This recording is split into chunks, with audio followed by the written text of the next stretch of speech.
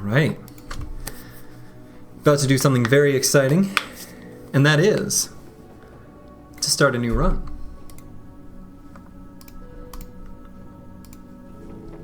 And so, we just completed rebuilding a company. There should be a whole YouTube playlist if you'd like to watch the whole thing start to end. I think it was a pretty interesting and fun run. We were well ahead of schedule and could have hastened the path to Black Monolith easily well before day 150. Way before. But instead defeated it by, let's see what day, 136. And that was just because I knew it was guaranteed. There was really no risk with the squad I had. And so I just did it. So now, we get to start anew, which is very exciting. A new company. And so this is going to be, in many ways, the same general starting situation as rebuilding a company, the tutorial. You do start with a bit less renown, a little bit more money, but without the reward for the Hoggart quest, so it kind of comes out to being, I think, probably literally exactly the same. Could have researched that before just spouting off.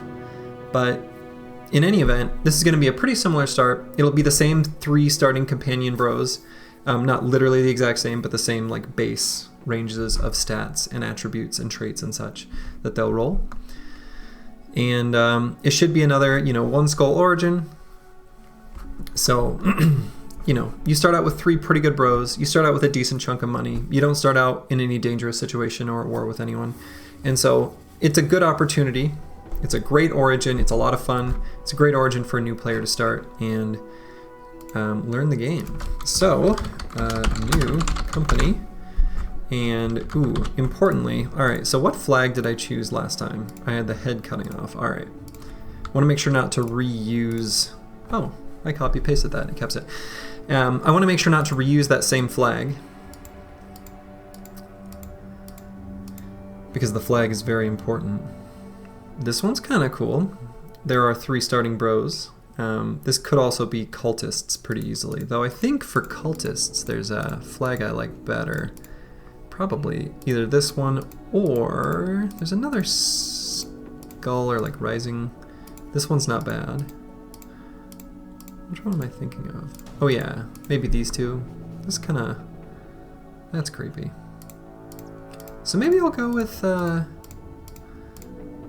these 3 dancing skulls. That's kind of fun. So we'll do random crisis as always. Expert, expert, low, Iron Man, unexplored, random seed. Let's go.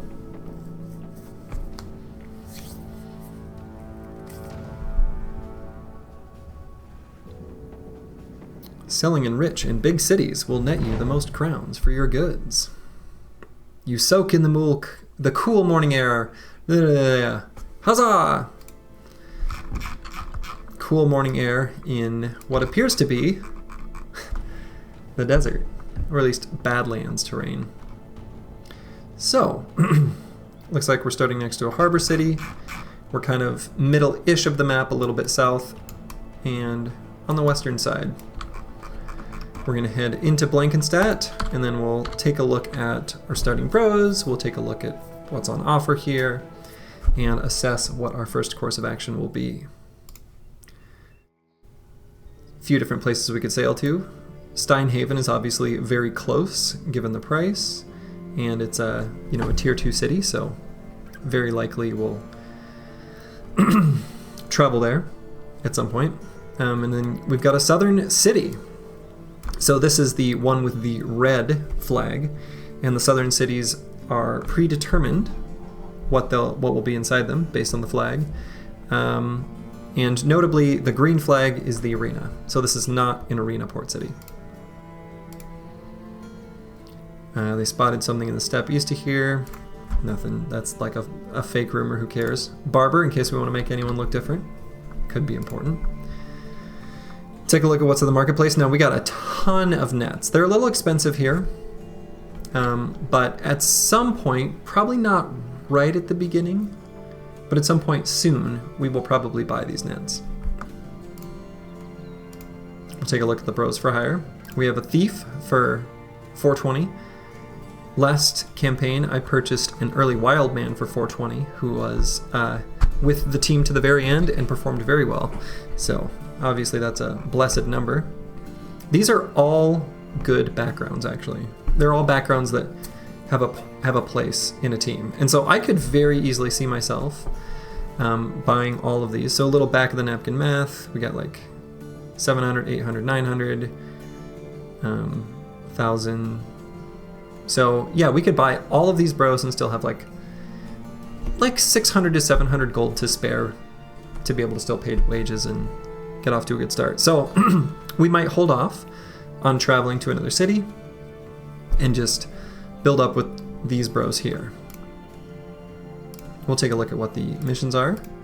Secure Ancestral Cemetery, so that will probably get rid of this Terrified Villagers condition, which we would like to do. Oh, and I should look.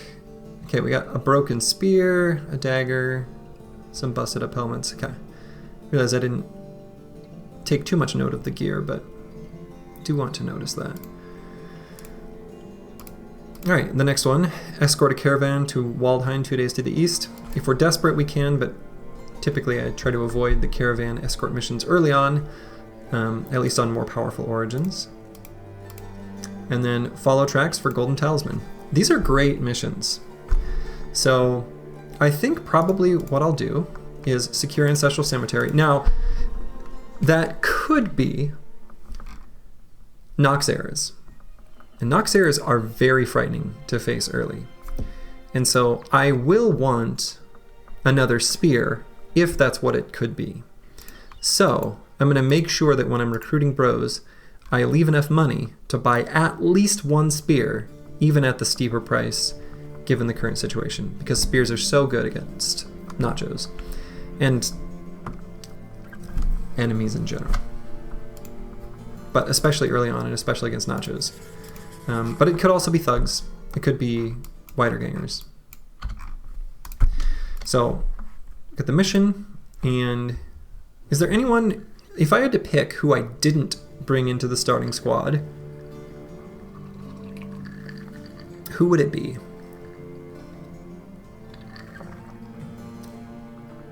No one. They're all great.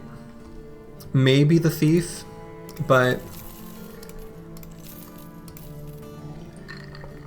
I got enough money.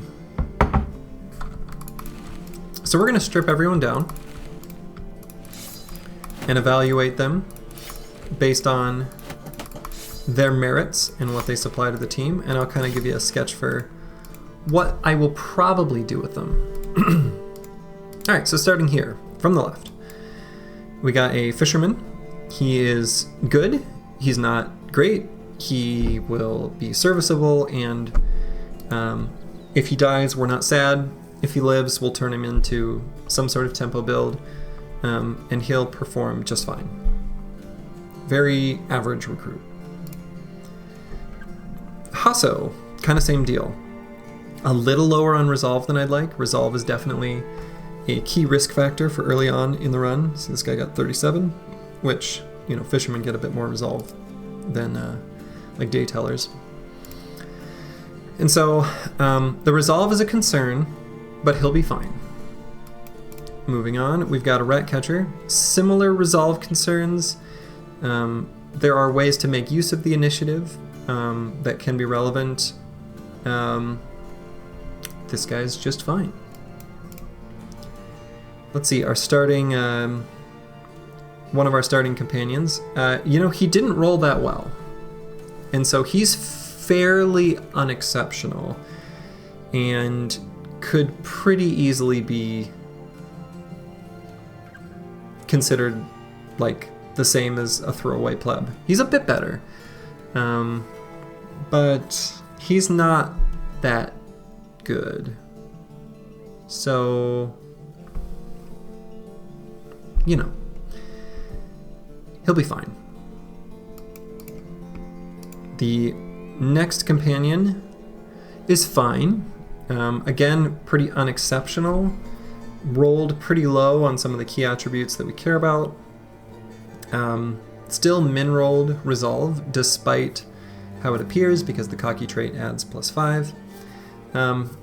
Pretty unexceptional. And I'm gonna get rid of their titles, because I sort of reserve that. Here's our ranged companion. A bit better. We don't mind short at all on the ranged companion. He did a bit better. I don't love the low roll and resolve. He'll be just like a decent tempo gunner thrower, but most importantly of all, thrower. All right, and the caravan hand. This is kind of a very uninspired group of bros. Very straightforward, but also not exciting so far. This is kind of the same story as all the rest. A little higher resolve, which I like to see. And moving on, we've got... Interesting. We've got like an early tempo tank.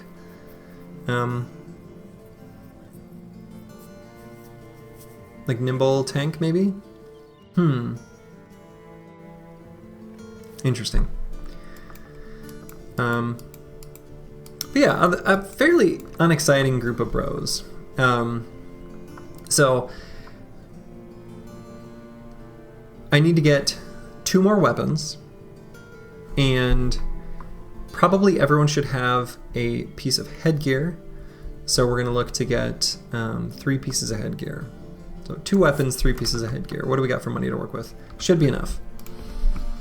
So despite how expensive they are right now, I'm going to buy both of the... I'm going to buy the broken spear, because we're going to fix it up, and another one, because spears are very good against nachos, and that is the fight that I'm most worried about right now for what's coming up. The hats are pretty expensive, unfortunately. We've got 2 here that are reasonable and nothing else. This is putting us at only 1 day's worth of wages we can pay. And we should be able to get there and back before the second day comes around. But that unfortunately does leave us basically done. So we know that this companion is going to have the bow and arrow. We're probably going to otherwise put him into battle basically naked. So we can give him a sackcloth, and we're not going to put him in melee contact whatsoever.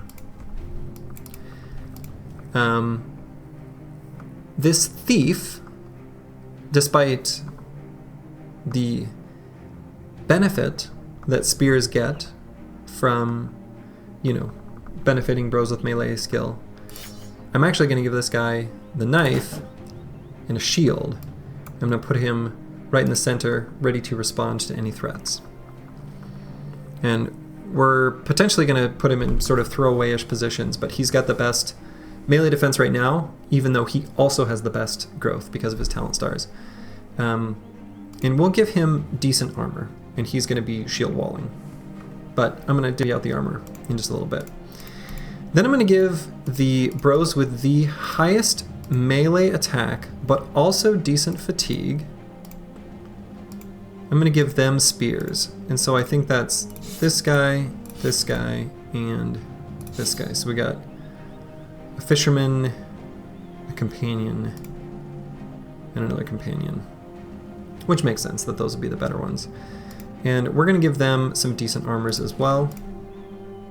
And we're going to make sure that they, in particular, have hats.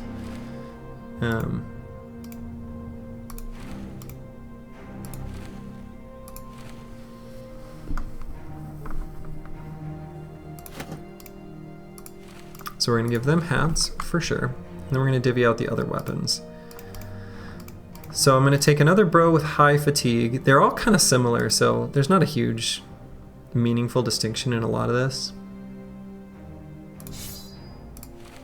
but gonna give the dagger to a bro that's, excuse me, give the net to the bro with the dagger. And then we'll just do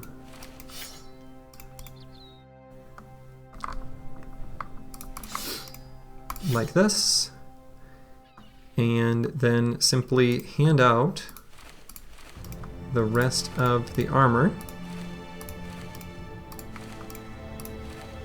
And then we'll put the bandages here, just in case we need to do an emergency fixer-upper. And I think that's it. So, off to the ancestral cemetery. So things we're hoping to see are wiedergangers or a small group of thugs. If we see nachos, we'll be worried, but we still should be able to handle it with the squad as is, assuming it's not too many and assuming we're able to control them. It is not the work of grave robbers, but wiedergangers. Okay. So we're gonna wait. Oh, and I am going to up my game speed a little bit to 2x. Always forget to do that. It just does the default settings. There's maybe a way to change that. We'll get eyes on what they all look like. So it would be nice if we could get this armor.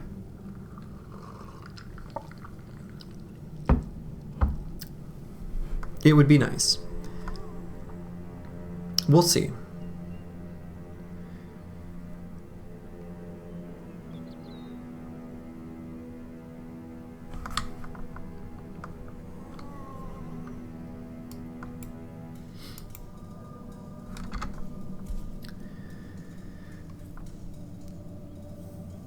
So I think I'm going to bring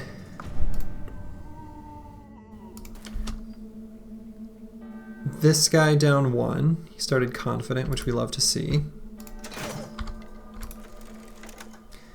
Leave everyone else where is.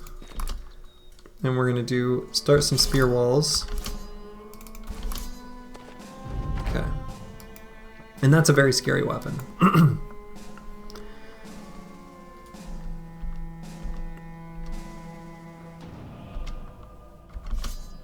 And actually what I should have done is I should have just done end turn with my spear bros at the start, knowing that I'd have the opportunity to spear wall at the start of the next round. That's a pointless misplay for me to have made, if we're being honest. So I'm going to try to keep control of these other wiedergangers while still being a little optimistic about potentially daggering down this guy. So I'm going to let the axe take this spot. I'll go ahead and occupy here with this guy with the dagger, and I think probably just give this guy a stab. The other alternative, no, that should be fine. And I'm going to bring this guy up, this guy forward. We're going to hit the guy with the scarier weapon. Okay.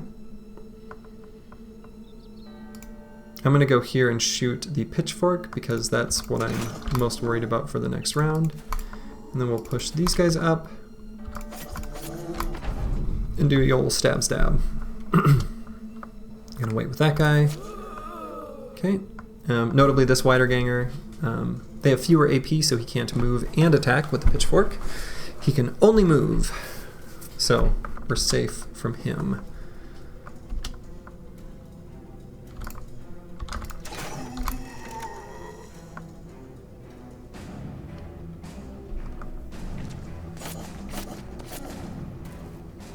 Okay. Give this guy a couple stabs. We're going to wait with these, let this guy come forward, and then we'll push forward on him. Alright, so he can't attack anymore. I could relock this guy down in a net, or I could wait on doing so.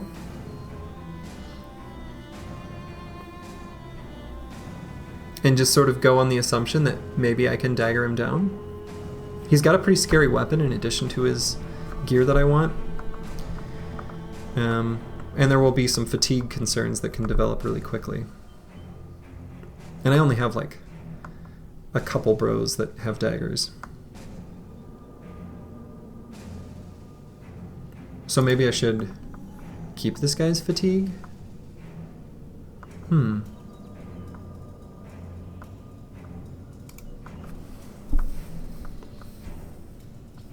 Or I get in here and stun, or try to stun and sort of be a bit greedy and try to start daggering down now.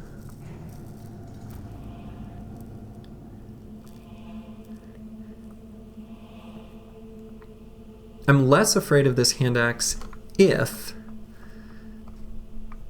the bros in contact are full health and they are not surrounded by someone else.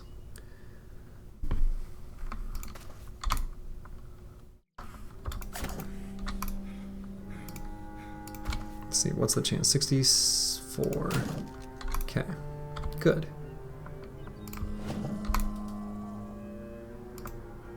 I'm gonna let the confident guy take that really scary hex.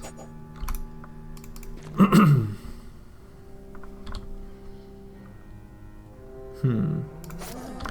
gonna gamble on the idea that I can hit this wiederganger twice. It's likely to be true.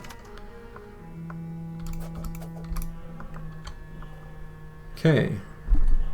I'm gonna go ahead and net and try to dagger that down now.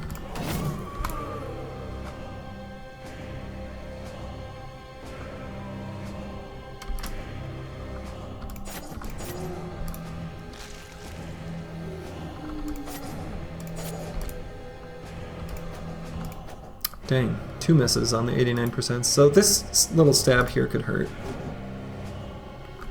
Or it could miss. We're gonna stun again. The old zombies are rising. That one will no longer rise. Can I kill? Nice. Okay. I could go for the stab there, or I could try to maintain his fatigue from when I'm able to get a full surround. That might be a bit better.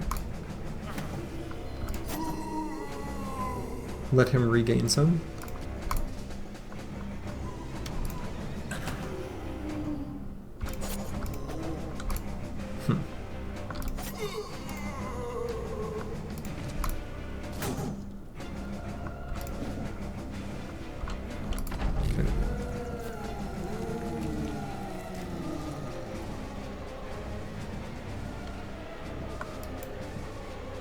I'm gonna wait on this guy because I want to get in on this wiederganger attack here. Okay. Am able to pick up another knife on the ground here potentially. So that's something to consider. Keeping him stunned. Gonna get in position to do some punctures. Puncture.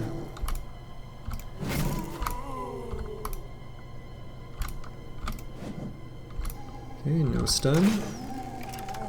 Cool.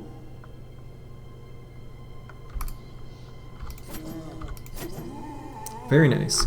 So, not only was it a very clean first fight against the wiedergangers, we got ourselves a padded leather. And a pitchfork, and another knife. So, for a first fight, that's excellent.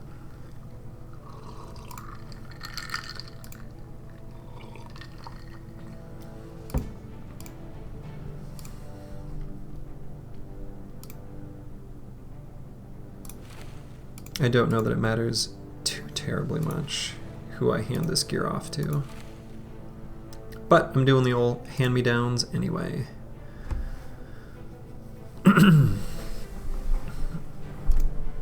I can give a bro a pitchfork, which I think is probably more useful than the bludgeon. Almost anything's more useful than this stupid woodcutter's axe, though.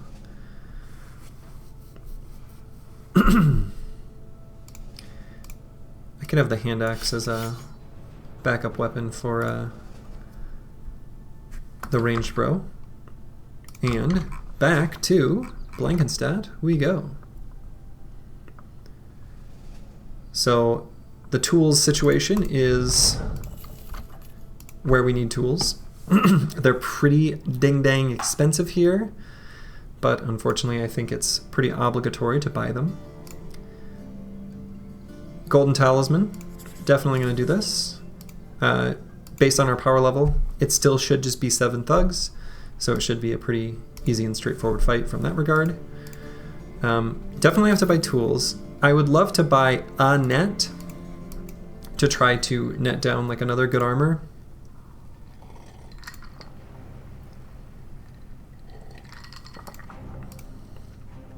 I probably can. I can probably get one. Still have 1 day's worth of wages. Could even sell the woodcutter's axe for a second.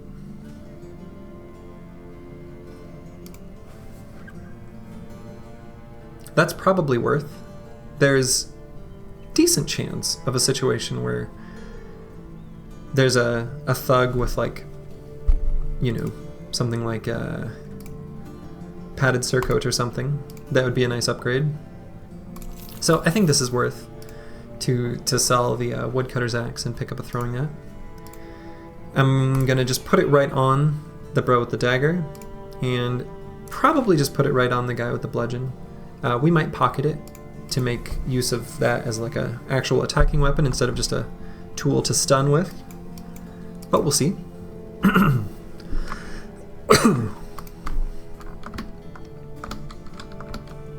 And now we're gonna chase down what is almost certainly just 7 thugs.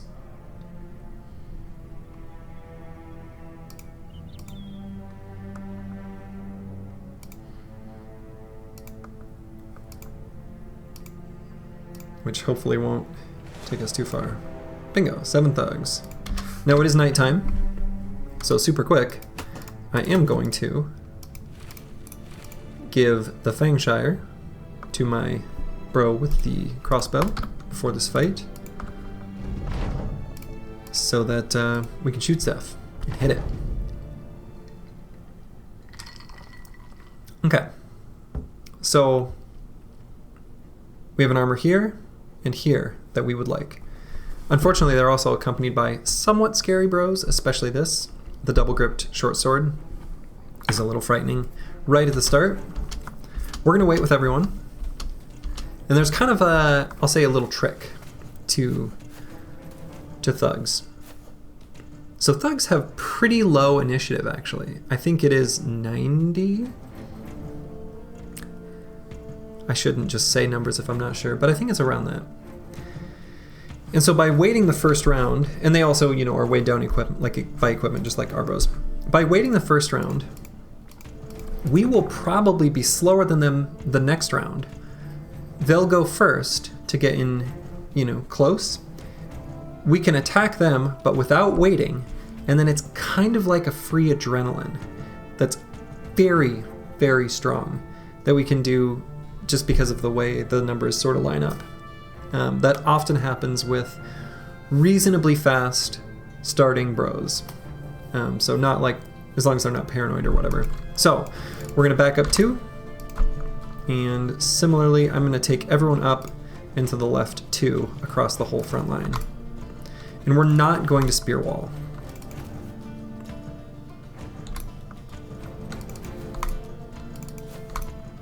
I'm gonna shoot, and this is probably the weapon that's the most potent as far as like one-shot potential, and I don't think I should have any losses this fight, most likely. I don't want to curse myself, but that's probably the bro that, or the enemy rather, that has the most sort of one-shot potential.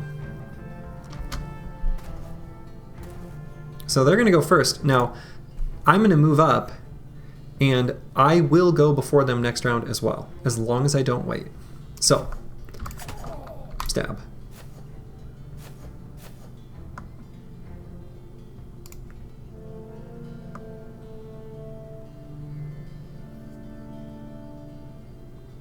So the armors we want are all stacked right there.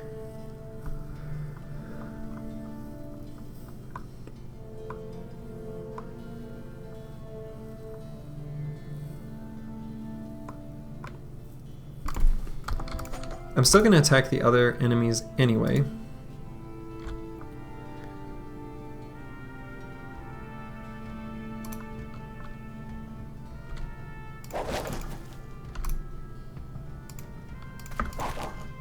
Get some nets down. Okay. So I think I'm going to shoot this guy just to get the kill for the morale hit. We're going to try it again here. Okay. Okay. And we're going before them almost across the board. So just like I said, it's basically like a free adrenaline. If you wait the first round, back up, then attack. So I'm going to keep focused. There we go. So I got a break, so I could finish him for the morale hit. That's not a bad idea. I think given this guy has a dagger, he's not even going to damage much through this stupid sackcloth. So I'm going to just do a regular old stab right there to finish him. Excellent. Stabs there. We're going to hold off there greedily to try to get an armor.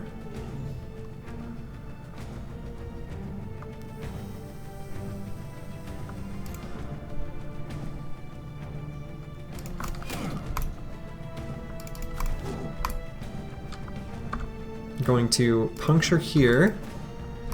Dang. Fortunately, I didn't give myself a great place for this guy to go. But I'm going to shoot here. Again, this is purely just for morale control. So I can go here and stab there, because this guy is fleeing. So I'm going to start daggering down.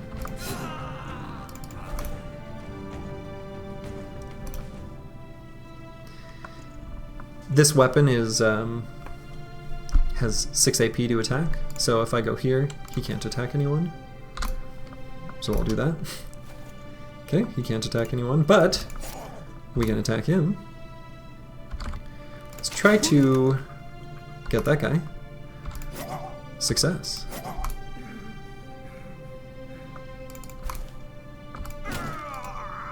Wonderful. So now these last two enemies, we're just gonna dagger them down.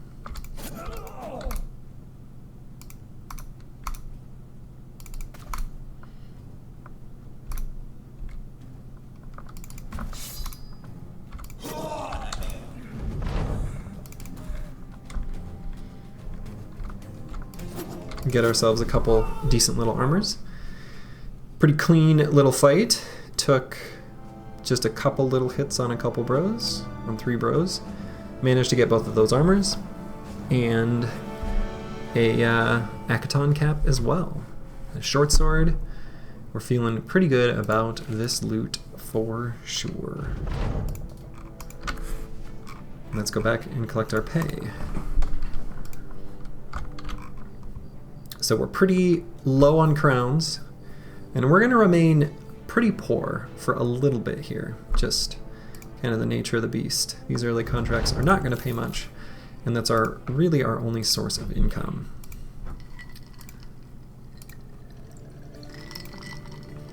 Okay, so we're going to hand out some better armors. We can give the guy with the dagger a buckler, because again, we're mostly using this for puncture, and puncture doesn't get double grip, so we can give them a shield, and it does not matter. Gonna hand out the short sword. Could hand it out here and put a knife in someone's pocket. I don't hate that. Probably could just leave it there, or Maybe give it to a bro with a bit more, well, not the one who's carrying the bludgeon, maybe like there. And can also hand out some better armors. So now we've got actually decent armors on everyone, which is awesome. Like everyone's got an armor that has a value of at least 50 if they're on the front line. No, they're different. They're different. They're different bullet points, different radio buttons. So no, I do consider them differently, even though they're very similar.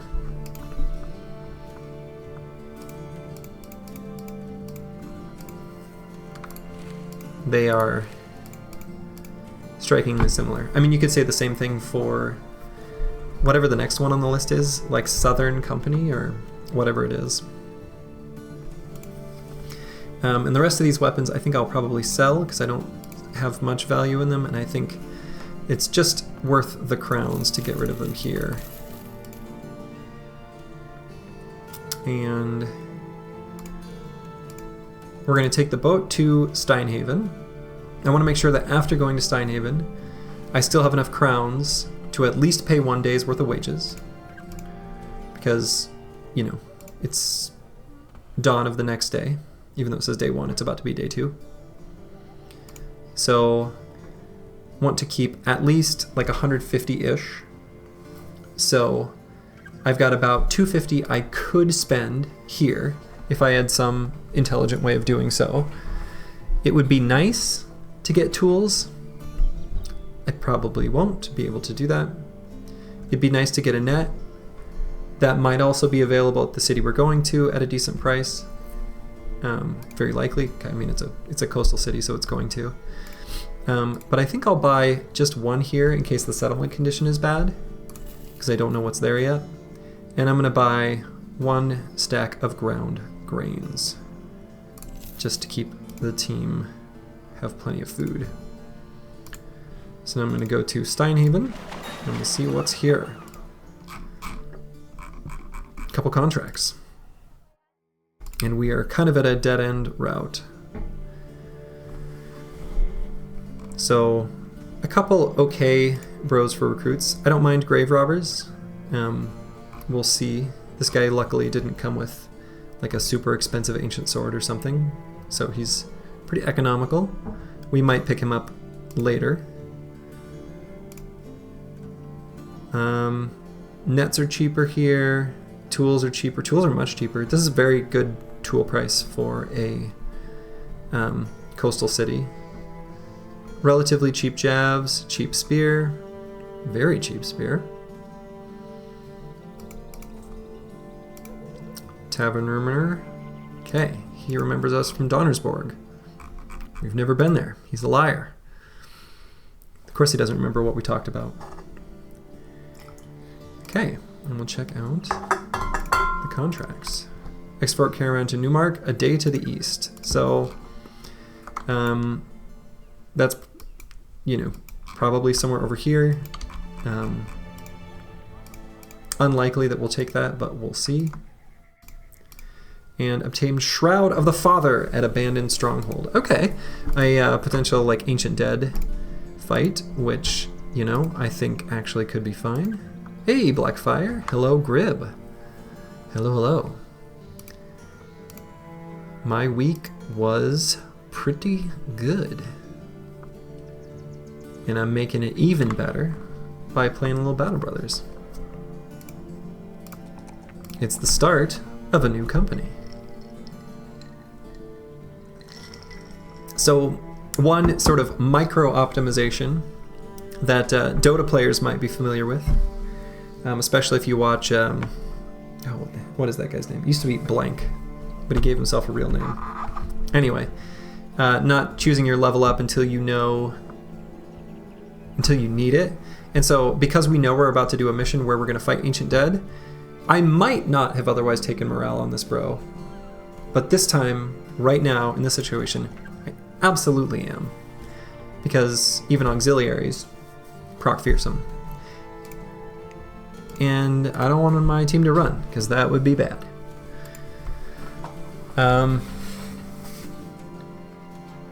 So even though this guy could be a really nice like tank, like nimble tank.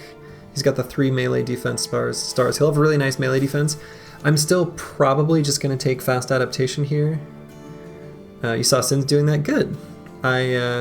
Sin's is pretty smart. He's a pretty fart smeller.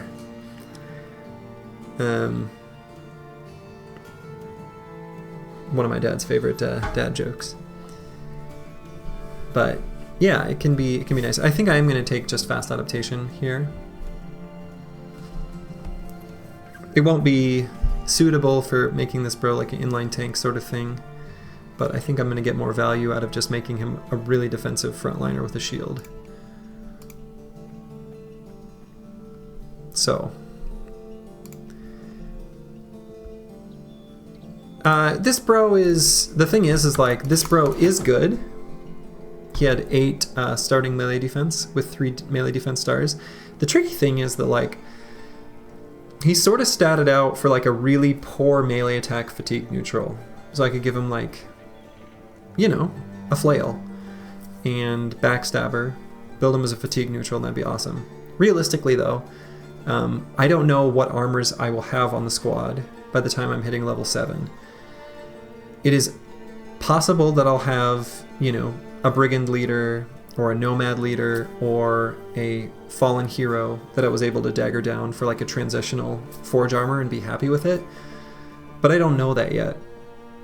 And so he doesn't have the fatigue for like a tank. And so he's good. But I'm kind of going to make him like a very defensive, like tempo frontliner. Yeah, we are right at the beginning of a new little run. It's very exciting. We defeated, the Black Monolith has fallen on the first of many successful campaigns. Of every single one is the plan. Now this guy I'm going to give fast adaptation to, definitely. And we're going to make him a tempo thrower. And so I don't often do this,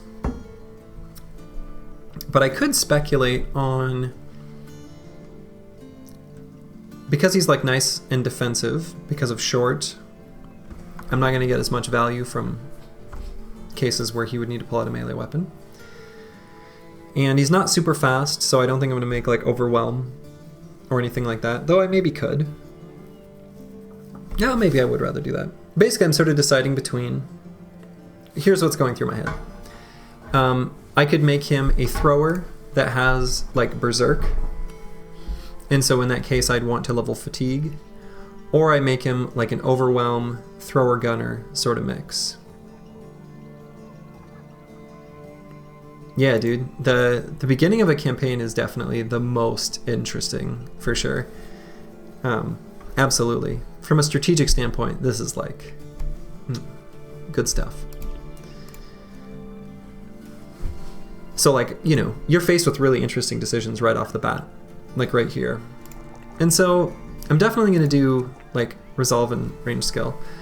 Here's just a matter of whether I want to do fatigue or, you know, I guess I don't even think hit points, melee skill, or initiative, they're all valid here.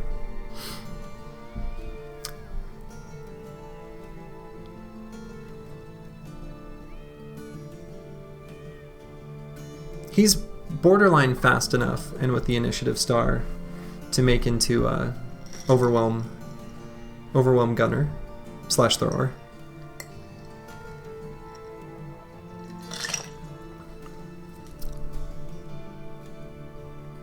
Yeah, exactly. That is well stated.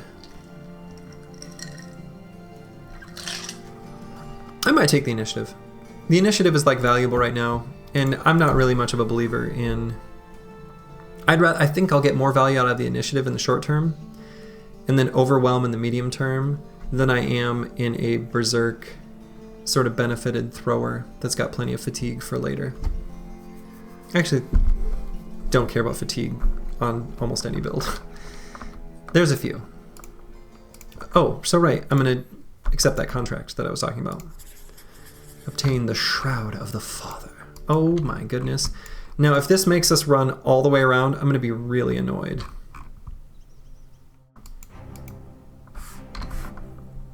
That seems very plausible. I'm going to click here and see where the pathing is going. Okay, we need allies. Okay. All right. Good.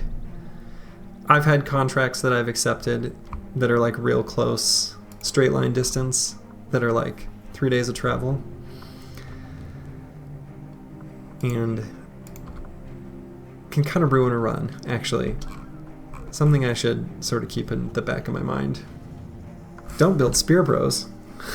Don't cripple me like that. I love them. I won't build them in every run. There will be a run where I won't. Or yeah, it'll happen. I absolutely can name one of my bros. Do you have a preference? If anyone wants to claim a bro, please speak now. All right, I'm gonna back up to someone defective. You know, I don't even have any bros that are like terribly defective. Everyone is like, okay. My weapons are very bad for skeletons, and we've got 6 of them, and they're actually pretty well equipped. So this is not a great fight as far as what it could have been. It still should be okay, but yeah, Sergei is right. We are not well suited for fighting skeletons. Okay. And I'm just going to keep backing up too. I'm going to make them engage on me.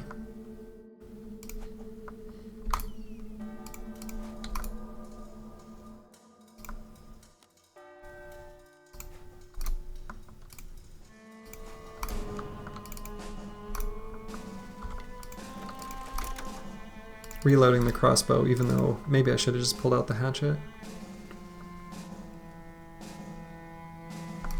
Oh, I know I can, but I don't want to.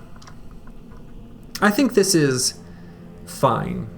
I think I've got decent armors that make this acceptable. And I think, luckily, like looking at the way they're arranged, they've got a couple naked or nearly naked skeletons with the spears that I want. Mostly I want these spears, and I want the potential for the household helmets.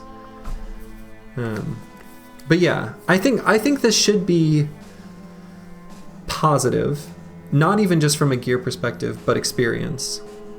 I agree I don't lose. I agree that I'm not going to take no damage. Most likely.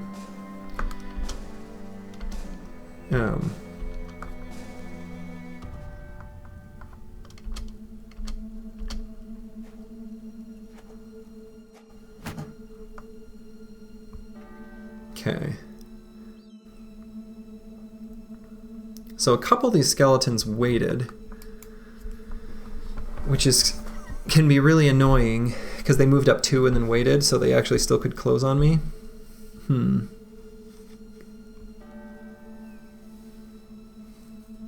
Kind of hate that, actually.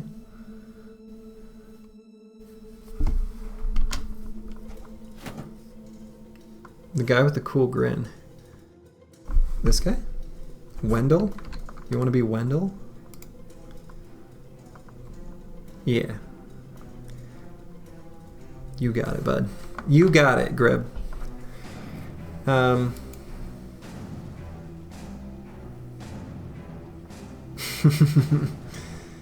You wanted someone defective.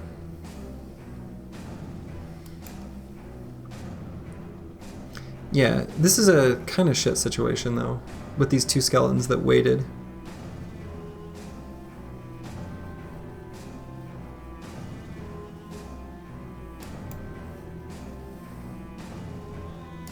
I'm gonna back up one. We'll see what they do.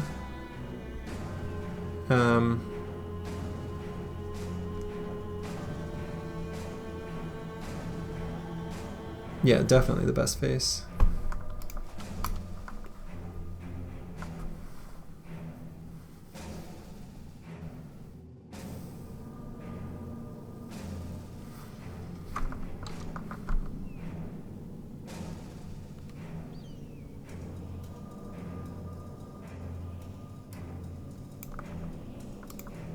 I'd say it's largely a good thing they don't have shields, but you're right, it's not necessarily a good thing.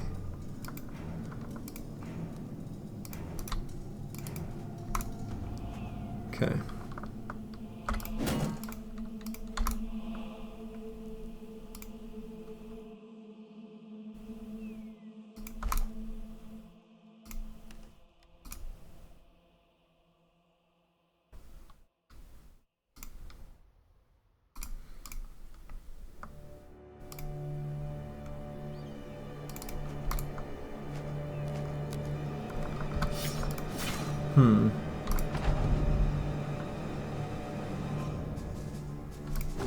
Okay, this still should be okay.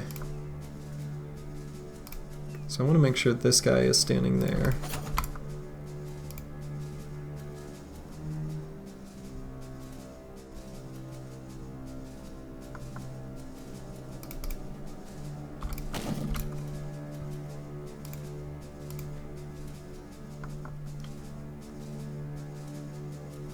Might just shield wall there.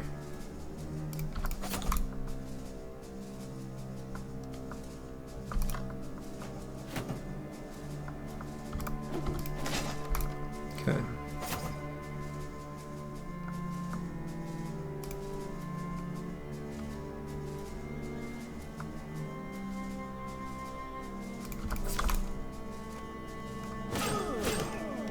Oof. Broken sword wrecked that guy. Okay, and I'm gonna make sure to net one of these two.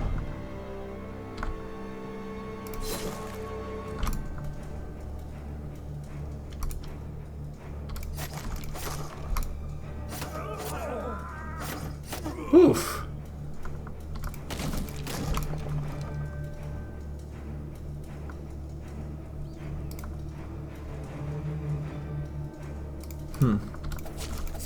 Yeah, that was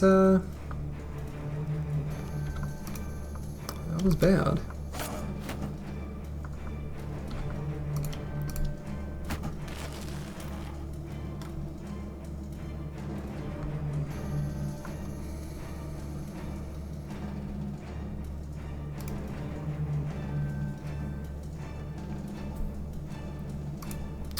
You know, I'm not sure.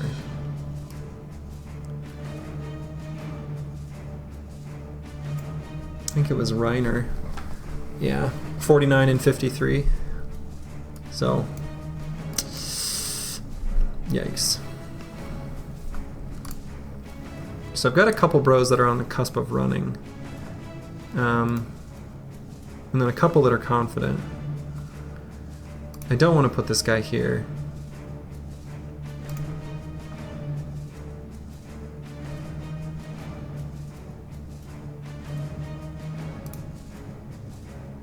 Well,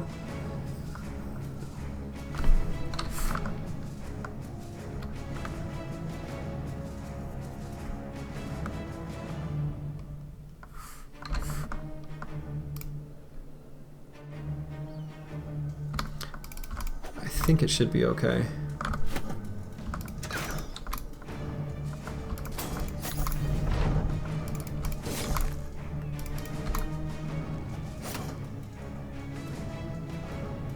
Okay, I'm gonna finish this guy for less surround bonus, but hopefully, you know, actually, let's do that.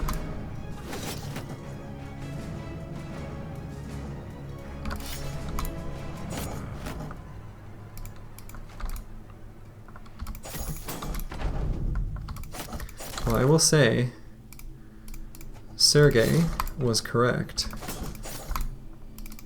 that this would have been better not to complete. I think it went worse than worse than it could have. That's for sure.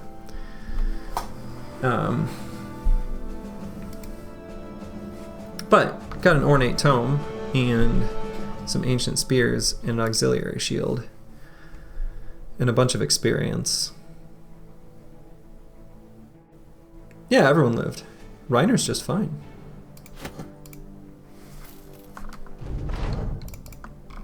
So it's pretty lucky to get that ornate tome, though. I mean, that's a pretty fortunate pull.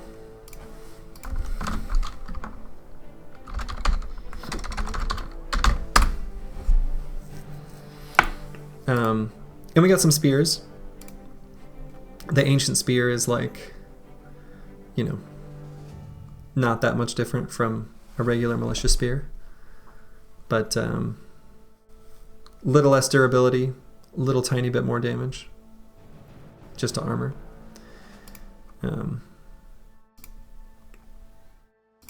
So a weapon we can hand out and feel pretty good about it, actually, here early on in the run.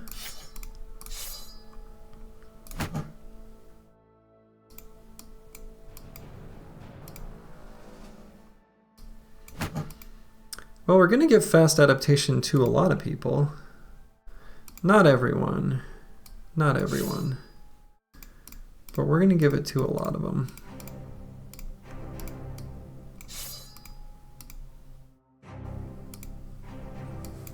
But it's about a lot of them, yeah.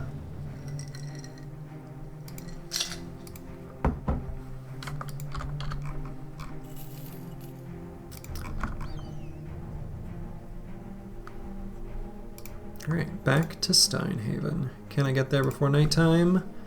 No. They've got high spirits. They feel good. Let's see.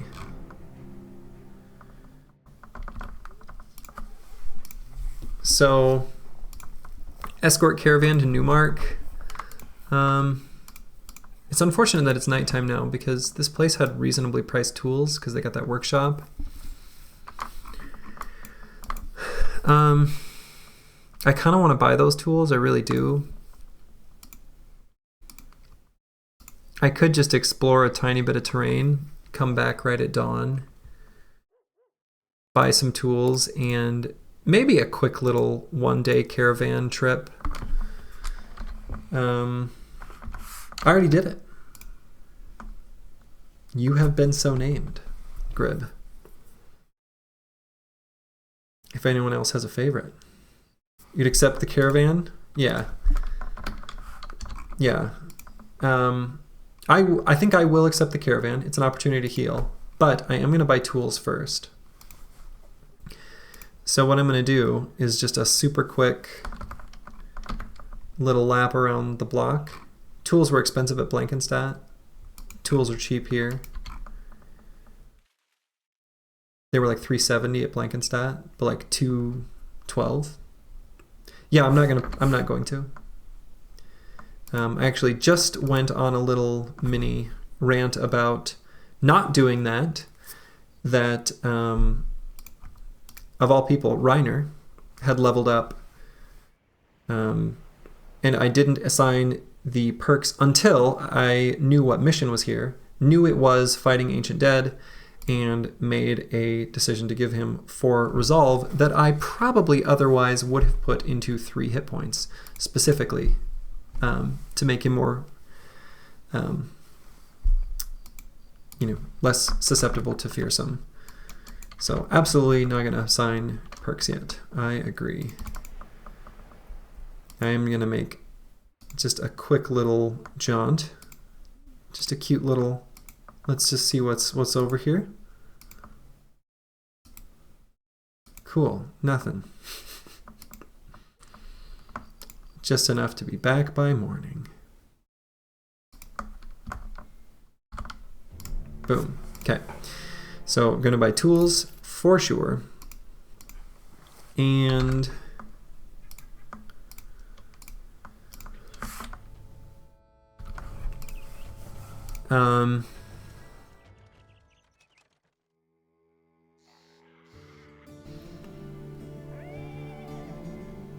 This isn't a bad sale price either.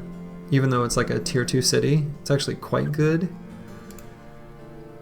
I'm kind of thinking it's good enough. Yeah, I'm thinking I'm gonna actually sell the ornate tome. This is like a decent price, the ornate tome and the hand axe, and get a little bit more tools and the nets. I think that's a good idea. So I'm gonna sell the hand axe. I'm gonna keep the bludgeon. I'm gonna put that in someone's pocket.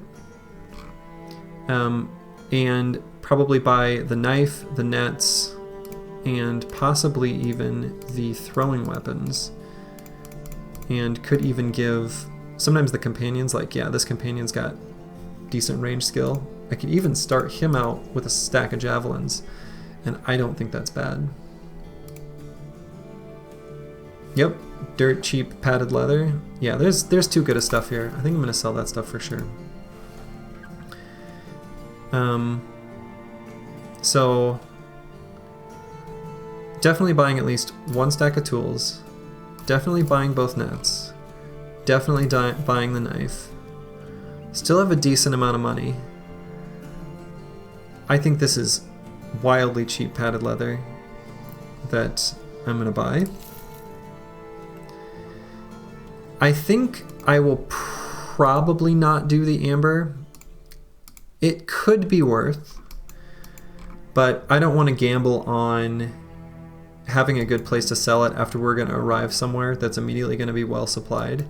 It could be worth, but I think we'll get more value out of other things.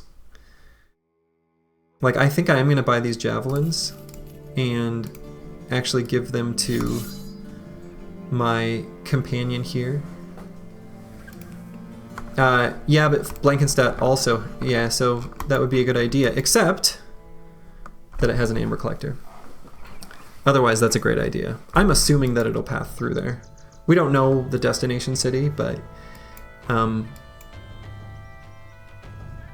presumably it will be, since it's to the east, it'll pass through Blankenstadt, but since they've got an amber collector, we won't have an opportunity to sell it there. I mean, it's a good price for him, but I'm more likely to get more value out of the tools, I think. How do you know the destination is a T3? Is that something in the name of the city? Because I know the cities do have names from a pool that are associated with the city. Mark. Okay. Good. That is, I did not know that. Thank you. So something Mark is a T3.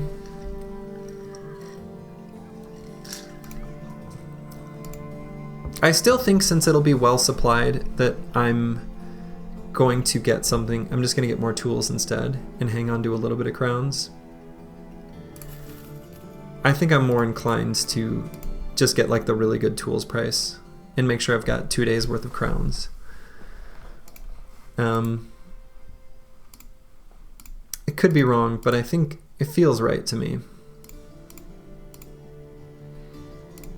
So who do I want to give the bludgeon to, and who do I want to give the knife to? Knife, I want to go to someone who's got some fatigue and decent attack. Oh yeah, there's definitely a chance I'll get attacked, for sure. For sure.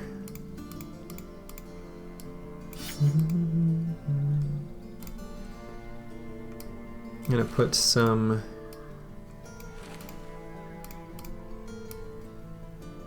nets in people's backpacks, and I will probably still keep that rugged surcoat and fix it up.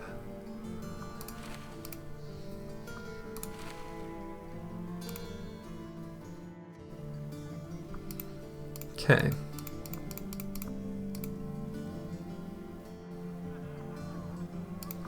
Yeah, there definitely are.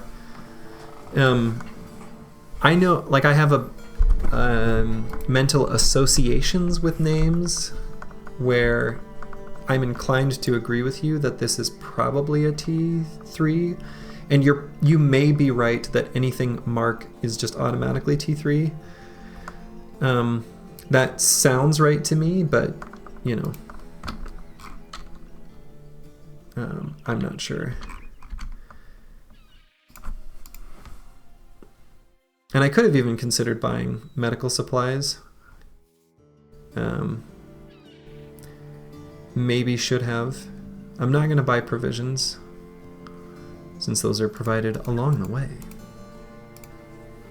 Alright. The beauty of a caravan contract that pays a flat amount and not an amount per head means I'm going to get attacked. We're hoping to get attacked. But we'll see. We'll just check out if anything changed in Blankenstat. Everything's all the same. Got more people. So since we got rid of that settlement condition, it filled back up with recruits. Not going to buy any, obviously, right now. Not enough money, but...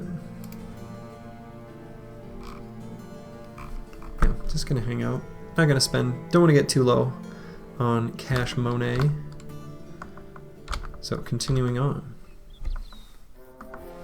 7 brigands. Will they attack? They will. Okay, we love that. That's great, in fact. So,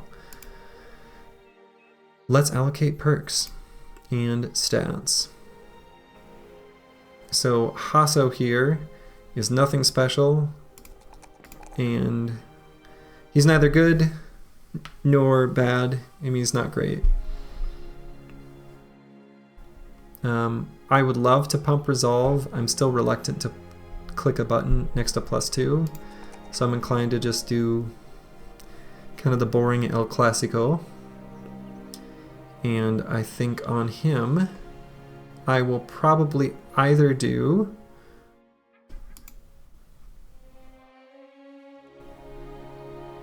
well, I'm going to hold off on the perk for the moment. It'll be one of either Fast Adaptation, Colossus, or 9 Lives. This guy, the Fisherman, could be... I'd say could be one of my Spear Bros, but he's still a little lacking even for that. I think I'm probably going to take the 3 in Resolve. Again, there's no reason... I don't have to play super fast based on my sort of time constraints. I'm more worried about just bad things happening and shoring up the unlikely mass route, so Resolve is really highly valued. And that's why we're going to do just like this for Grib. Now, this could be like a kind of not great banner as an option.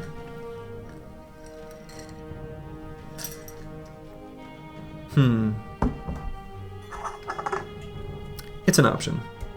45 and 1 star is okay.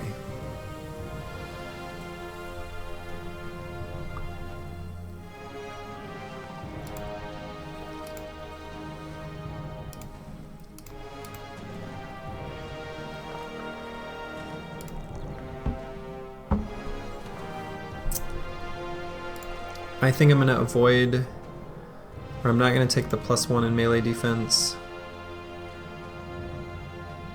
At least on this bro, on these early recruits, that I'm more concerned about short-term performance instead of optimizing for MDef. I think I'll get more out of the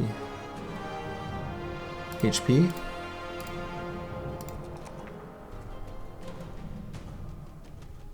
Yeah, I feel similarly here. This guy's got a big old chunk and pile of hit points, so I'll probably give him Colossus so we can withstand a bit more. I could make some sort of initiative build out of this bro. Some sort of tempo. Yeah, initiative build of some kind. Could be Cleaver, could be Catal, could be Sword. Yeah, Banner is basically the only build to take advantage of Cocky. It's just a matter of like 45 Resolve and 1 star is not that good. But, you know, that's the beauty of Battle Brothers, is you sort of have to hedge against what you might find. And it's not a bad route to go.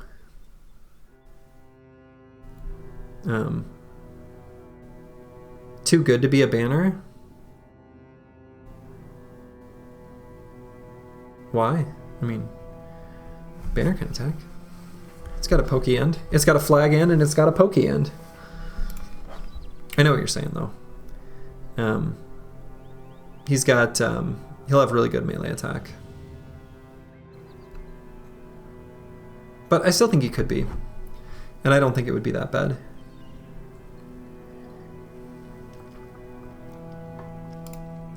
Anyway, so assigning perks. This guy's definitely going to get Colossus. I think he's got a big enough hit point pool. This guy, I think I'm just going to give fast adaptation. Even though it's not ultra high value right now, I think it's... Or, like in long term, I think it's way too good right now. Here, I'll just allocate Colossus.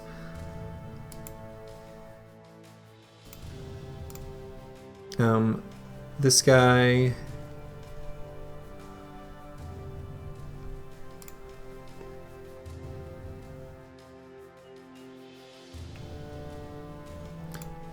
Yeah, got decent hit point totals on all these actually. I normally tend to allocate a lot more. You think Starkey's right? I don't know. I think I'm okay making a banner that is also like quick hands, polearm, with like a higher damage polearm. Actually, I don't hate doing that. You can still get good utility out of them. I don't know, we'll see. I'm gonna kind of build him like a banner, at least at the start. And then if he ends up being something else, and he's like, he has Fort Mind and does something else, like that's fine. That's kind of how I'm gonna view it. And the banner is like kind of a nice, at the time you get it, when you first reach 2,000 gold, usually it's a really good weapon. At least for a little while, because it's basically like a pike, right? So I'm gonna give this guy Colossus, and actually this guy too. I don't normally level Colossus that much, but everyone's got a spear. They have decent hit point totals. They've got decent armors.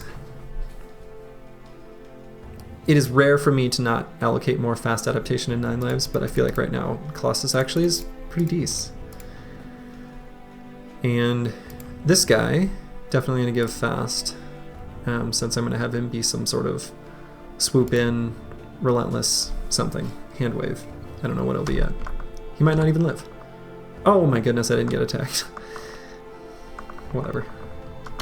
Okay, that trading caravan is from Hagermus.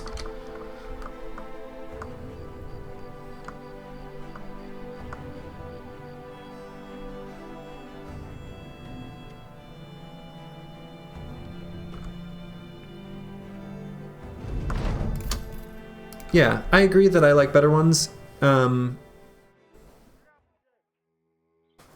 If he... I don't know. I usually wait to get Fort until I have the banner, so most likely it'll be gifted anyway. So let's take a look at these missions. Drive off brigands. Okay. And also they have witch burnings. Escort caravan to Hagermus. 2 days to the north. That's probably too far to bother with. And follow tracks for demonic statue. Okay. Let's take a quick look at the recruits. We've got a couple nerds. Willibald, who, like me, is bald. Glad he is appropriately named. And other legends like Roger. Tavern Rumor. Doesn't mention a named item. I don't care. And Marketplace, where we've got some reasonably cheap cloth, which after we're done here, we could take that cheap cloth, head back to Blankenstadt, Big Harbor City, sell it.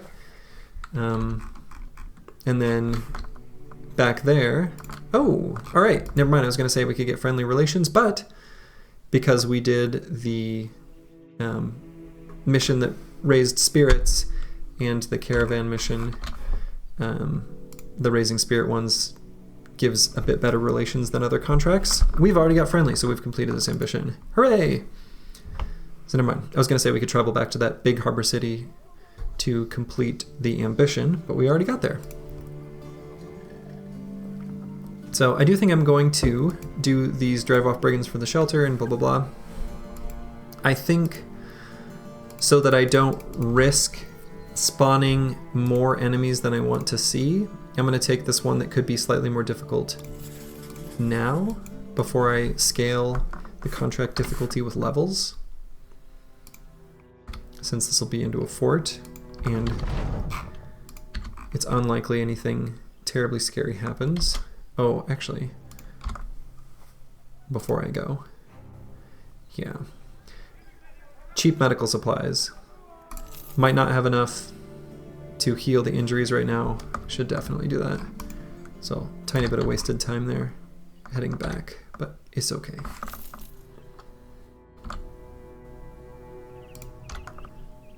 Okay, engage.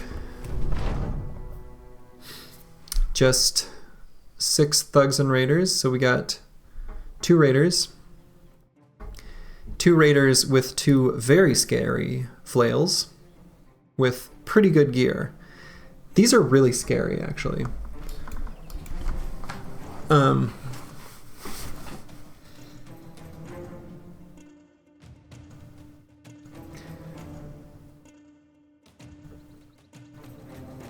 Anyway, they'll come to me so I can wait. So I'm going to have everyone stay put right now, but thinking big picture, I'm unfortunately have to go after them last because they have shields and heavy armor, and we'll have to make sure to kill everyone else to hopefully get some morale and resolve checks against them, but they're pretty scary. But we can spear wall on high ground and hold them off for a little while.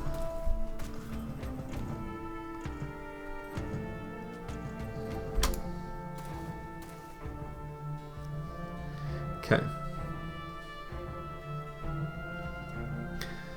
So between Grib and Ulfert, 63 melee skill, that's pretty good with the high ground and the plus 20 from thrust, so this is going to be very difficult for them to make it up, even with the buckler.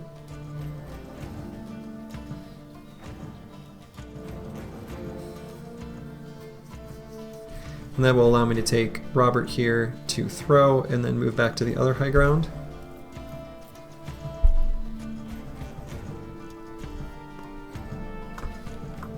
And the spear walls will make them wait next turn anyway.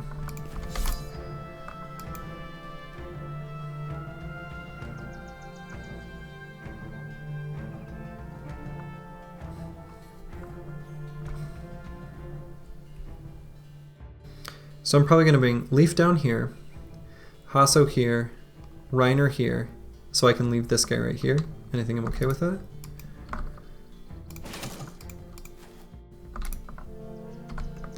I'm going to shoot this thug, or possibly this thug. I think this one, even though he's got the padded surcoat. Okay. So I'm going to go here, spear wall.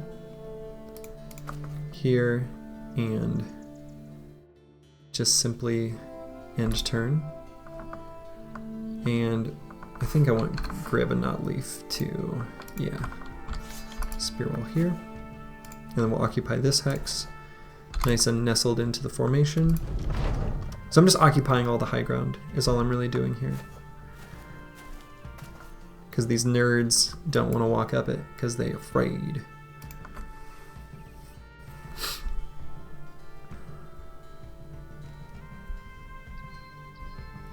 So make no mistake, Robert here is actually ready to swap to a spear and fight.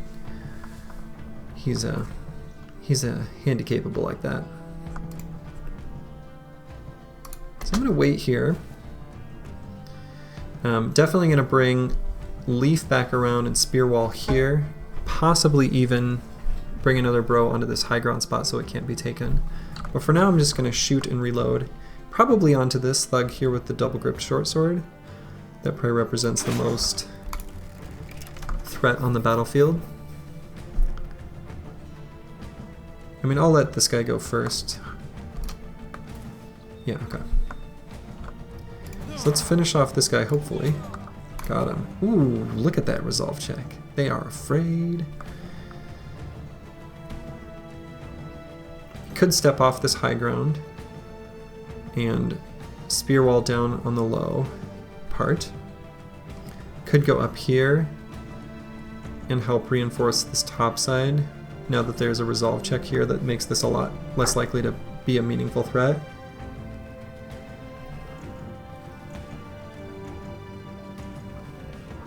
He does have a net for potentially using on this guy.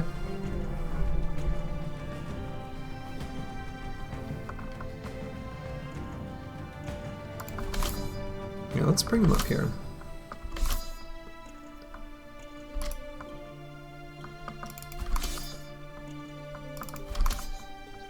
Okay. BB goodness, that's right. He's a good game. Alright. So I'm okay with this guy occupying this hex, actually.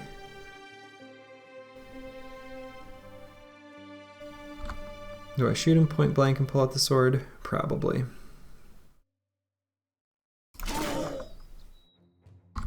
Good. How are you?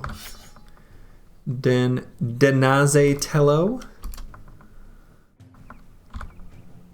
Apologize for certainly butchering that.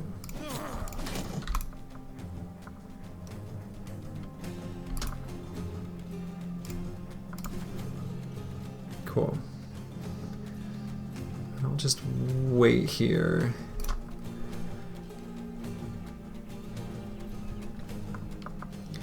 I'm gonna spear wall here just to hold off this thug from getting a good surround spot where he can attack. But Grib is just gonna wait normally and not spear wall. And we'll see what this guy does, because he doesn't have a move into attack. Canada Day? Oh boy. Is it Canada Day? Or like, I know it's like around the same time as 4th of July. I'm an American, so.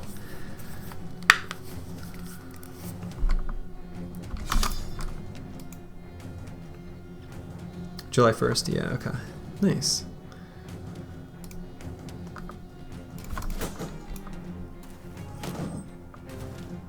Okay. I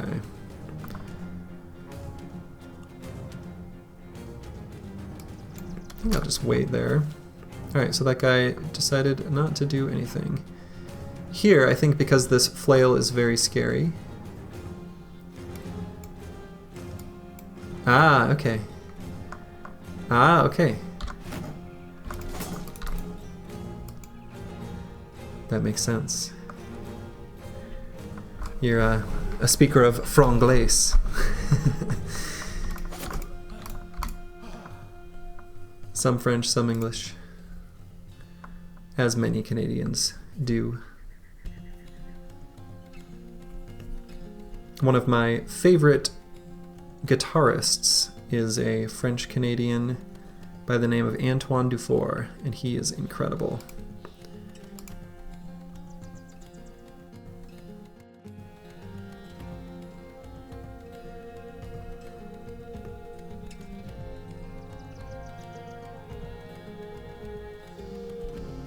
I think I might move here and... no, that seems dumb. I'm just gonna get more of a surround on that raider.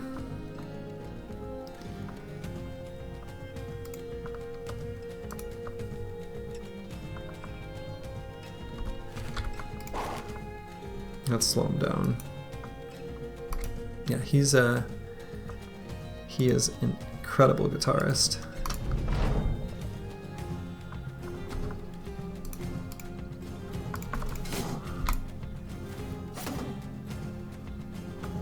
Okay, and I'm gonna wait with these guys that are in range of this guy who's fleeing. Oh, Robert.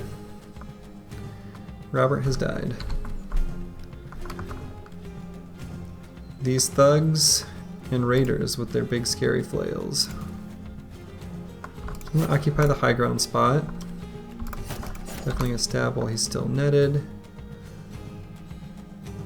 Probably just stab here, considering this guy is most likely, after this guy runs, if he ends up getting a kill, I'll go and support on that side.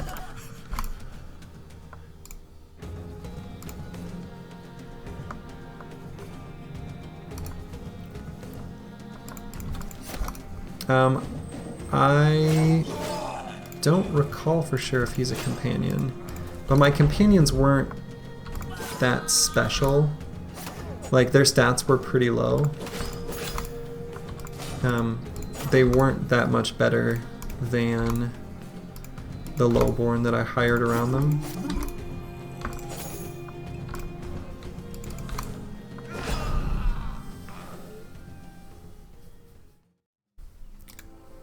But yeah, I don't actually remember for sure what Robert was. Yeah, I mean, I didn't even look at the percentages. I mean, it was uphill attacks with the flails. And, you know, it's not like I've got much melee defense, and raiders, you know, have okay melee attack, so I'm not terribly surprised by that. That was the other companion. But he rolled literally min roll of his. Actually, not literally. I think he started with 58 melee skill in like 2 melee defense, or something like that. It was not good. He was not that much better than like a decent lowborn. So, you know, it's sad that a companion dies, but it's okay. The thing he had going for him is he max rolled range skill, which was kind of goofy for, you know, the spear and shield companion, but they actually have a decent ranged attack roll, and so that's why I gave him that stack of javelins. But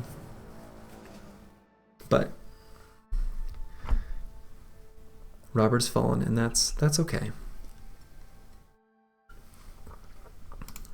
But we got some very, very, very nice and scary flails of our own. So, yeah. The obituary's got just one. Actually, my last run had a very light obituary. I think there were just like 5 bros on it. Very few.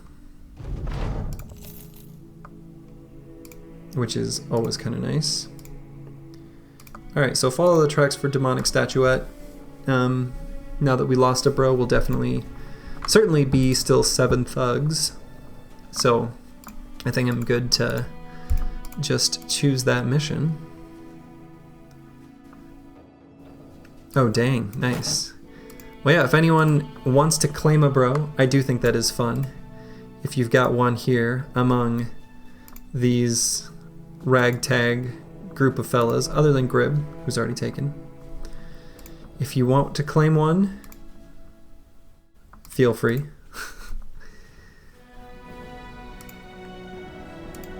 Take a pick, take your pick. Whichever, if you want me to click around and find you your favorite, I'm happy to do so.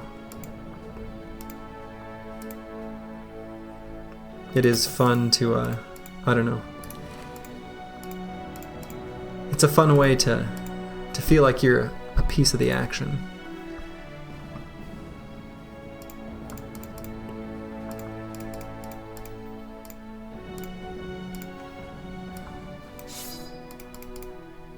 Okay. Definitely gonna get these flails in people's packs too.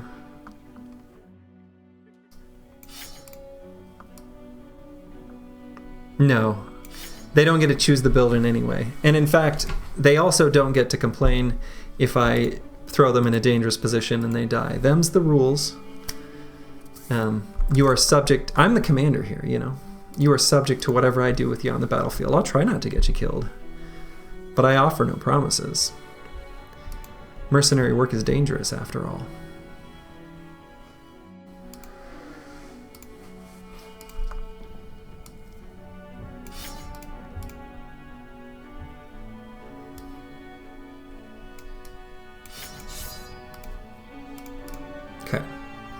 So loading up people's backpacks just so they can serve other functions. For example, if we fight Ancient Dead, we can pull out the flails. Yeah, Grib is allowed to complain. That's fair. I expect that. I knew what I was getting into when I named a bro after Grib. I'm no fool. I know what's going on. And here, you'll take Hasso. Bingo. Hasso shall henceforth be known as Donazitello.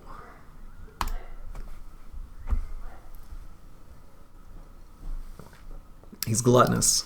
He's got rarefied tastes. Me too. I made Korean barbecue for dinner, and it was awesome. Yeah, welcome to the gang. All right, and then here with this bro, I often take quick hands and still might. I could even just do gifted just for more stats. I'm kind of leaning towards that. I think that's what I'll do. Screw it. He's going to be an initiative build. It has been decided. So then it'll be something like Pathfinder, Quick Hands, Relentless, Crossbow and Firearm, Throwing, Overwhelm, Nimble, Fearsome, Duelist. I may have said more perks than is possible to take. that might have been 11 or 12 perks, but it'll be some combination of those.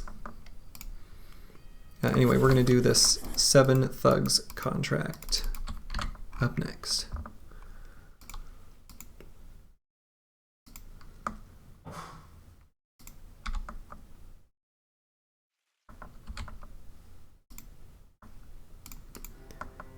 And so, 7 Thugs. There it is. And I'll keep the shields up on the side.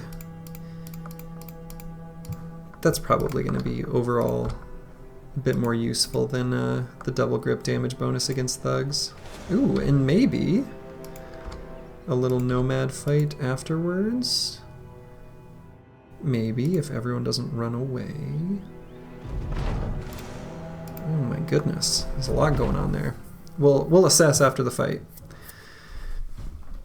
All right, the chain of fights and the ambition are taking boys into confident, taking bros into battle confident. They don't have a ton of shields, so I actually feel like the shield wall should be able to hold them off for a little while. Yeah, the nomads do be like pocket sand, but these foolish thugs couldn't figure out the technology.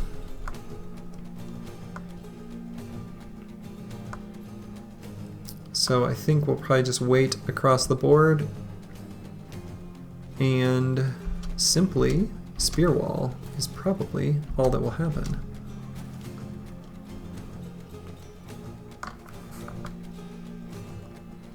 We definitely want to get the confident bros on the edge spear walling, especially near where the shield bros are, to try to hold them off. But I think the spear walls should hold them off for a decent amount of time. So we're gonna wait. All right. So yeah, definitely gonna run down here with the pitchfork and with this guy, but of course we're gonna shoot first. A double gripped short sword with just a wimpy armor is probably where we'll attack. And we're gonna do here, here, here, here, and this guy, we're just gonna back up a little further since he's not confident, and we can keep him there. Yeah, well, you know, the nice thing about the busted nose is like, kind of like the missing eye, it looks cool as hell. So it's got a little intimidation factor. So we're gonna wait here. So we got an extra turn of ranged attacks.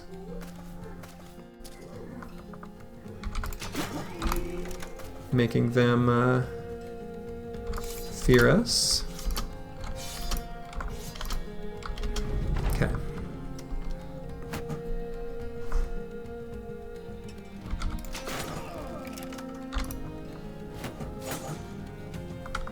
Totally fine with that. In fact, try again.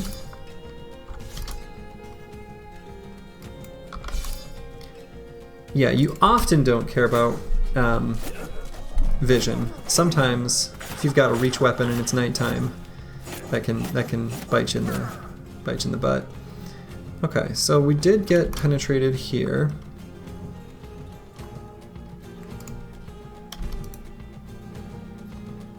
And so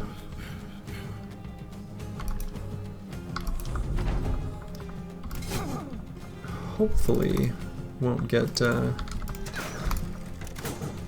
too much damage there on Reiner. Definitely going to, I was gonna say definitely gonna shield wall, definitely not going to. So we'll probably just attack and occupy that hex so this thug can't attack him. Yeah, I think so.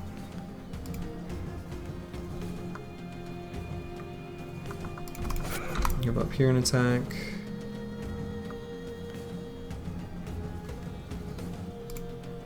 Maybe even go here to prevent that surround, or maybe I'll wait.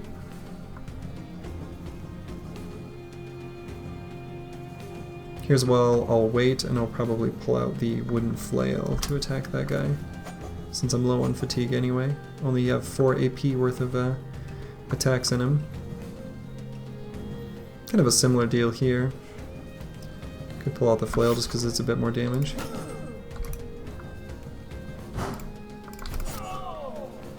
Hey. Little morale cascade, just a little baby one. Might go into melee just to see if that breaks some morale. Just a little.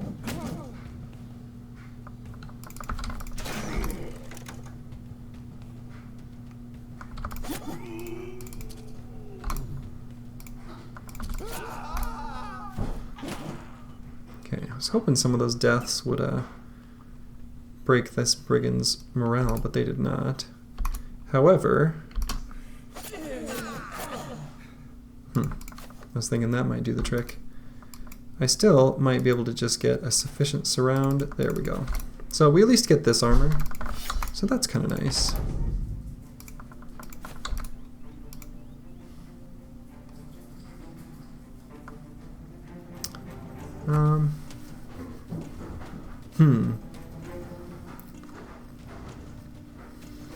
I can't get a full surround. Unfortunately, I got this spear pointed at this guy, so hopefully I can just simply kill him. So I'm going to do head hit there. Okay, alright. He just had a silly scarf on. Alright. Yeah, you do love it when the breaks come. There's nothing, especially when it's like a big camp and you shoot like a handgun into 6 orcs. And there's this like little lag spike as the game is calculating all the morale effects that chain off each other. And that lag spike when you break the enemy, very satisfying. Alright, so we've got 4 nomads here that are running away. I am opposed, and it is against my rules to do third-party fights, so I will not take the fight if they're in range of each other. The only exception to that is if I'm like traveling on the road and I get attacked while traveling and I'm next to a caravan or something. I allow that. I just don't fight camps with other armies. To me, that's just cheesy and kind of, I don't know. It's annoying to do, it's gross, it It's unintuitive. I don't like it. So, Donazatello is leveled up, and I want to take Resolve, but I think since it's level 3, I might patch that up with Gifted, and for now, just take HP. I think that's how I'll do this. So HP here, Gifted. Like that. And Elmer. Yeah, it'd be nice with the stars to get the 3s, but sometimes it just doesn't work that way. Okay, I'll go Resolve, and let's just keep getting this guy. We're gonna make him initiative build of some kind.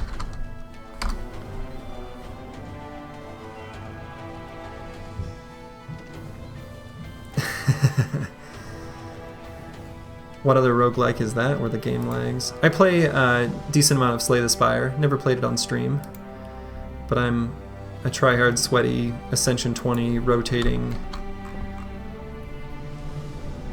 win streak attempt player. Nowhere near as good as like Baylor Lord and Jorbs and stuff, but I enjoy the game. I think it's worth chasing. I want these 3 outlaws is like a little scary for the squad, especially if they've got like the wooden mallet.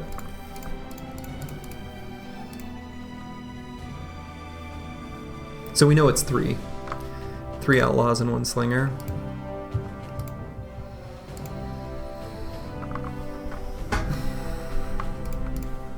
And actually, what am I doing? I should have these jabs out.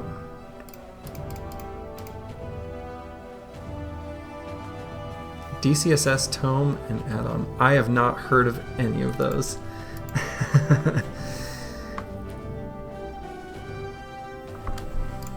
DCSS. I'll have to add that to my... Dungeon Crawl Stone Soup? Is that correct? Is that the game? Or is that a different acronym? Interesting.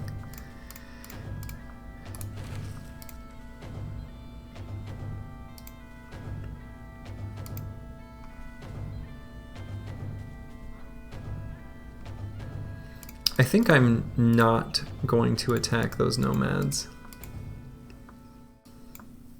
Or am I?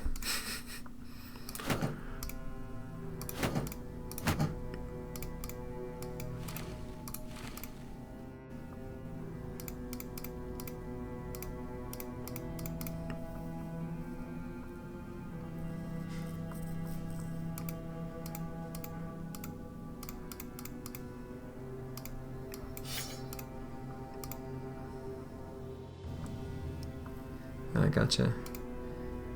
Yeah, I'll have to check it out.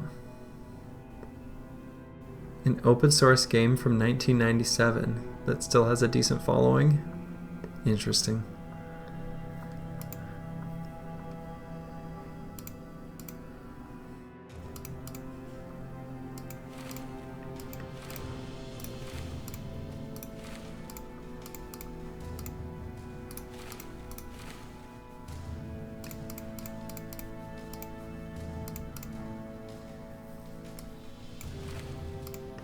I'm gearing up like I'm going to fight these nomads. What I can do, there's no shame in running. I'm going to start the fight, look at what they've got, and if I need to run, I run. I think that's how I'm going to assess it.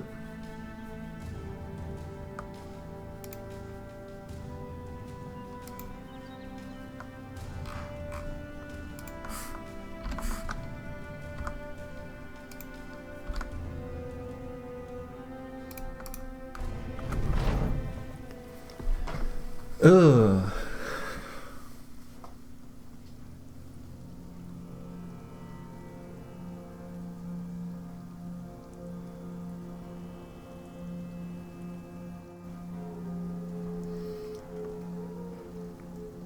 Yeah.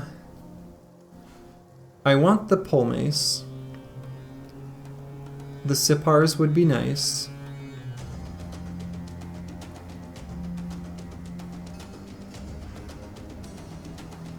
I'm kind of afraid of the light nomad mace with those shields. A little bit.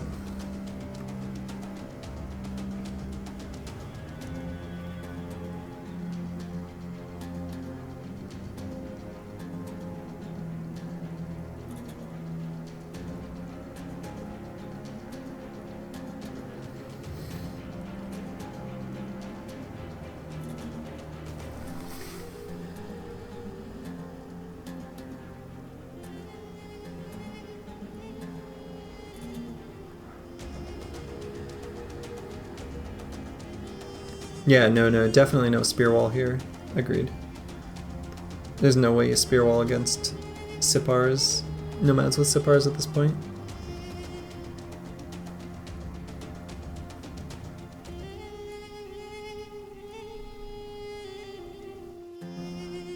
I think this is a run. I'm just not going to fight it. I think that there is a certain amount of risk here that is not worth to take. This pole mace could hit someone right in the head and kill them. So even though a little bit of time was wasted chasing them, that's fine.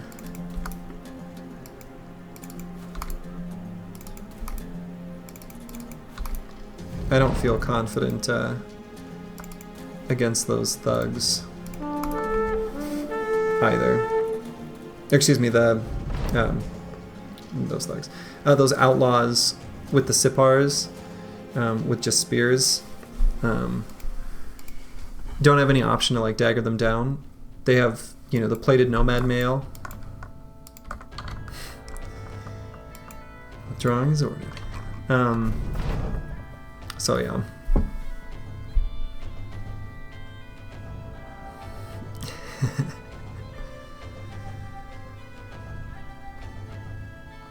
Okay, so I think the most likely one will be this. Discover a ruined camp or hostile location and destroy it on its own. We are likely to find something, a little wimpy wiederganger or thug camp or something, and do it before we get 2,000 crowns. Most likely.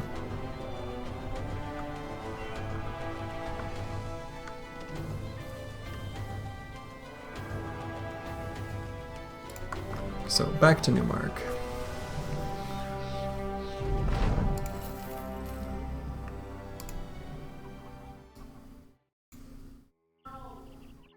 It was lots of necro savants or many necro or not ancient auxiliaries. It was either many or lots of ancient auxiliaries. Too many. I think it was lots of ancient auxiliaries.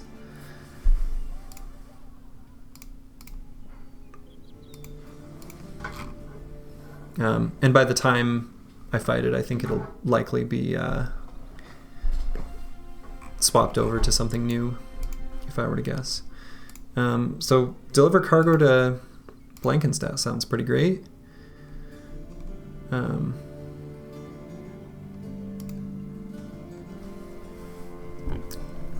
Is that a quote? That sounds like a quote from something.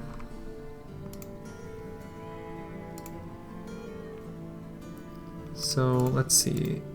Ammo price here is probably about the same as it was in Blankenstadt. I don't remember. Oh, Homer the Elite. Okay.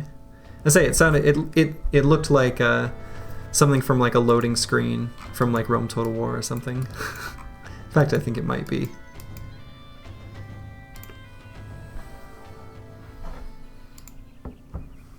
I think I'm gonna buy some ammo, buy some cloth rolls, and take this mission.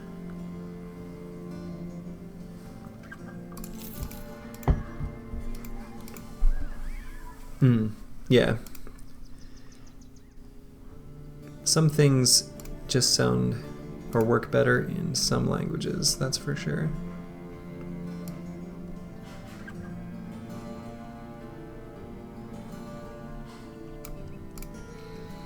think I might buy this apprentice.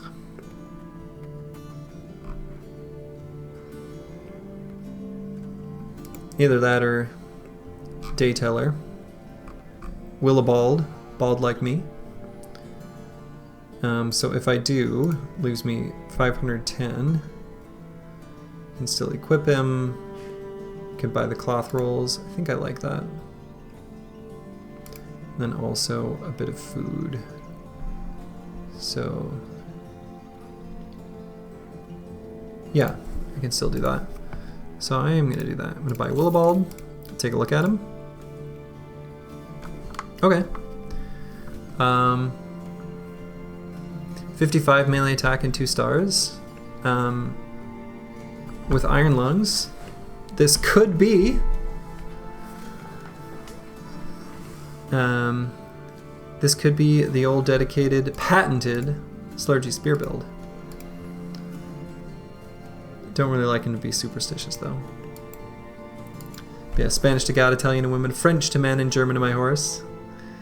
I do like that quote. That's a good one.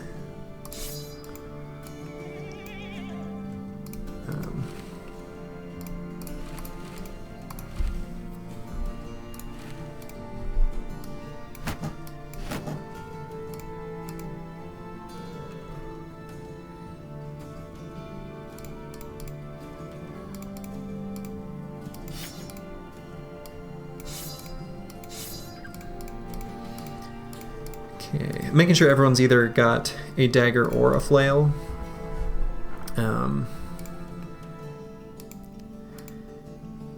Because I want to make sure I can dagger down armor, and if I can't dagger down armor, I can at least hit him in the head.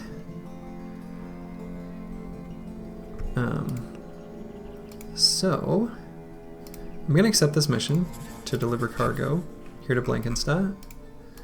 I am going to buy both of these cloth rolls.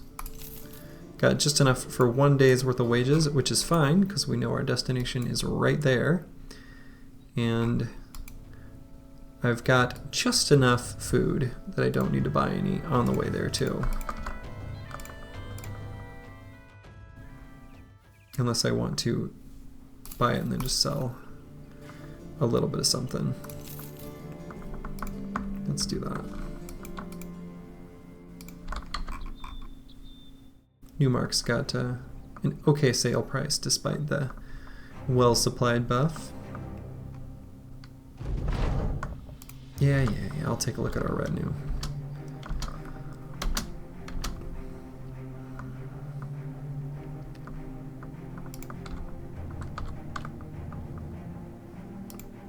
Yeah, definitely.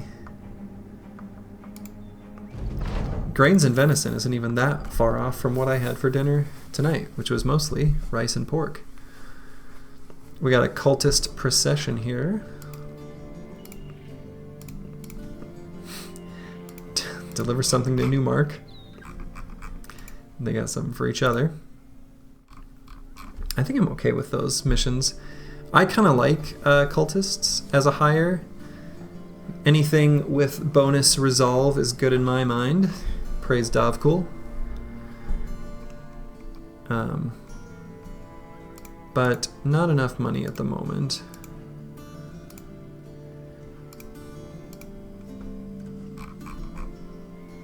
Definitely going to sell these cloth rolls for more than we bought them for. Could buy the amber shards. They're a little expensive. I doubt they'll sell for much more than this, even with well supplied.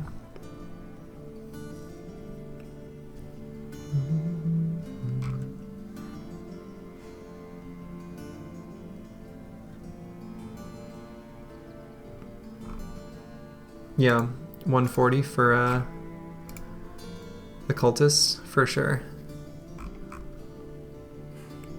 The 260 thief is looking real good too. Kind of thinking of getting 1 cultist, 1 thief.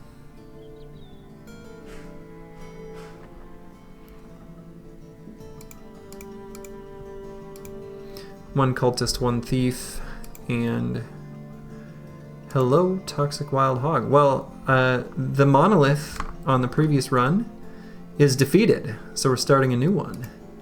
And we've got just a fresh, scrappy crew of bros.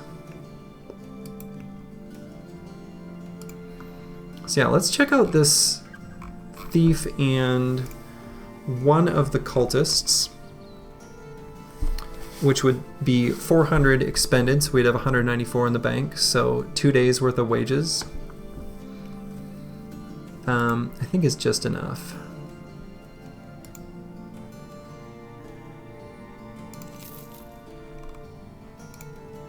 So we'll do the one that's asking for a little bit less daily wage. I don't know, I haven't looked or bothered. Oh my god, look at this guy. I don't know, I might do whatever. Twitch affiliate. I think I like kind of just started streaming, so I'm not even sure. I'm gonna be honest, I don't know what I'm doing. I'm just here to play games and have fun.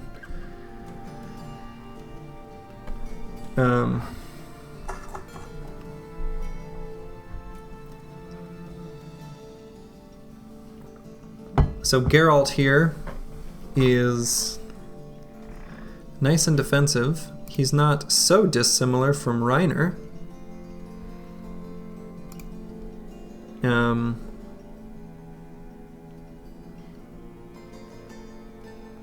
He'll be very good at holding a shield and saying, "Don't hit me." Just like Reiner here. And Eberhold, or Eberold. Look at this guy. Look at this monster. So cultists have a wider range of hit point rolls. So it would be max range for a normal recruit. Great fatigue roll. Good resolve because he's a cultist. Decent roll on melee attack, especially after dexterous. Kind of high rolled melee defense despite huge. This guy's great. Can I name the cultist en passant? Sure can. He will move diagonally when someone walks past him.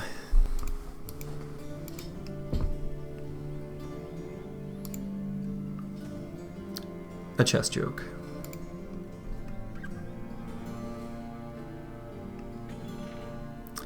Yeah, well, yeah, the Monolith fight tends to be the thing I do at the end of a run. So, yeah, the VODs are up on YouTube though, so if you want to see the Monolith fight, you can do that. Oh, okay, you have to have, yeah. I tried real hard to get to where I could monetize YouTube, where I did a bunch of music, and no one cares about music, but I do, which is a little heartbreaking. So I've kind of learned to not have my heart set on even trying to monetize things, because mostly the games here is just for me to have recorded proof of running through every single origin and win streaking them, just as proof to myself that I could do it. So, anyway, it'd be nice if I had a couple more reach weapons now that the squad is growing a bit bigger, but we can have these guys kind of double grip weapons and hang in the back for the moment, while we let those with shields and fast adaptation sort of sit in the front, or Colossus. Yeah, exactly. So I started out streaming just to I don't know, kind of have recorded proof of this thing that I'm attempting to do. And it turns out I kind of like it, and I find it fun to chat with people, and the nice thing is there's sort of an added legitimacy to my decisions where if I have to explain them out loud, it makes me think more critically about them, and there's a lot of situations where I might, if I weren't streaming, do something really stupid out of habit. But if I have to say, I'm buying this recruit because XYZ, and I can explain it and justify it, then it feels like I've thought through the decision a little bit better, if that makes sense.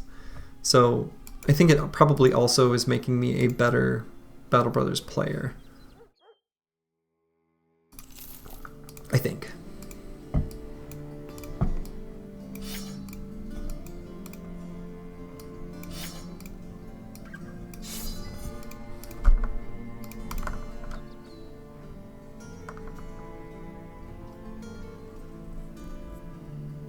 Okay. And get a bit more food.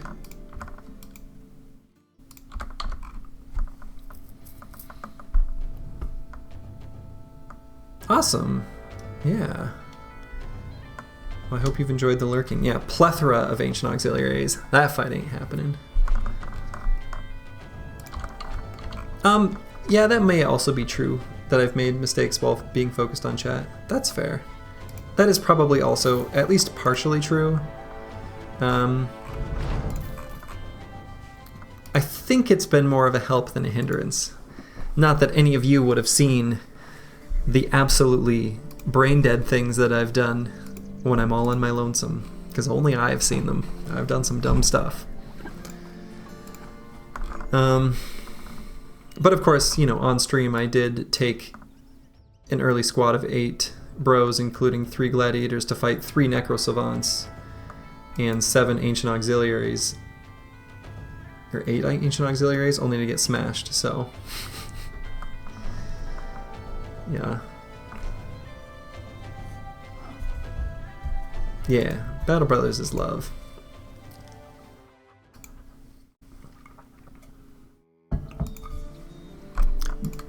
But yeah, I do, you know, I mentioned I have done music things. I've covered video game music, and I'm finally going to do some music from Battle Brothers.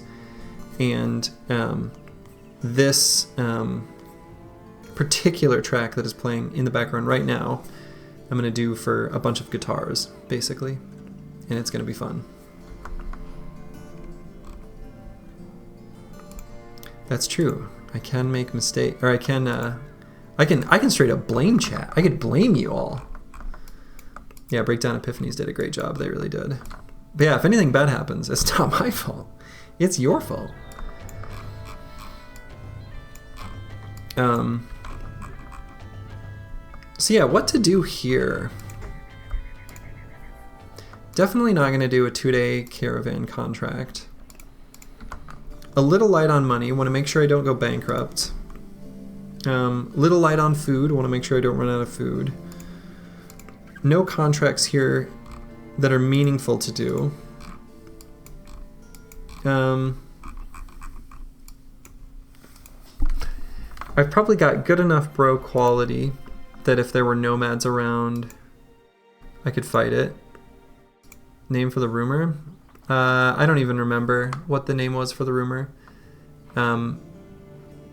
But it did not mention named items or anything of the sort, so does that matter in some way if there's no named items? I've always treated caravan rumors that say, I spotted blah blah blah to the west of here. Someone should burn that thing to the ground. I've never thought that those rumors had any value, but if they do, I'd be interested to know about it.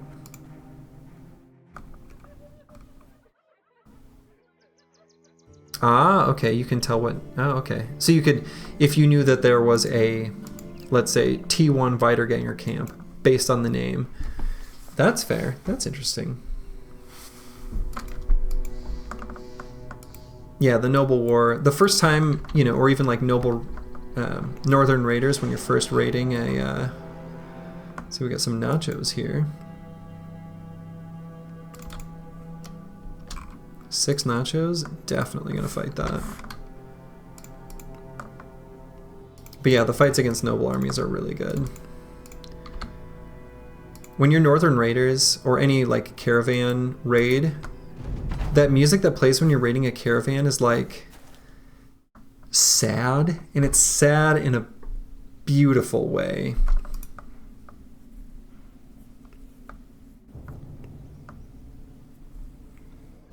So let's see. I think my strat here is going to be to move this group up. Shield wall where I don't let them have this hex. Otherwise, shield wall here. Also pulls this guy back into a safe spot where everyone else has shields. I think that will be the play. And I want to make sure I'm spreading the damage out.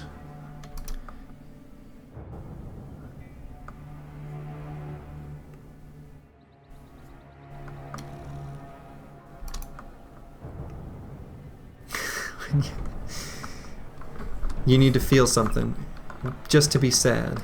Targeting poor civilians. That's right.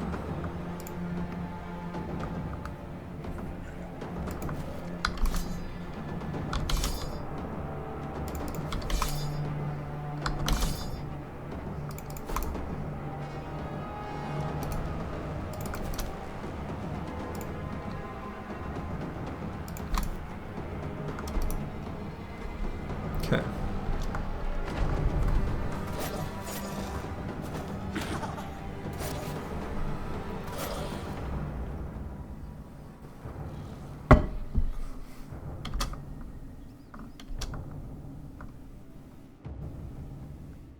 Okay, I'll throw one javelin there. And now we'll wait. Oh, shoot, I wanted to move this guy. Whoops. The irony of en passant being unable to move. He missed his opportunity. The pawn passed, and we did a different move, and now we can't. How sad. I'm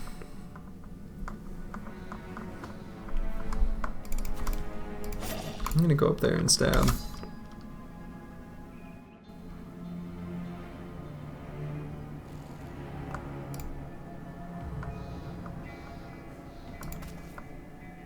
I think if they want to go against that guy there, that's fine. Okay.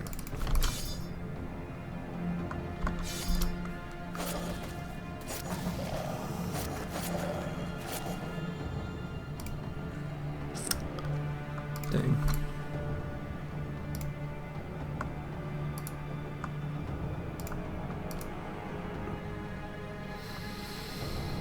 I don't think I have anything I want to do with that guy. Okay. Yeah, spears are very good against nachos.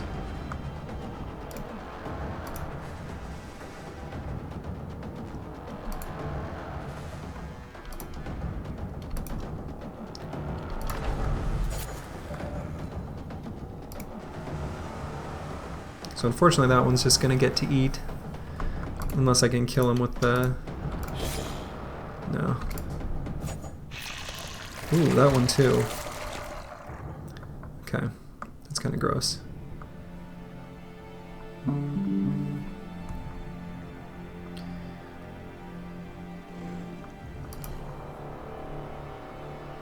Okay.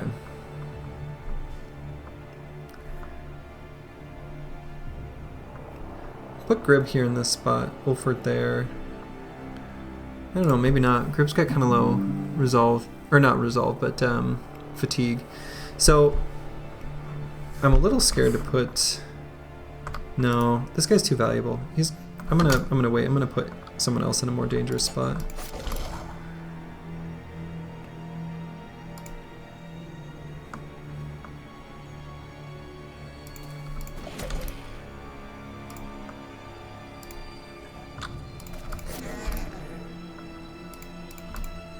Yeah, cleavers are good against these beasts.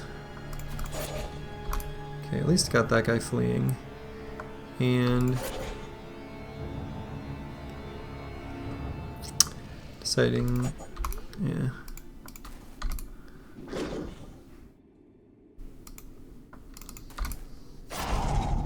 Okay.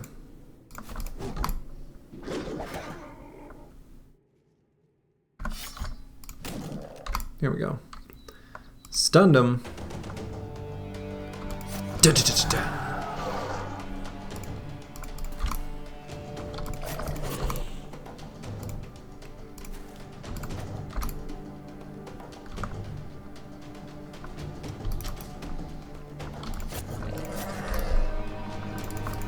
Yeah, that was a clutch stun, for sure. Run them down. You think I'm going to let these go? You know, the nice thing about letting them eat their fellow nachos is I got more experience out of that fight. So, take that.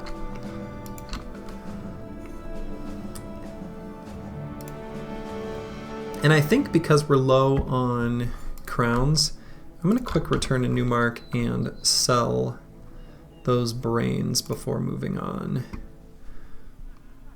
Just to have 2 days worth of wages. Yeah, it's not much for loot, but you would think, you know, I'm also low on food, and I don't know about you, but that looks edible to me. Okay, Reinar.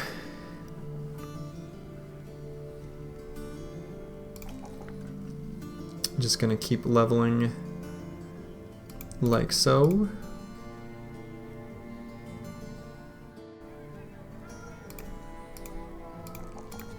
Horrible idea, what, to eat the brains? Oh, brain looks pretty tasty to me. Yeah, I bet it's good.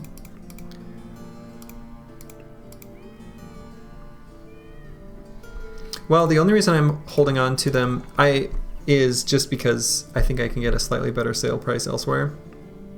I'm not going to do anything with them.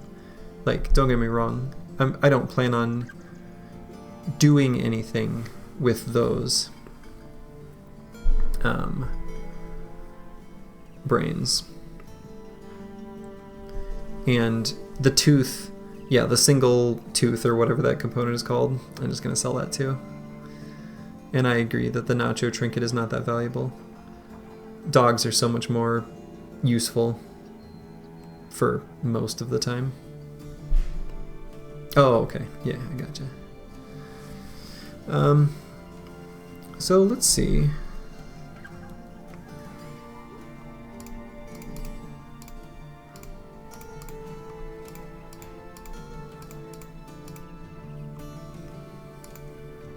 I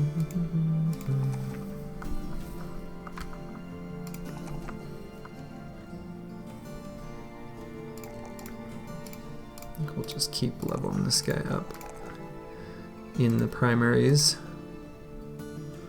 Cultists are great to hire. And the reason is just simply resolve. Praise Dovcool, they fear nothing. They fear not death, for why would they? It is simply the great blackness. I've obviously decided not to make Grib a banner, by the way.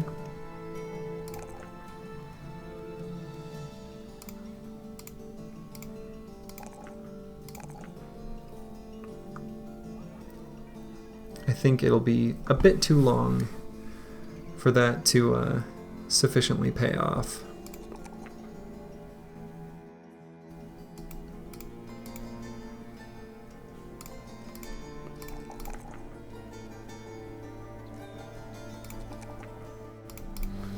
Okay, so we just gained a whole bunch of stats on people.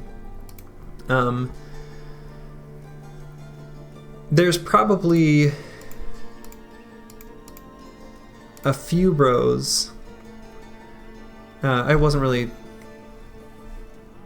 audiating my thoughts, but I was sort of deciding on some of them whether to take dodge or not, and ultimately decided not to. There's a couple like Leaf here where definitely dodge would provide more defensive value. But I think it kind of depends on what you're fighting to sort of evaluate the value that it adds. Obviously in fights like those nachos, I really want melee attack really bad.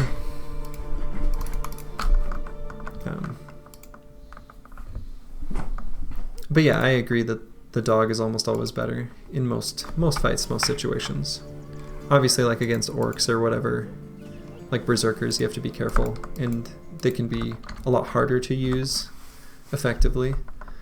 But in general, I agree that the dog is better than the 4 resolve trinket.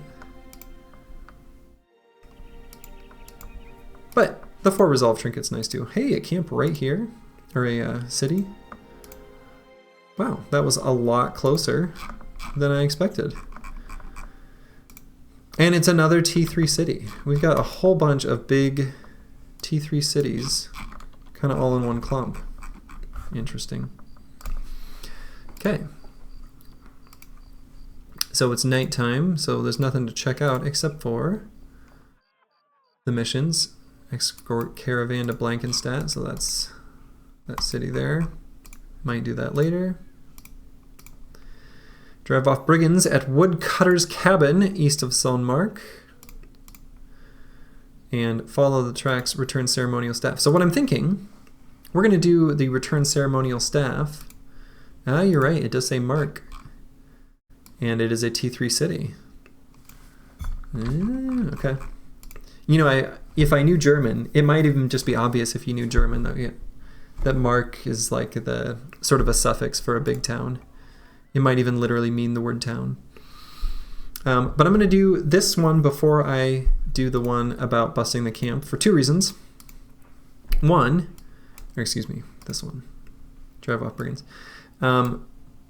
This might be an opportunity to bust that camp to complete the ambition.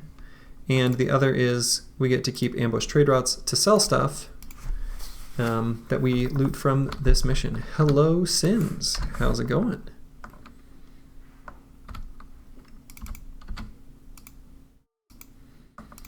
And the company is still low enough level. Hey, I'll do my best, Grib. No promises. But the squad is still low enough level, this might even still be 7 thugs. We'll see. Nope, we've leveled up. We've got some raiders here. So let's make sure we can pocket our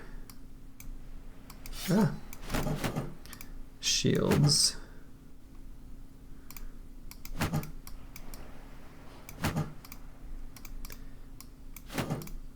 And we'll be ready to dagger some briggy armor.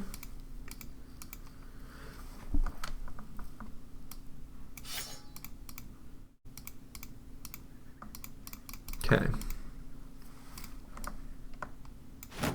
The run is off to a solid start. Nothing too terribly exciting has happened. You know, it's been...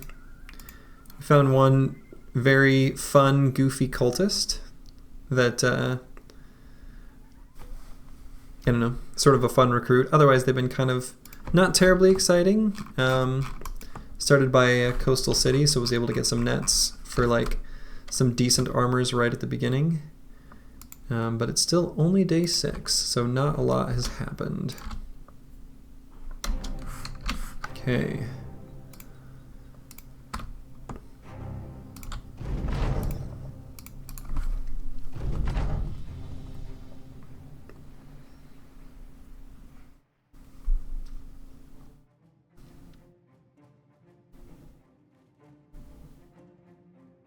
We'll see if they occupy these high ground scares. They probably will. So most likely I'll be backing up 2 hexes and throwing, but we'll see. So the raiders are here, here, and here. I see some bear heads, absolutely. And if they're not bear, all they've got are just these silly cloths. Yeah, absolutely. And we've got a few pocket flails. Two of the highest tier flails from some raiders earlier. So those are certainly going to get pulled out, for sure. That's the other advantage to backing up, is we can back up 2, and after throwing we can also just switch weapons as necessary. So I'm going to let them go first, see where they line up across the battlefield, to see how I want to sort of, you know, which sort of diagonal I want to retreat across. It'll most likely be down and to the left too, and I'll just keep everyone together. But we'll let them go first. We'll just wait across the board.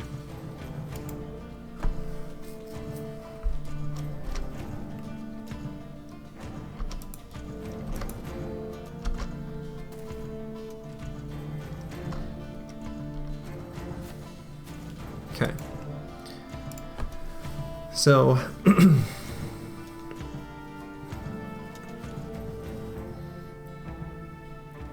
everyone's gonna go down and to the left too.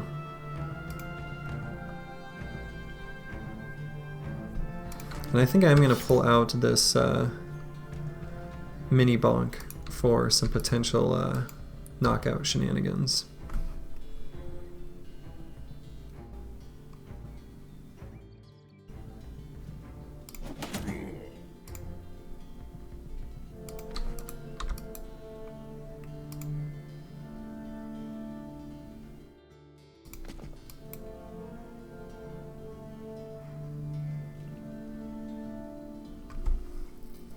I think I'll leave that guy double gripping a spear.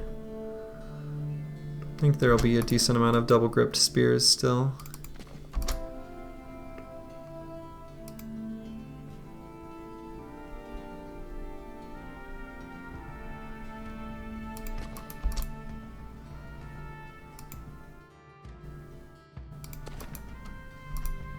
Okay. This guy's definitely pulling out the flail. So feeling pretty good about this. He's confident, so got really high melee skill at the moment. So definitely some opportunities there.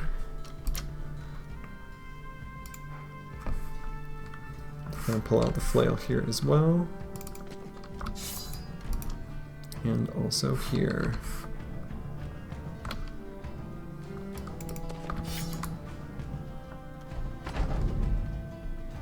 So we're gonna let them approach.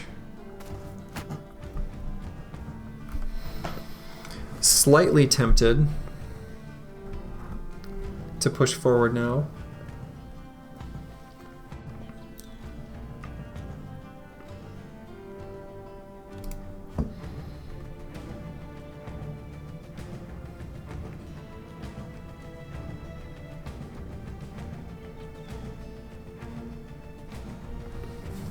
Yeah, very tempted.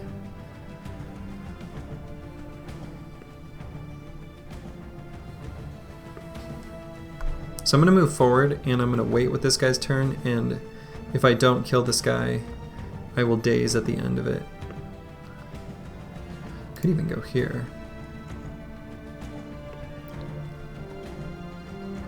Just in case I get a headshot and just kill that guy in one shot.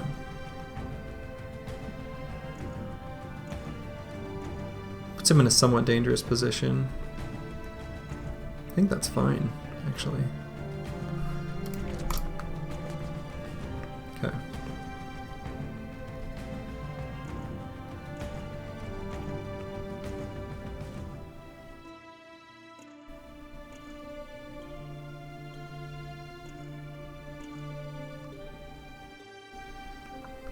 Okay. I'm gonna move this guy all the way up to here. He's a pretty good bro. He's a little fragile. Maybe here, actually, since I'll lock up there and there.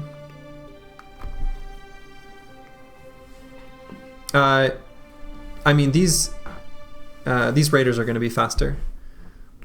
Raiders have pretty good initiative. These raiders are definitely faster than Geralt here, even with their gear. No question.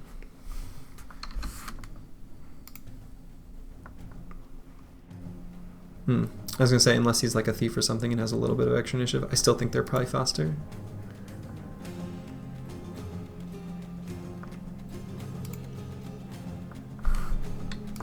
So go there and intern.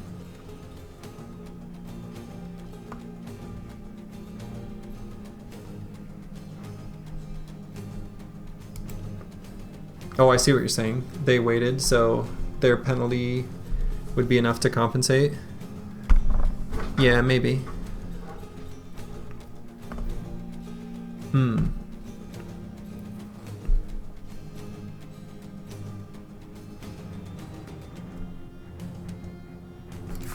Yeah, you might be right.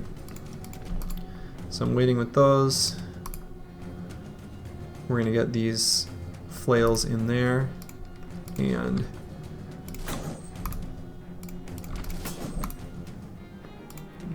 do some missing.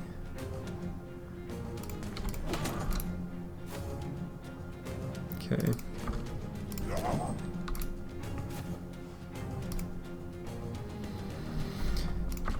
Got an extra head hit chance on the pitchfork.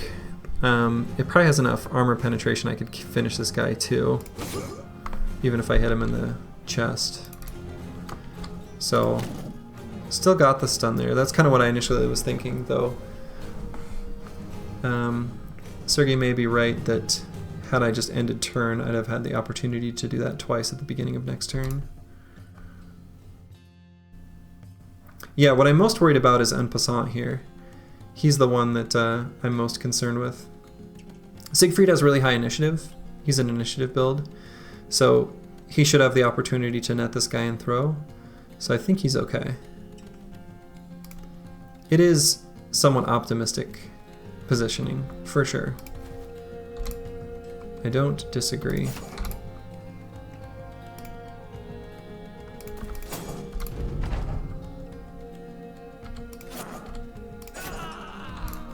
That was good.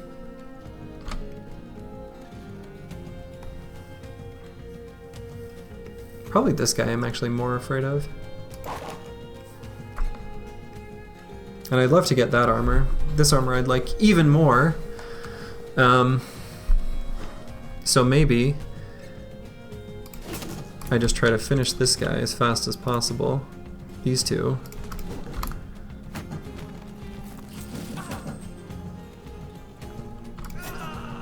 Okay.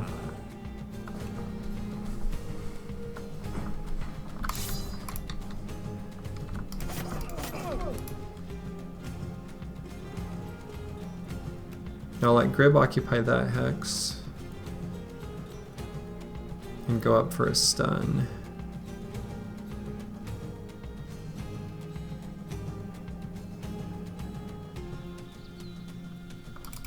Yeah, we're gonna wait. He has shield walling, so I'm gonna wait here and see if I can stun him out of it. Yeah, I'm going to. In fact, I might even roll up here and hope for morale changes. Okay, that guy's running away. And 61 is still good enough. I'm gonna try to go for his head.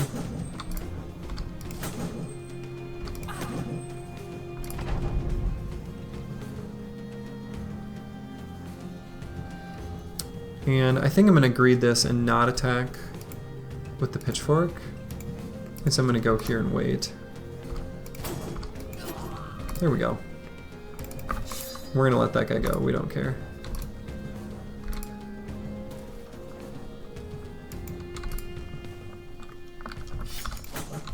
And then we just take him out right in the head.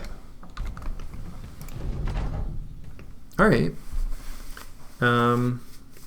Took only a little bit of damage on one bro, though it is one bro that I care about. And got some beautiful armors. That was a really good fight.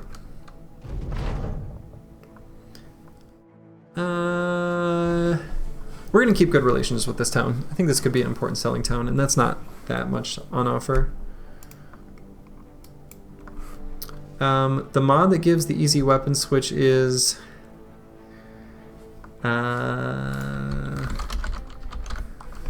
that's a good.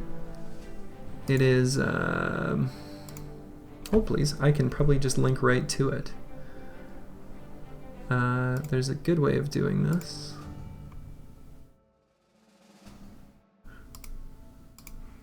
I should be able to see like my download history. Oh no, but that's gonna be so old.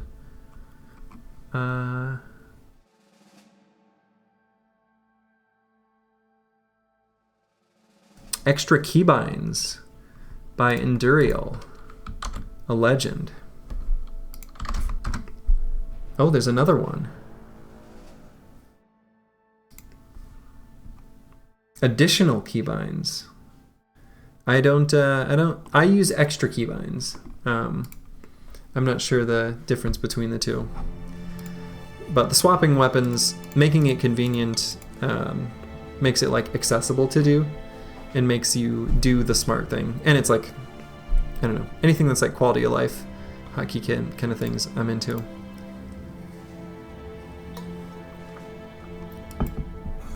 So,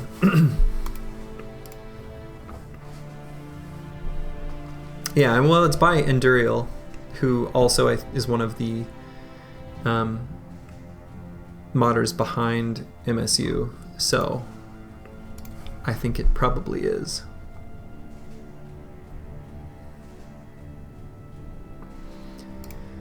So we're going to hand out these armors and do classic hand-me-downs, where mom gives you your older brother's old sneakers and says you're going to wear these and like it.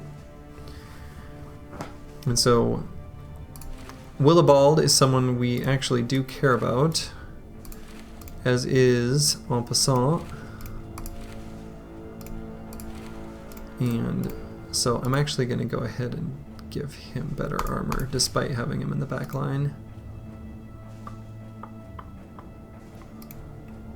A slightly better helmet. And then we're going to allocate these other armors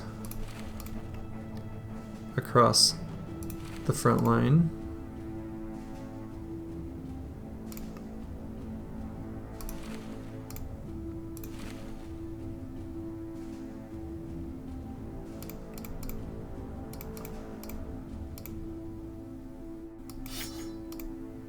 I always like to have my dagger in the first slot, and then the other item or shield in the second slot.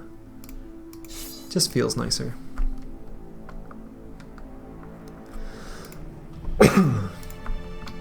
Nexus mods went crazy with the ads. That's too bad. I mean, the tricky thing about that is that like web hosting is really expensive, and it's just hard to keep something like that functioning, especially when they offer like hosted downloads.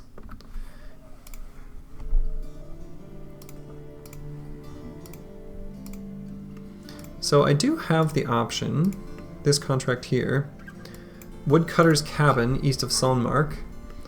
We could clear it on our own.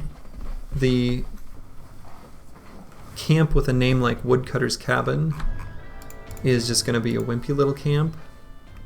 And so I think what I'm going to do, and now here with a slightly better sale price, I'm going to sell all these nacho pieces. I'm going to go clear it the old-fashioned way,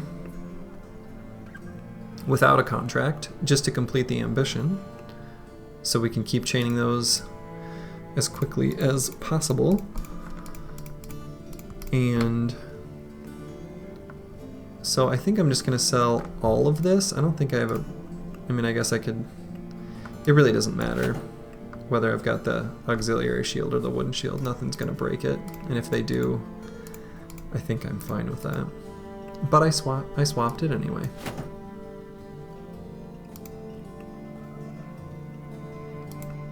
So I'm going to sell all this stuff.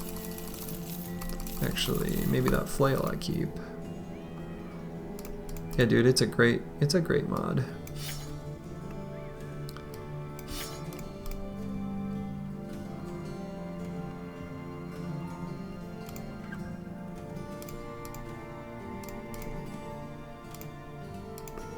So many useful pocket weapons.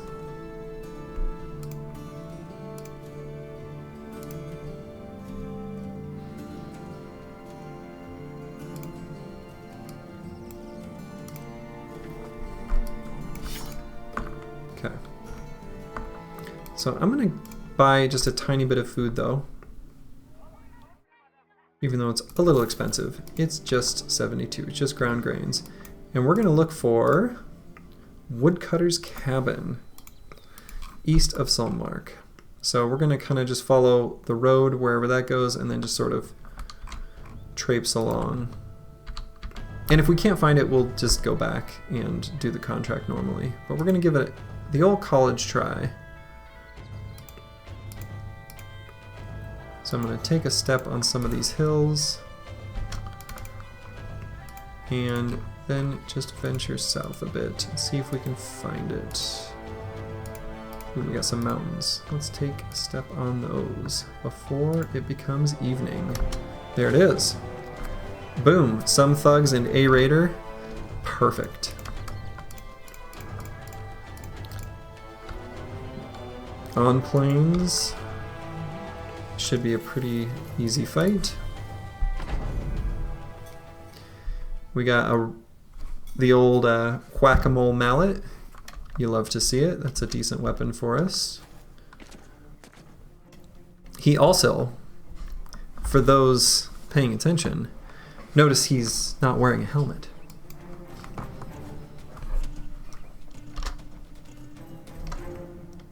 He might not even get stabbed. He might simply get bonked on the head. Yeah, I think he's gonna get flailed, ideally. And so... Oh yeah, I got plenty of side piece weapons.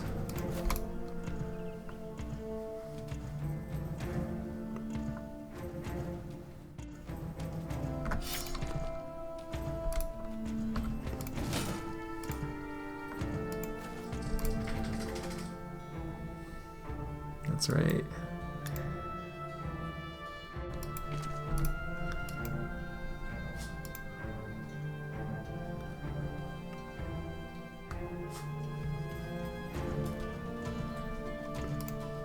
So Donzatello's got one, Leaf's got one. So I'm just want to make sure that I've got the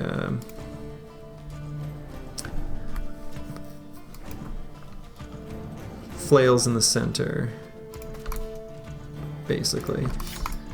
Kind of wherever that guy's approximately anyway gonna end up with. And I think this guy with the reinforced wooden flail is fine to be down here. Okay. Oh, come on. He's got axes. What a jerk. Fine. Alright. Understood.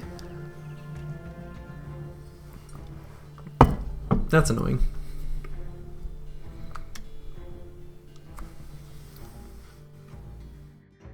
That's so annoying.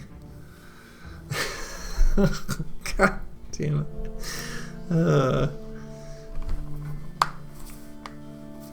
Yeah, so they don't have quick hands, so if we get up into him, he can't attack with that flail anyway.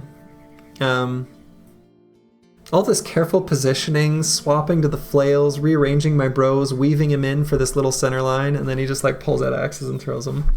That is really funny.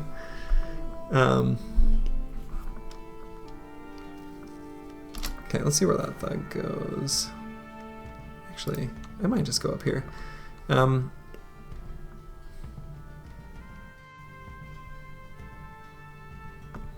Okay, we're just gonna get up and stab and attack.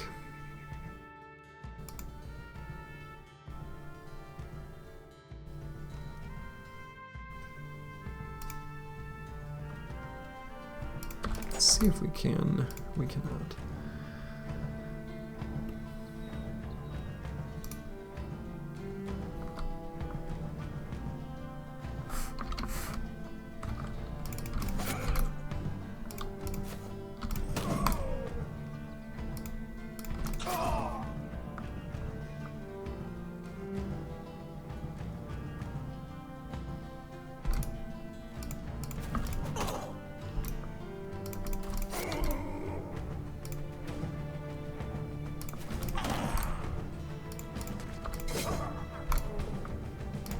Okay, so can get right in his face, and like I said, they don't have quick hands, so when all these other thugs run,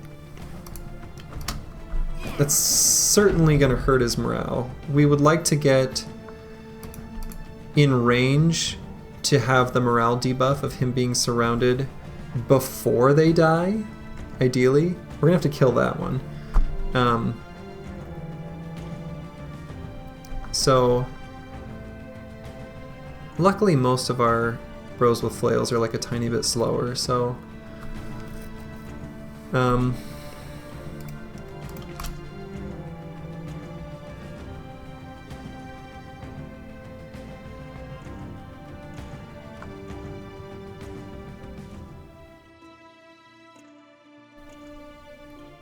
I just save the ammo there.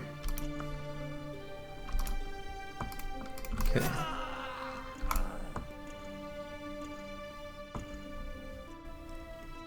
So unfortunately I'm going to let these two spots be occupied by both of the flails. So I'm going to move this guy here, actually. Bring this guy here. Okay, good, you love to see it. Okay, and I guess run that guy around to the other side. I guess.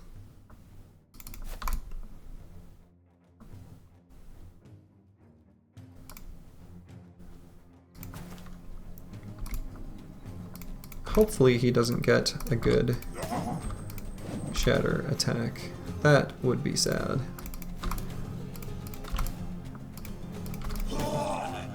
He did not. Okay. What a twist though. That really... that was really funny.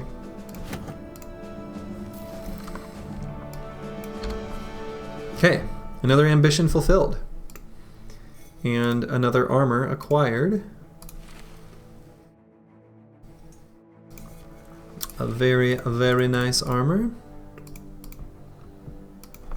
And got a bundle of throwing axes, which I'm inclined to think is actually more useful than the light crossbow, almost.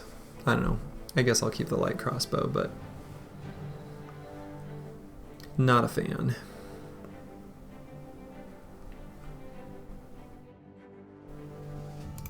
Okay.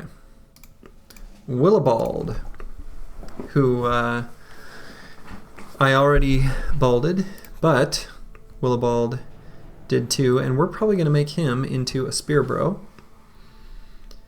And so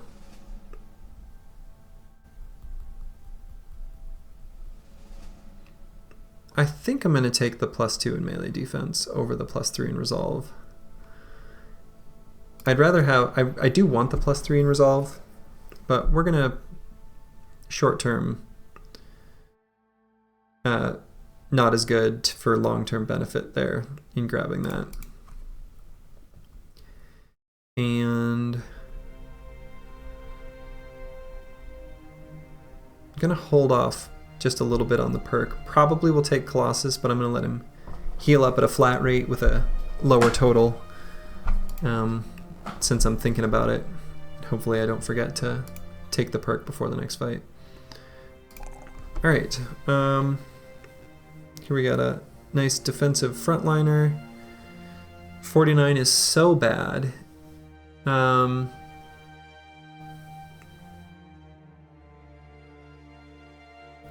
I think what I'll do is just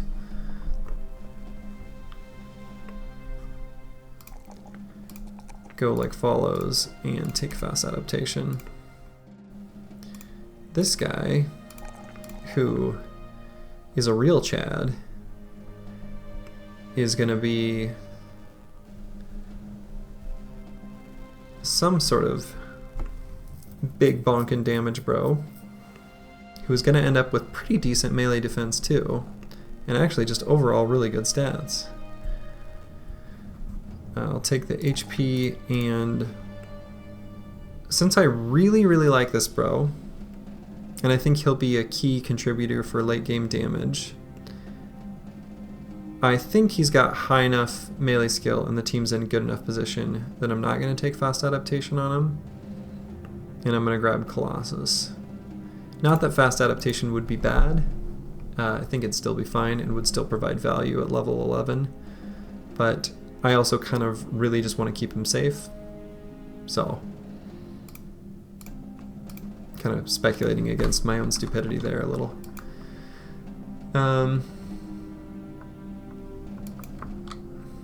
Yeah, let's see, where to now? He could be. I could do fast adaptation in Dagger Shield. I don't love puncture builds. I have a lot of trouble making good use of them with my spears that I use. I tend to get a lot more value out of the bros that can do stuff with reach weapons and throwing weapons. Yeah, though I wouldn't want this guy to... he could still be an off-tank. I don't know. Maybe it's better than I'm giving it credit for.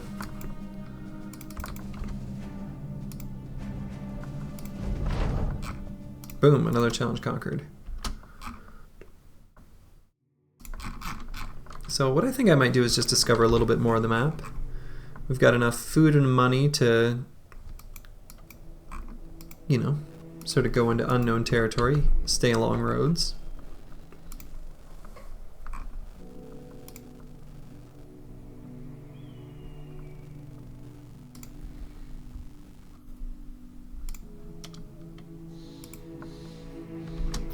So, fork in the road, but it cuts like a knife. I think I'll go east here. Stay a little close to the south. Take a tiny peek on this mountain. And we've got a city. Waldheim. City living off of lumber and everything else the forest offers. Okay. Must be against a little patch of trees. They've seen better days. We've got a taxidermist here, which is kind of nice for future reference. Hunt down webnecks. I mean, with all the spears we've got, that is an easy contract. So the only thing we're gonna do before we hit them is, as soon as we see them, I'm gonna show you what we're gonna do. Boom, okay. We're gonna do something unintuitive and put this bro that we want in the front in the back, because they'll jumble you up and put those backliners in the front. Hey, thank you, Franker Zidoge.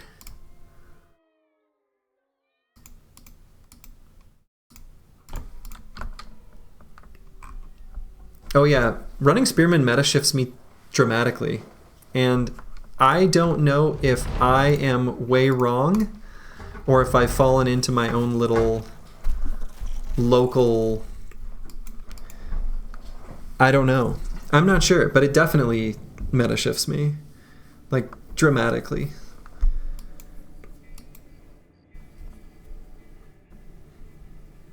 And I've done, but I don't know.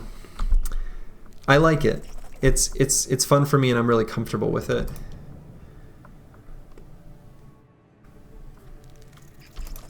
So I'm going to move this guy out of the way so I can attack and back this guy up and then make my wall of spears. Ah, the one you were talking about says hunted down in the forest. No, didn't it say... Isn't that what the contract said? Didn't it say hunt down webnecks in the forest around the city? Or was it, did it say something else? It wasn't a beast hunt.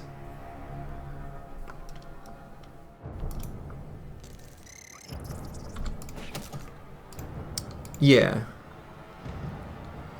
Yeah, Sins, I have to imagine you are probably right.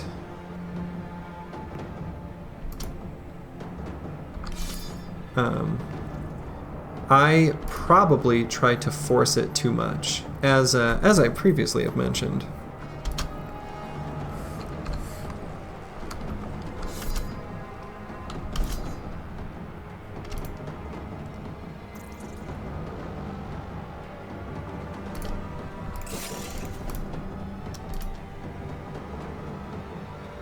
Oh, that's right, I should have moved that guy.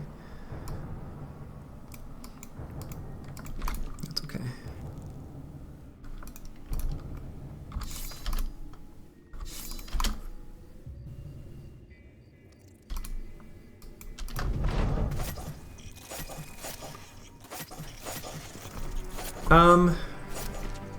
I don't know, it could just be confirmation bias, but it sure seems like they always put my backliners in the front.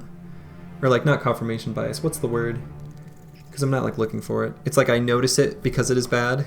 I'm not sure what the right like psychological description is, but it sure seems like backliners get moved to the edge.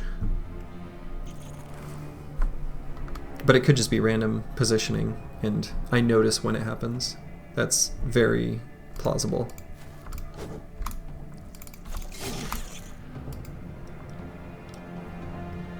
Unfortunately, our spear walls here did not hold up very long at all.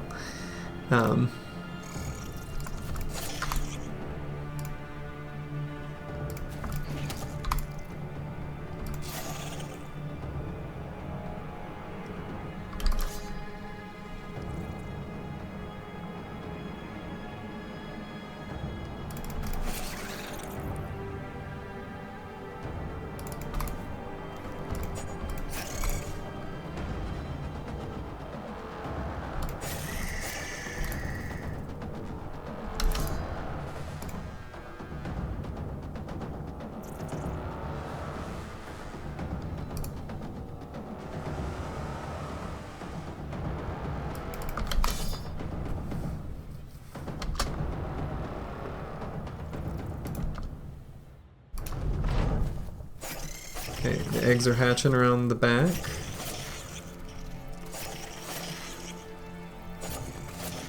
Okay, these are obnoxiously close to death.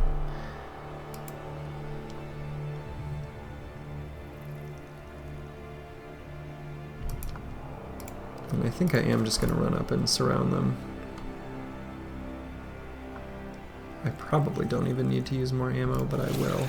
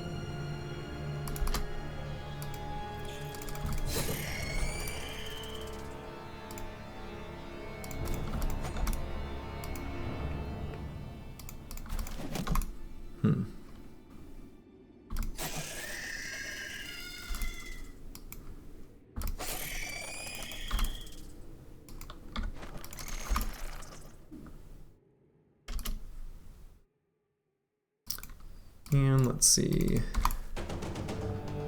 I just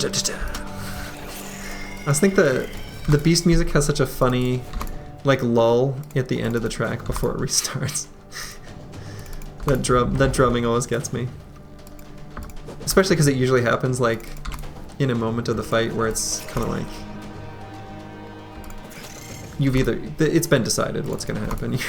You've either won or, well. Anyway, better luck next time, you know? So that little drum lick is so funny. Alright, and that's that.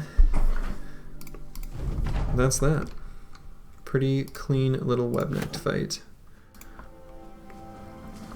Gossamer that we wish we could turn into reinforced nets, but we will probably just sell.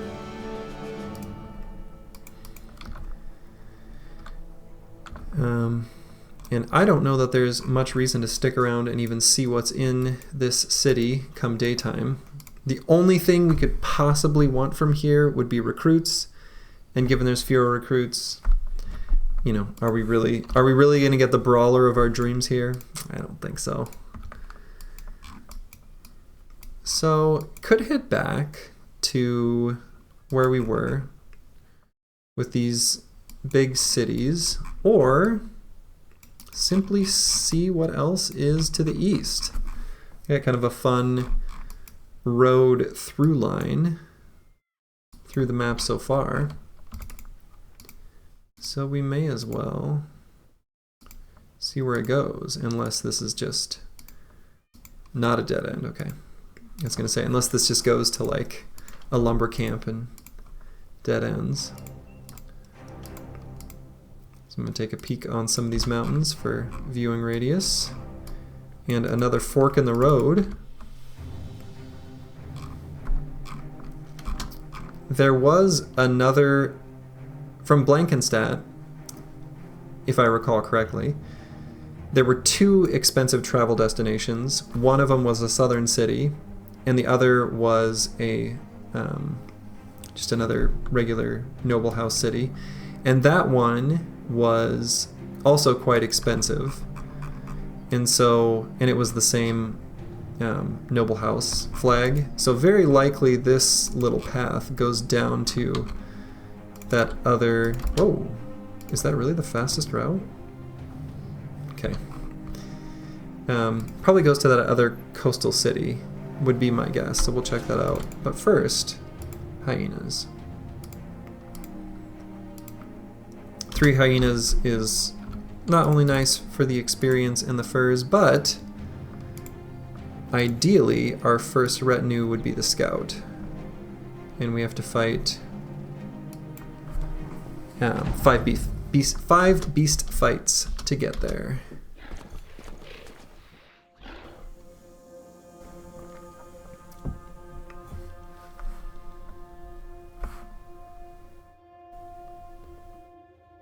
Okay,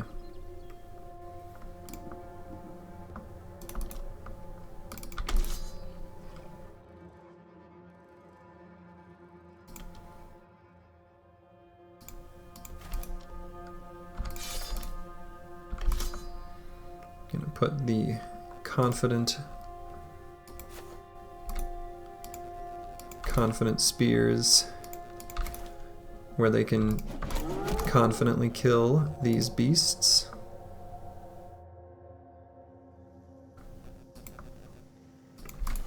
And if they want to run all the way around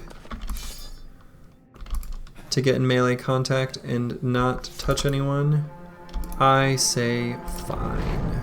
Go for it.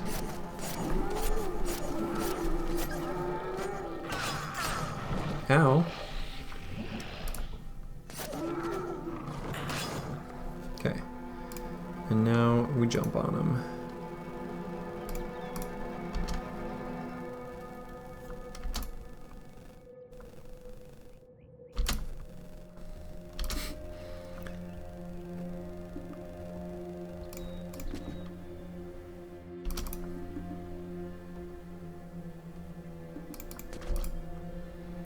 Just waiting to surround bonus first, at least up until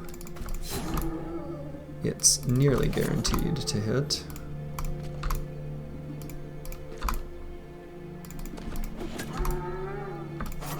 Okay. And if I were really sweatily tryharding this, I would like make sure that the experience goes to the bro that I want. But that is a level of micromanagement that to me is, I don't know, taking it a bit too far. It's a slight benefit. It's, you know, there's a couple bros that, you know, like Willibald and En Passant here that I like, and I would like to get more experience, you know, compared, you know, at a higher rate than the others, so I could try to make it so that they get the final hit, but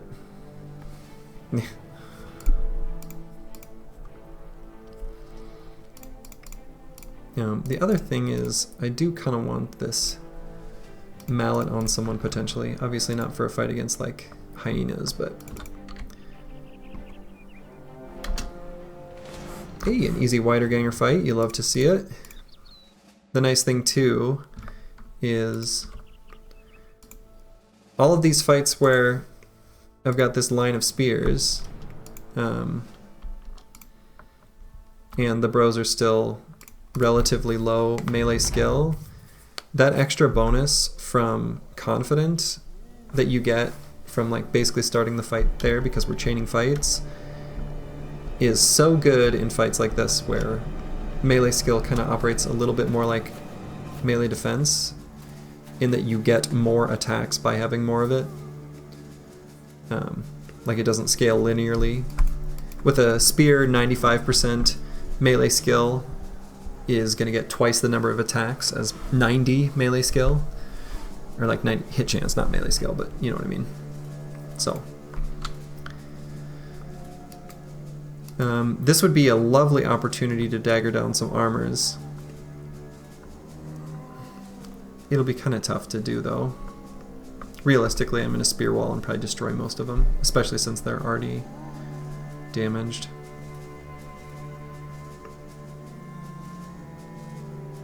Yeah. That's probably just what's going to happen.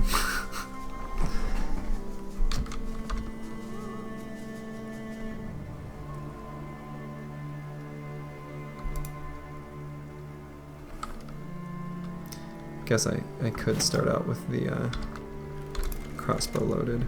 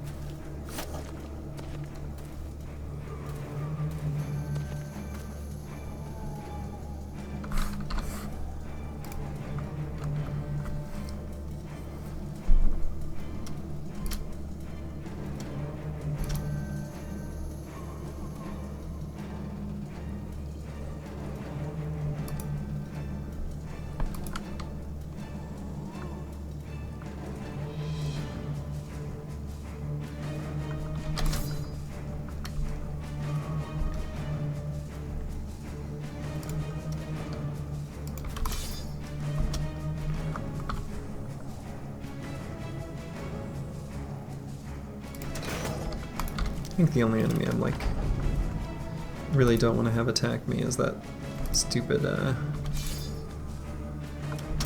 pitchfork.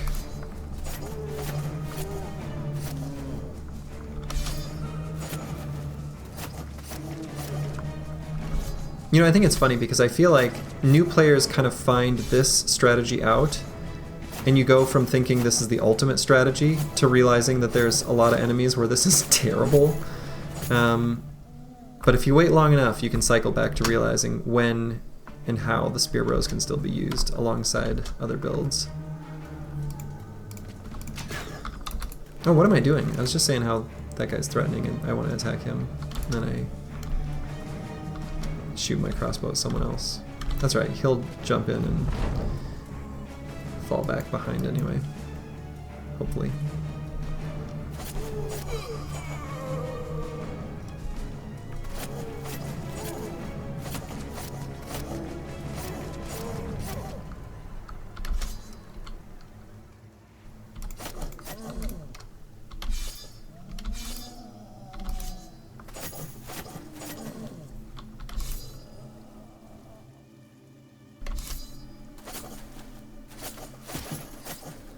Yeah, the daggering down armor dream is definitely well and truly dead.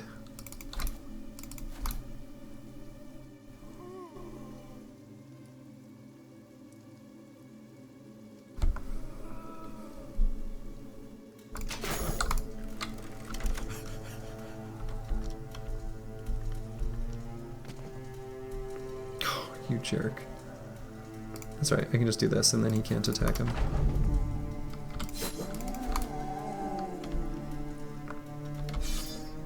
Cheeky wiederganger waiting to move around the backside.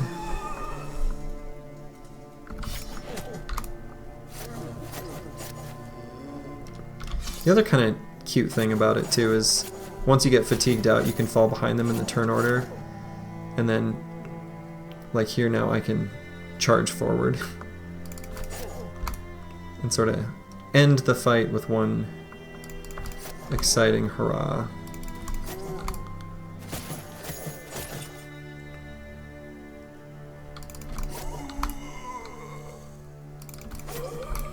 Might still get some helmets out of this fight though. Looks like even a lot of those are unfortunately destroyed.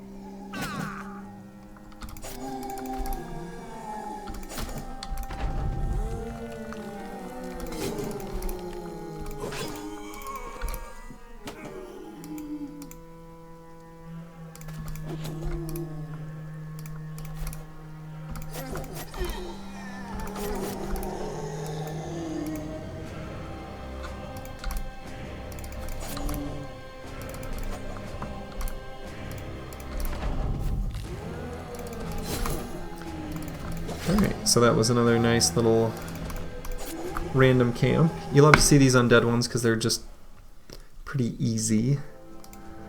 And, you know, who doesn't love a good fancy spoon?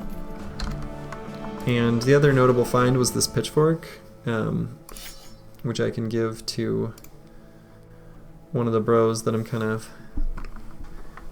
putting on the back line, at least for the moment. They're a nice little sort of transitional weapon as your team's getting going. Let's see. Don't love the secondaries all being 2s here, but I think I'll just go with resolve. And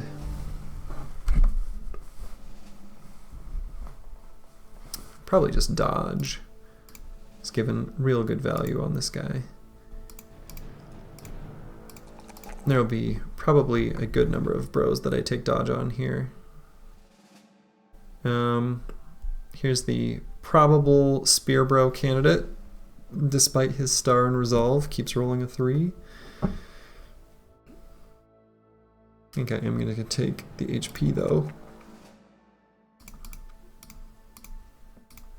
And we'll take this opportunity to roll resolve. I feel like there's a, weirdly in my brain, there's like a huge difference between 33 and 37 resolve. Like, once you get from the 30s to the 40s, it feels like a much bigger shift than any other, you know, the 20s to 30s or the 40s to 50s. I have no rationale behind that. It just feels like an important threshold for your team to get across. Yeah. And I don't know why it feels like that. I don't know if it's like the timing in the campaign. Like I have no rationalization, but it feels really true.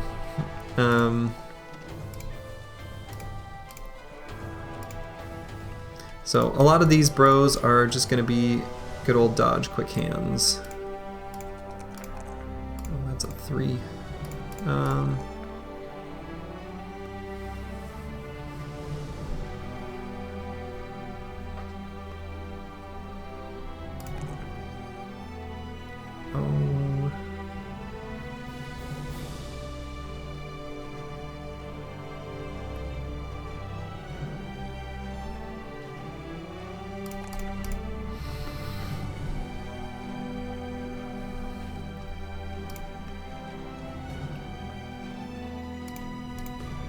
Dodge on that guy for now.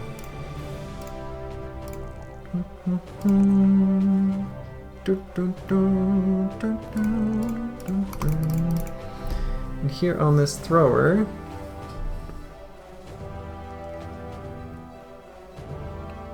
I'm thinking here I'm deciding between Relentless and Quick Hands.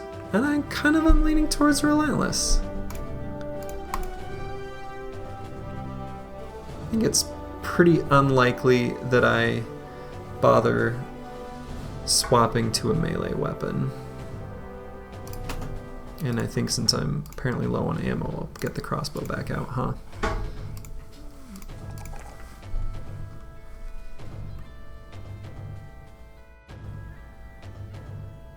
And I'll take the resolve. Okay, that was a lot of level ups. And now I will resume the journey to the town. But first, getting the company strength to 12 men is probably what we're on track to do here soon anyway. So that seems like the best one to take. We're at 10. And you know what's better than 10 bros? 12. You know what's better than 12? 16. Do I want to try to find where those beast footprints are going? I know, it's complicated math.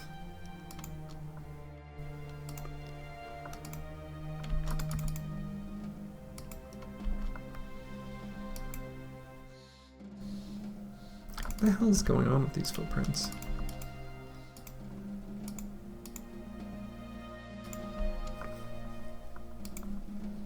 What the hell? Not sure I understand. Yeah, what the hell was that? I can't... I was too busy thinking about the difference between 12 and 16.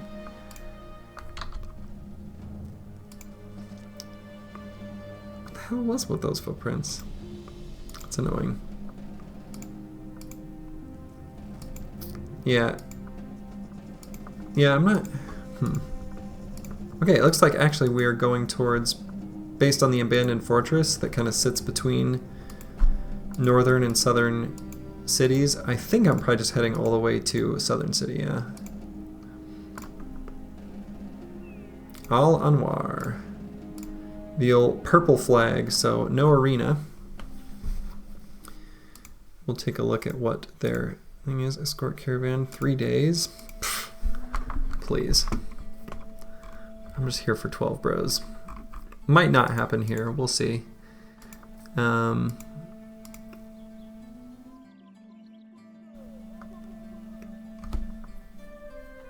AoE overwhelm. I mean,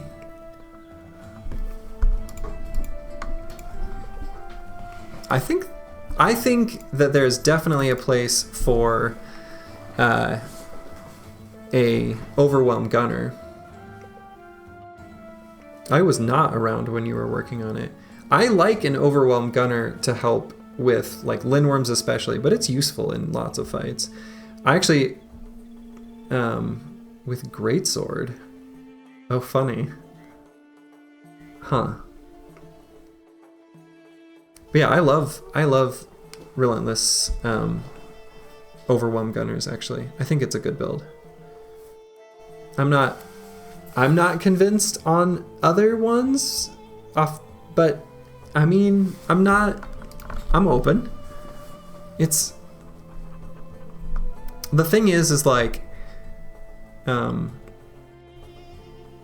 the only way of getting your melee defense to keep scaling past the 50, where each point is an additional percentage, big brain play, you just lower the enemy's attack. Boom! Suddenly you don't need to level your MDef beyond 50, even though 50 is like a lot, but you know what I mean.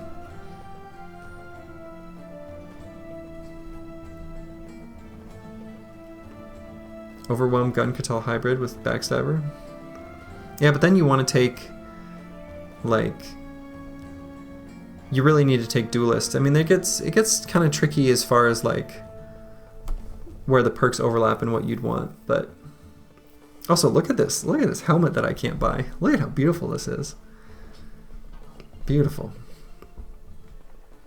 I don't even know why I check, just to make myself sad, really. And then more fire lances than you could ever want. All right, well, this is a pretty boring city.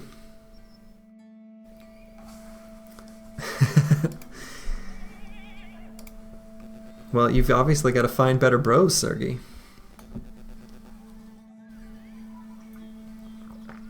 I mean, the thing is great swords are just so bad against armored. Like, the problem I see with something like that is like, what's your solution for armored enemies? Hammers? Hammers alongside the greatswords. Greatswords are lighter than the other two-handed weapons by, I think, 2.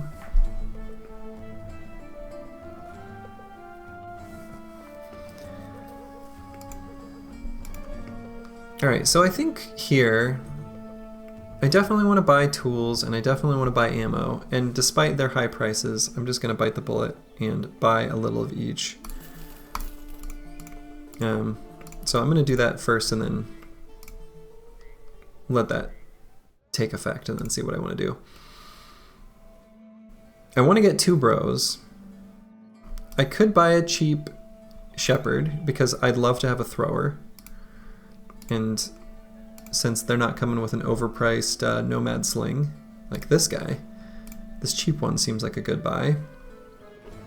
I could buy him and I could buy a dayteller. And I think I'd feel pretty good about that. I'd have to sell some stuff, but I've got things in the inventory that I could sell. I think doing that to get the ambition faster is worth it. So then I'll get this dayteller for 100.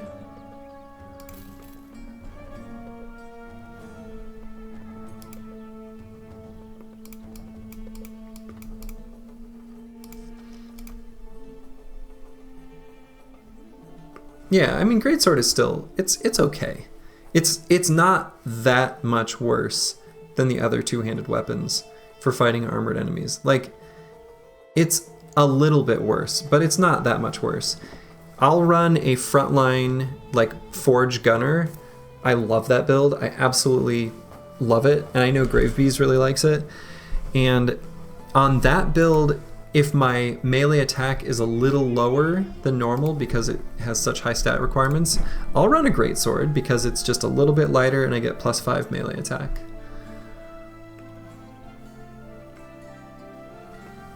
Yeah, I think greatswords have a worse. I agree that greatswords have a worse reputation than they actually are. They're like mostly fine. Also, this shepherd that I got is like just a not very good pleb. He's not even a good thrower. The detailer is like almost the same bro, only has more hit points. These are pretty bad bros, unfortunately. I don't have like anyone that really, I guess these guys, but it's too late now. I'm gonna say I don't have anyone with like a 40s melee attack, or excuse me, ranged attack. That's kind of poops. But you know what they can do is hold a spear, put a hat on, and be ready to rock and roll. And this guy, I'm gonna begrudgingly give him a stack of throwing axes.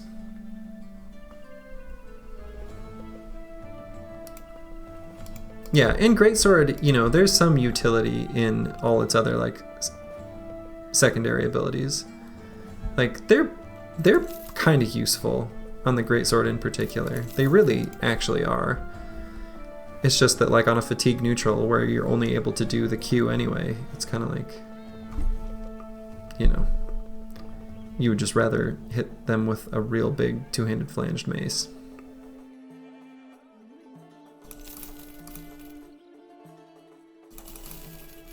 Ah, no, I didn't want to sell that mallet. Damn it. I meant to click on the buckler. And my like hand spasmed. Well, whatever. I'll get more mallets. I did not want to sell that though. I really wanted to keep that and use it. I used mallets in my last run to great effect. Much more than normal. I had a bunch of mallets for a while. Okay, so I'm gonna buy some rice and a little more tools and a little more ammo and this net.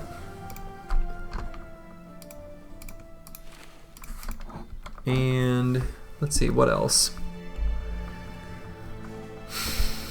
Maybe a little more food so I can sort of like take little offshoots out into the desert to find nomads. And you use a lot more food out in the desert. So when it says you have 4 more days of food, that if you're traveling out of roads and stuff, that can be a big ol' lie.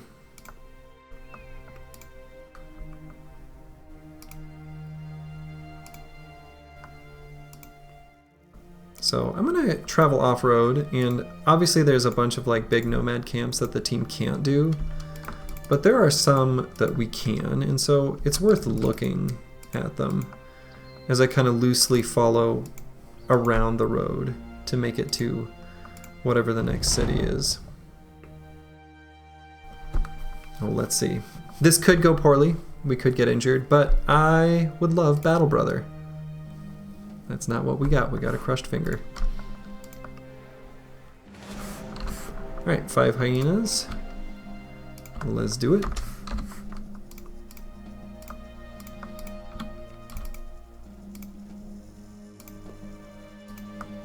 Gonna follow a trajectory that matches where they're going and not where they are.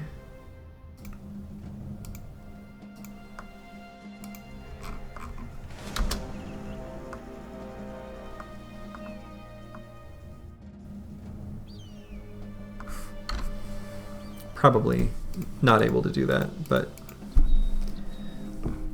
if I had more flails.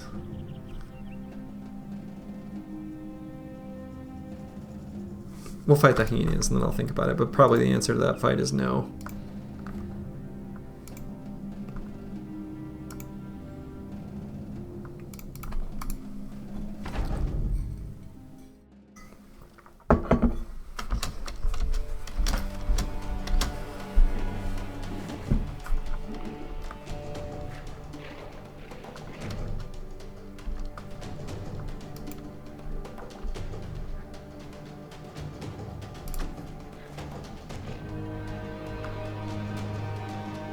Okay.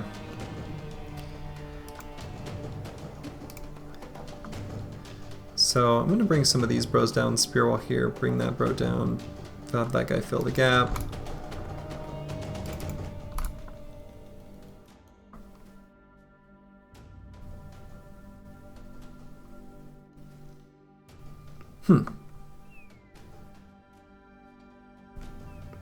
I guess.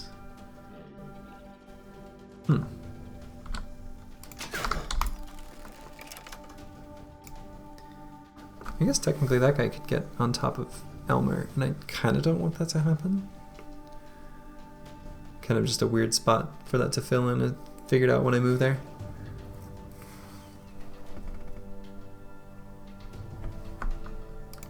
I mean, I guess I technically can cover it, but...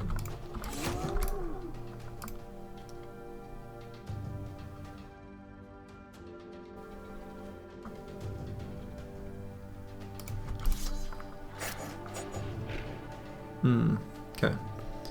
So need to absolutely make sure that like this hex and this hex are protected.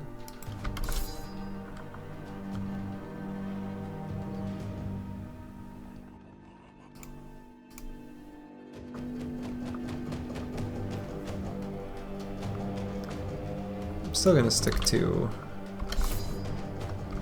letting this guy fill in that hex right there, though.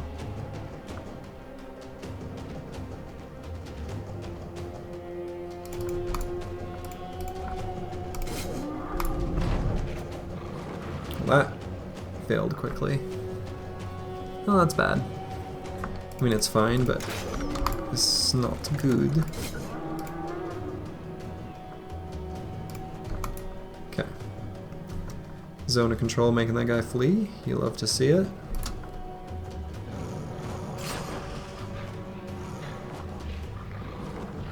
Okay, luckily they're not too obnoxiously arranged.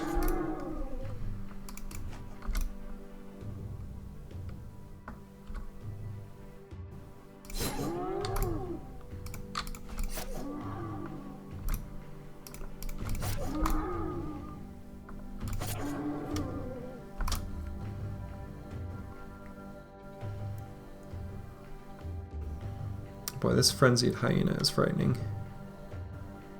I'm gonna make sure that hyena does not get away. So I'm gonna leave that guy in melee contact before I move him on. So I think given that that frenzied hyena is still there, I'm definitely gonna pull out the old shield there.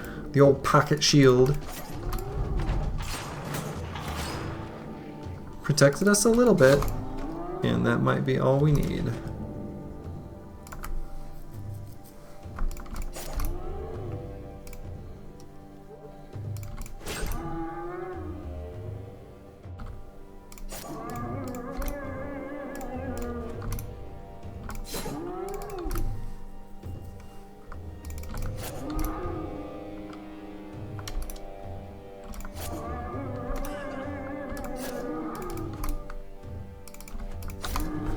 Okay. No hyena pelts, which is too bad. And I think given that we took some damage, this is already off limits. But it's like...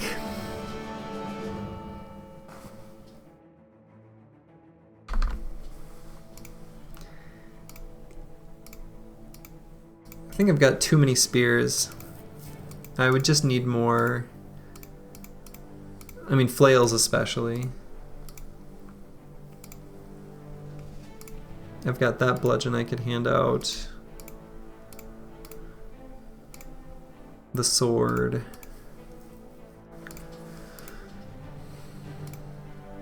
Mood's good, I got fast adaptation.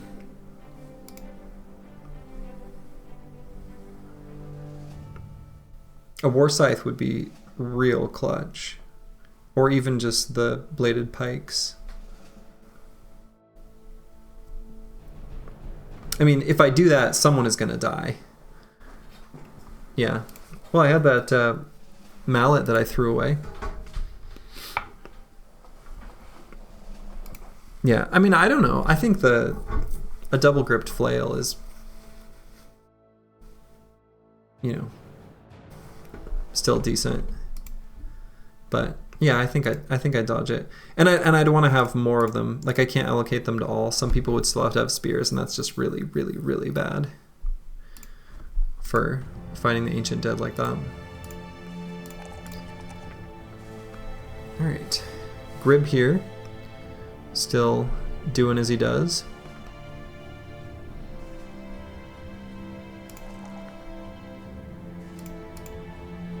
Probably just take dodge on him.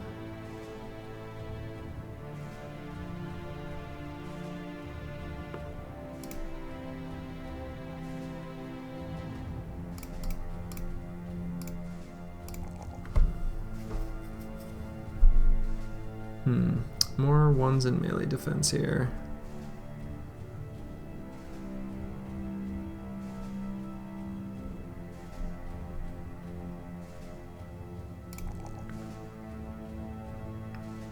I'm just gonna take more resolve, and then I think just grab dodge.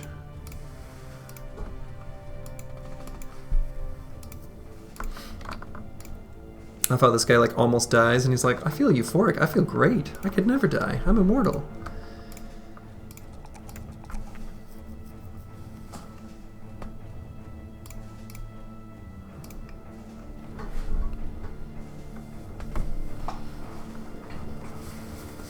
Geralt here, I'm just gonna keep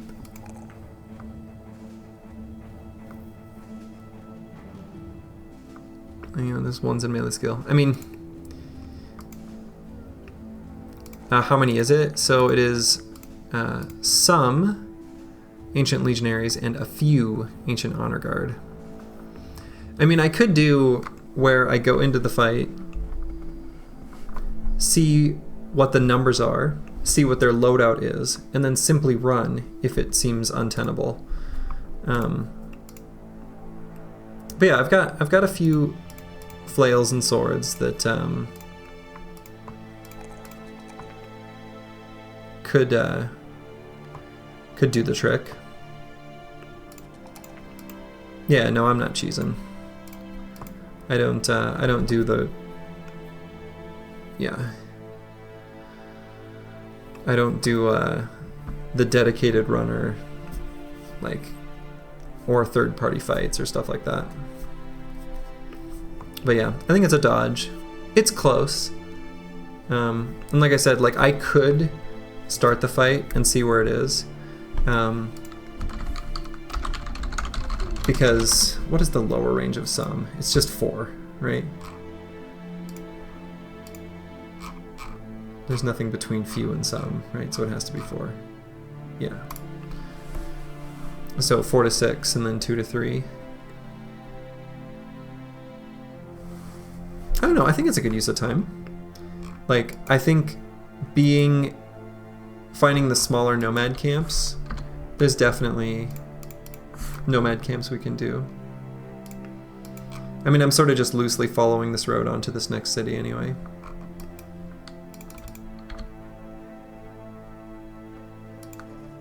Most recent was just chasing those hyenas. Yeah, we don't know where this next city is. So we're just sort of following the road on the way to it, is sort of the idea. And actually, how close? I'm curious. Yeah, only one more beast fight.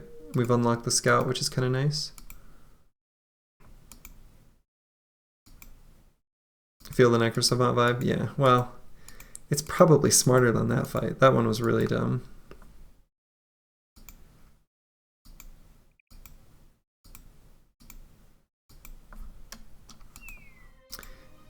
Yeah. Yeah, that's fair. Crypt Cleaver Honor Guard. Decapitating my bros. Wouldn't be good. Okay, so now we've got our next... Well,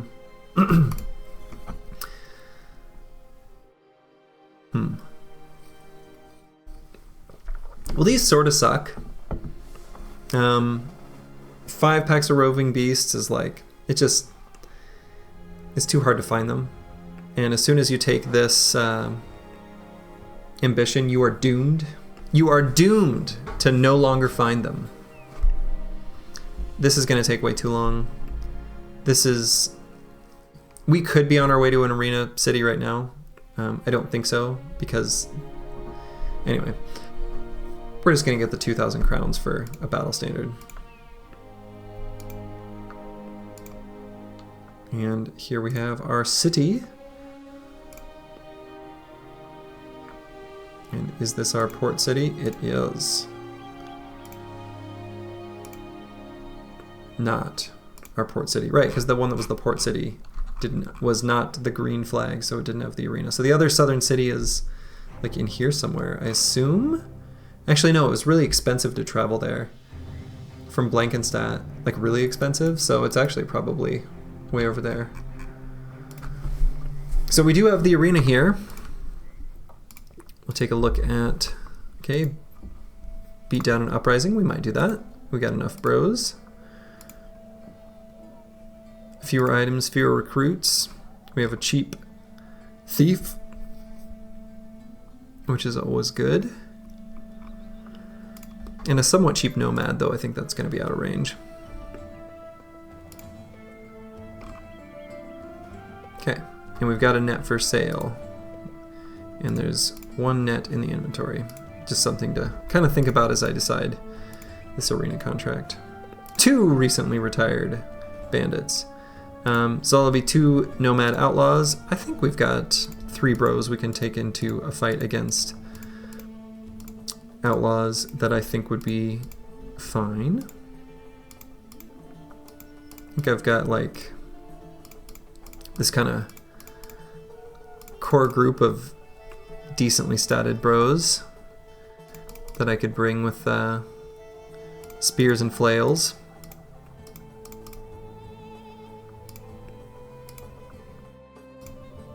I think so. I am going to take both nets into the fight.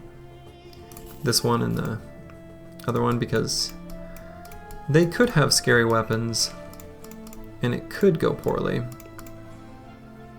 And I think it'll be these 3 bros. I think they're my best. Donazitello actually may be better than Willibald. Willibald's got a little bit better high end for what I'm gonna do with him, but this guy's better for now because he's got dodge.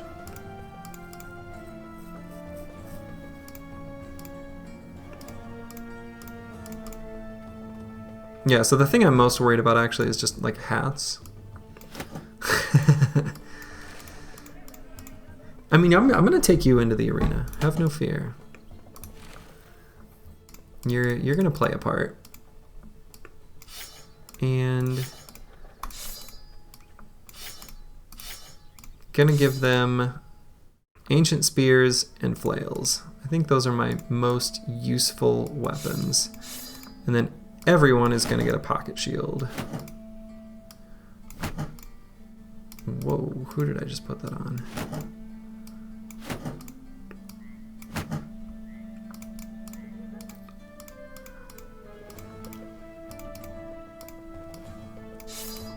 Because nomads are often enough found with shields. So the flails can go around them. Alright, and these bros also have a decent chance of starting the fight confident.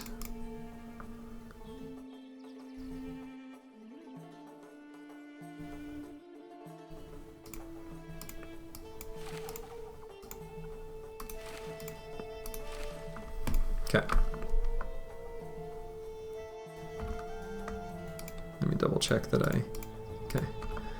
Double checking that I put the colors on the right rows. Oh, okay. Wow. This is easy. We're just gonna... I'm a little sad that I won't even get the double grip bonus. I'm not even gonna waste these nets. This is gonna do nothing. In fact, yeah.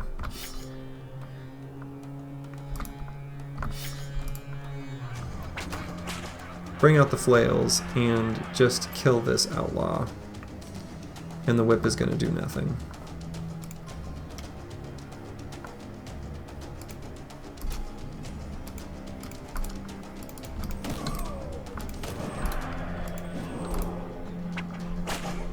Oh no. Look what you've done.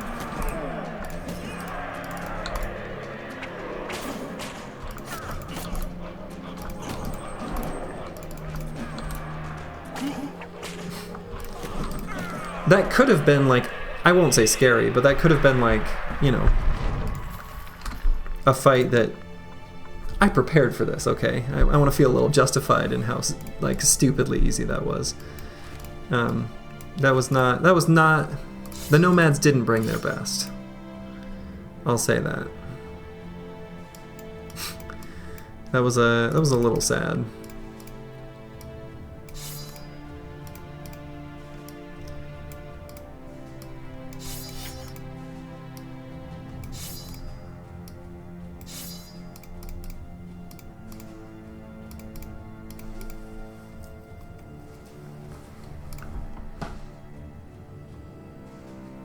Okay.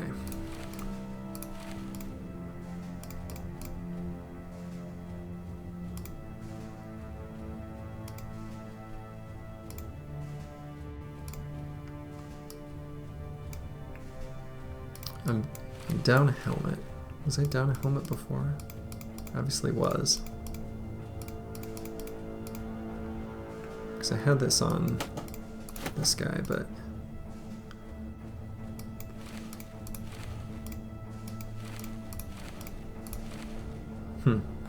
Unclear.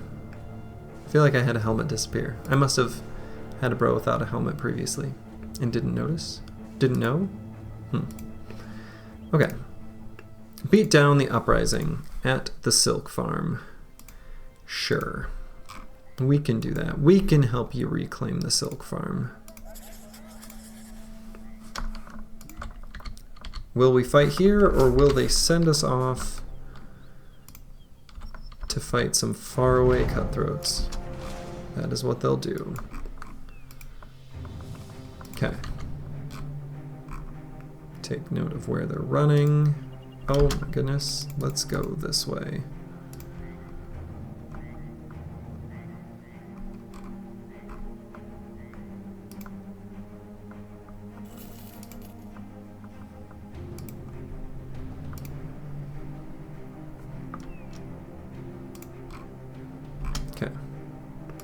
What do we have?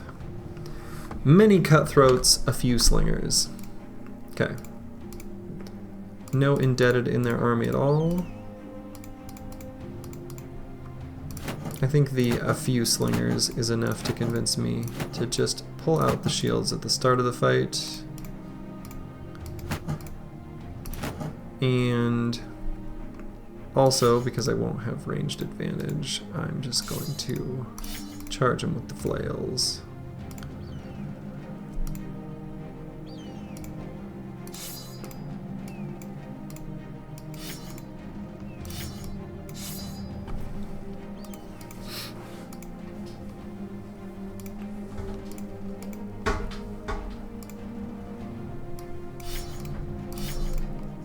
And the spear. And the pitchforks. But I don't think there's need to equip the nets or anything. I mean, I could put it on this guy because he's not going to really engage in melee anyway, ideally.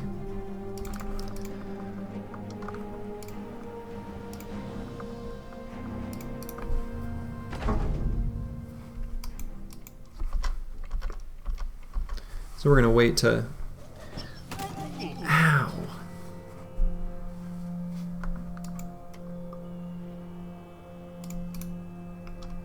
Wait to let their slingers attack first.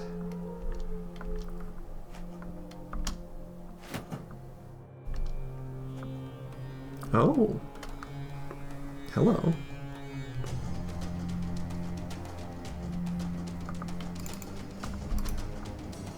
Interesting.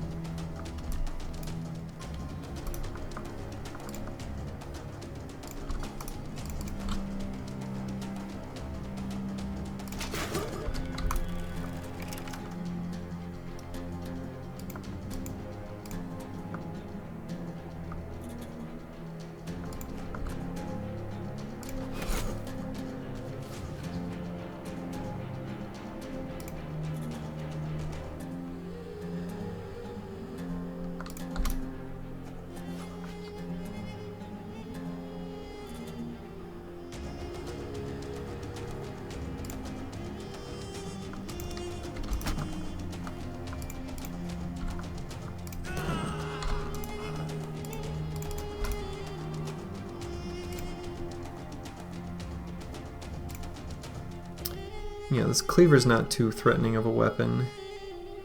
I think I'll just line up everyone right up in melee contact there.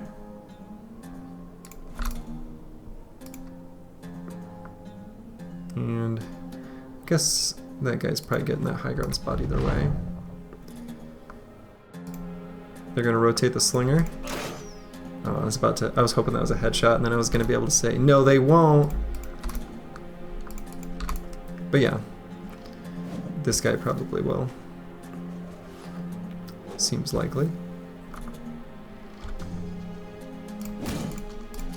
My spot.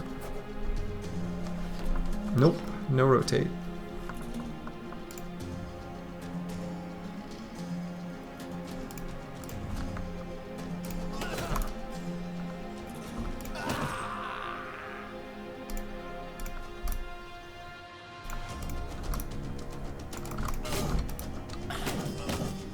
Oof.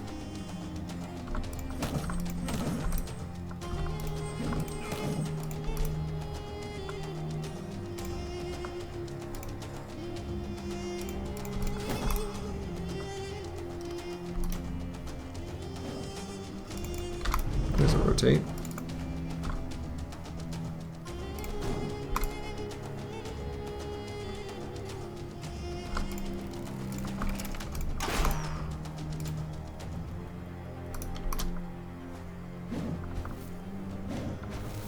Pocket sand, pocket sand. There was a movie where someone had pocket sand. What was that? Is that like Napoleon Dynamite or something? It was something, feels like a movie like that. I don't remember what it was. I feel like this exists though.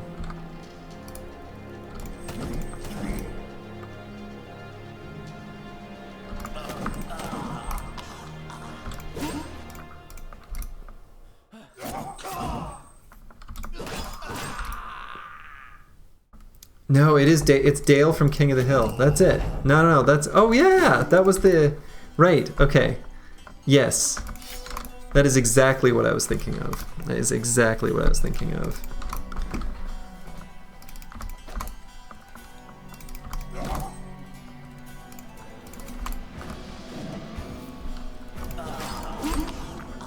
That's right, Dale from King of the Hill does the old pocket sand.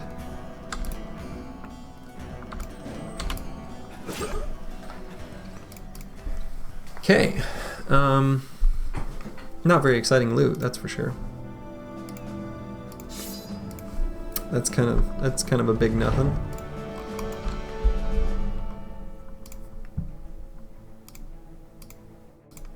Okay, Reiner leveled up.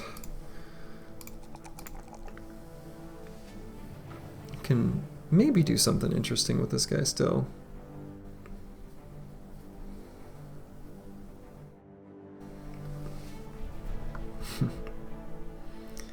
Pocket sand. And we will definitely take dodge here. This guy's got some insane melee defense. Okay. Down to Tarwa.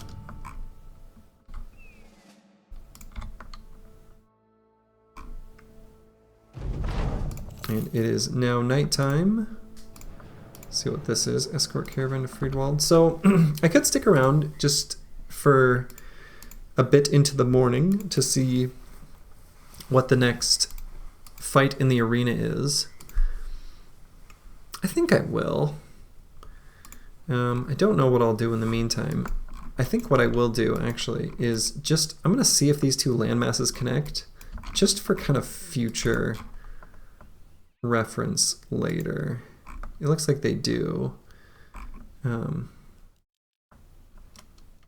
they connect there. Okay. Good enough info for me.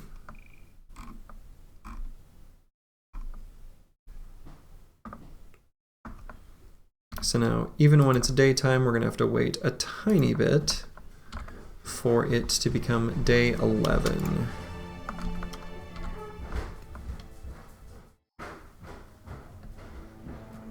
Okay. And we've got 3 giggling mutts. So 3 regular hyenas, notably, because if these were frenzied, that would be a big no. But 3 regular hyenas, it's a little spooky. Like, it definitely is a little spooky. But I think we're going to take these same 3 bros that we used last time.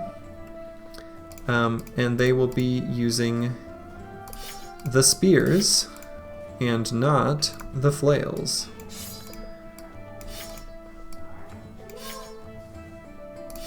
And we're going to pocket the shields just for the double grip damage bonus and pull the shields out as necessary.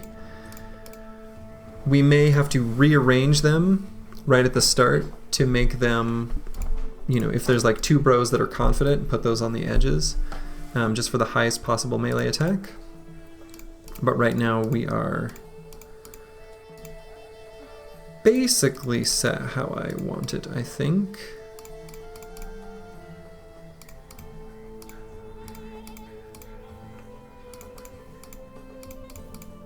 Yeah, I think that's probably... We can get a slightly better hat there just in case they get bit in the head. I don't think I'm going to bother with any nets. I could pocket a net or 2. That could be useful. A pocket net could be relevant.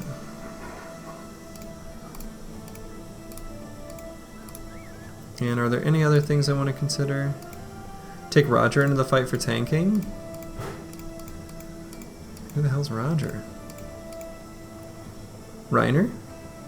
I mean, I would rather just not let them make melee contact. I'd rather just see what the spear walls can do. I think the spear walls will perform much better against hyenas.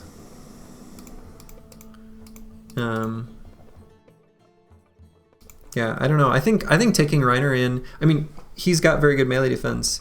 And yes, with shield wall he could withstand a decent amount, but I think that the spear walls are going to be much, much more reliable, personally.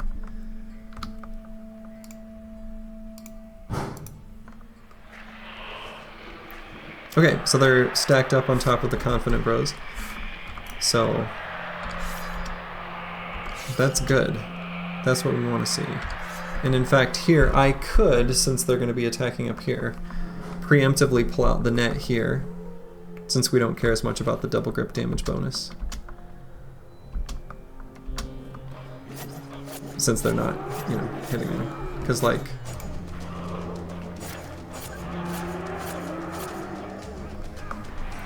So, I'm going to wait here for the moment, because I'm going to net. Or am I? I might not. I might... Yeah, I think I'm not going to. I'm going to attack, pull out the pocket shield, move Leaf here, and move Grib up, and have them spear wall here and here.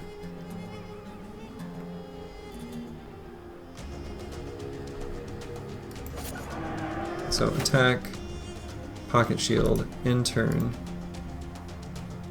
Move here, spear wall.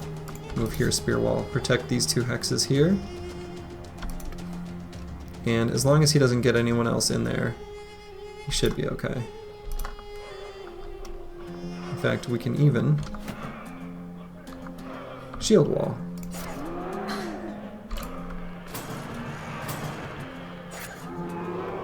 Okay. We got a runner.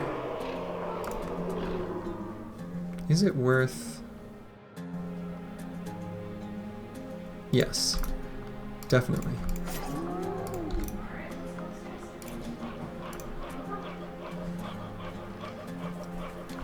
Okay.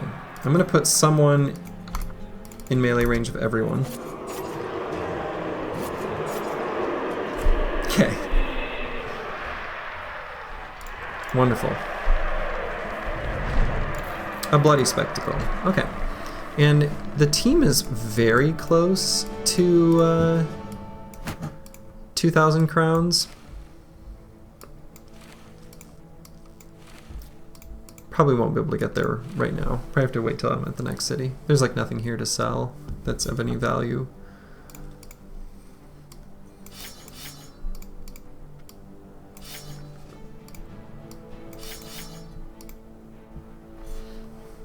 You get all sorts of King of the Hill emotes. I'm kind of jealous. Those are great. I like those a lot. I haven't watched much King of the Hill, but man, there are some wonderful quotable moments. There really are.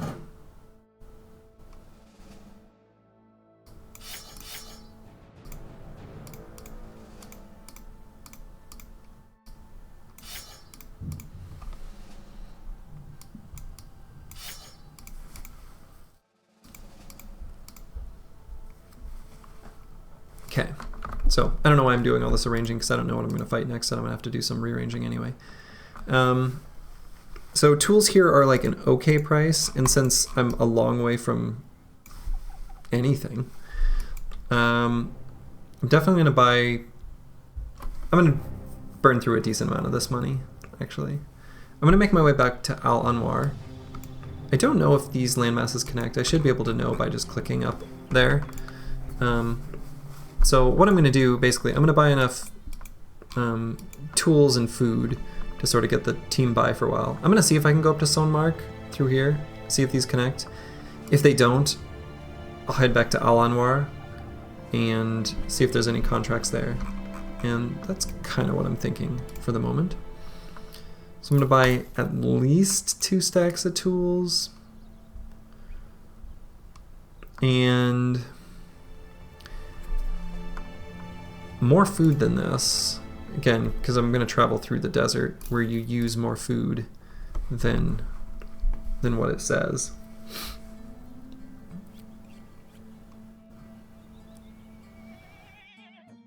And I'm going to hang on to these nomad maces too, and the slings. I'm actually going to, these are all kind of maybe useful things to keep around for pocket weapons and stuff.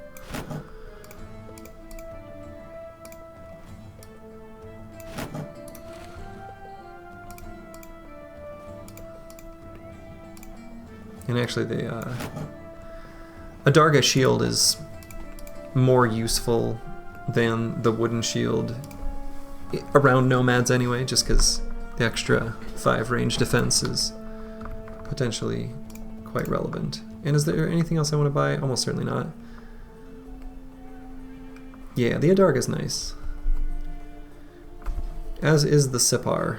The nomads got good shields. They may not know how to build a thriving civilization, but they do know how to build a good shield.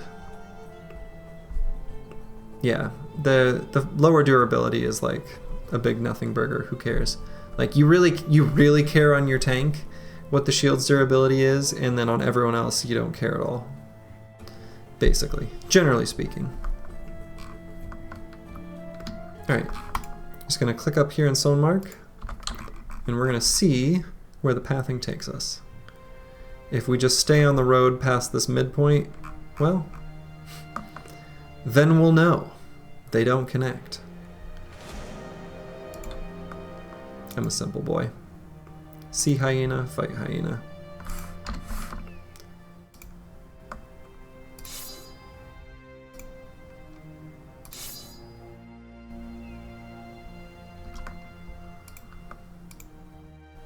So we've got enough beast fights now for the scout as the first retinue when the time comes. I feel like I rarely get to do that. Like usually my first retinue is the lookout because I don't have 5 beast fights, but this run got the beast fights. So I'm going to just shift everything down except for this nerd.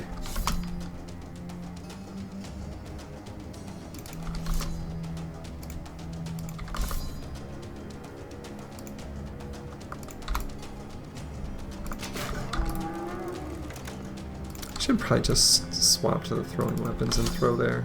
I don't know why I would attack with the crossbow into an unarmored enemy. It seems stupid.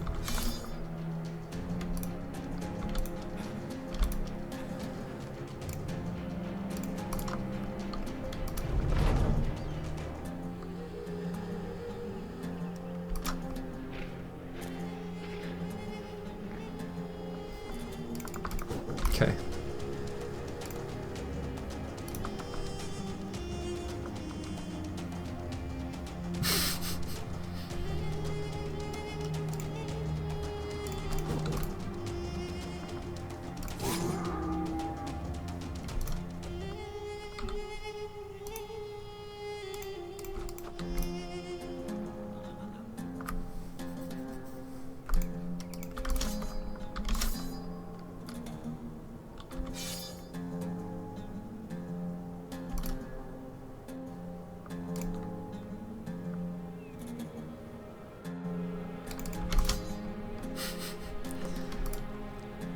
Come on, hyenas. Just fight me. Don't be dweebs.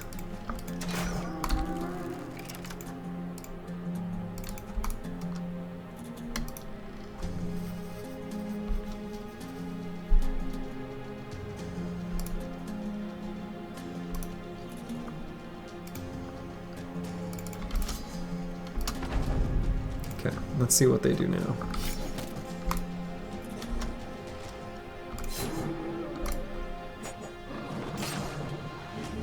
Meanies. No! Whoops, I meant to move and then attack. Sorry, Amira Al-Faradi. My bad. I'm not a team player. Okay, I think I'm just gonna surround this hyena and attack him.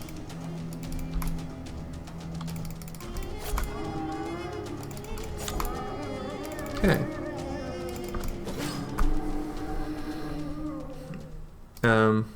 Got a hyena pelt.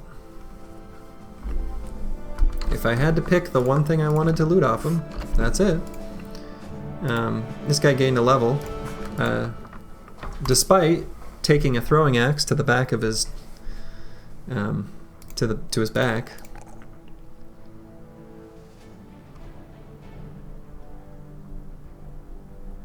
And despite cocky and being at 42 resolve, I'm still gonna pump it a bit.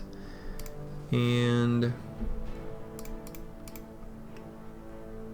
FA or 9 lives here.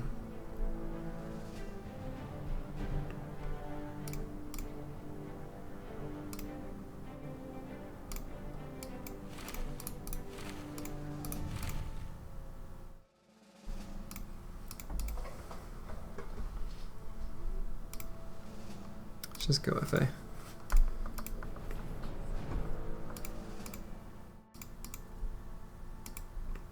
Okay. So now, can I get to Sonmark from here? I think the answer is no, based on... Yeah! Okay. I thought I'd maybe pass that midway point, and I have not.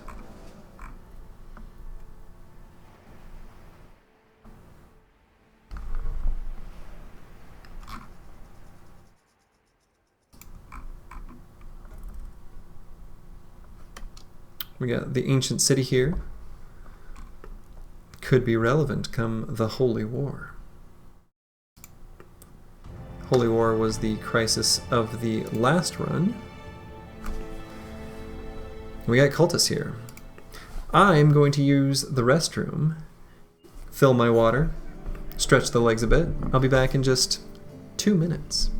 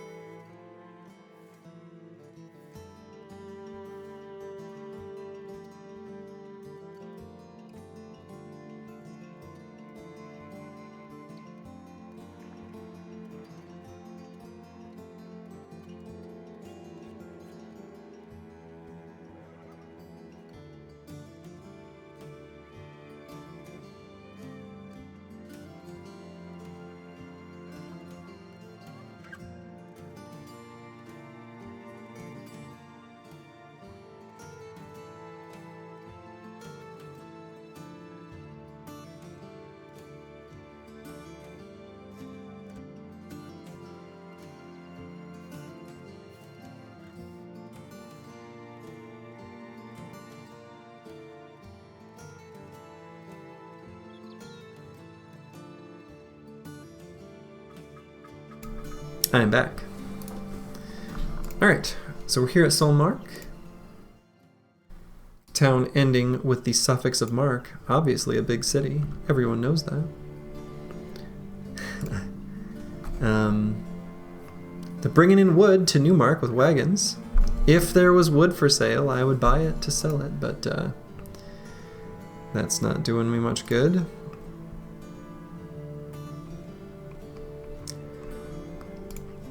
Got a relatively cheap raider and a hunter and a somewhat expensive cultist, but with good armor.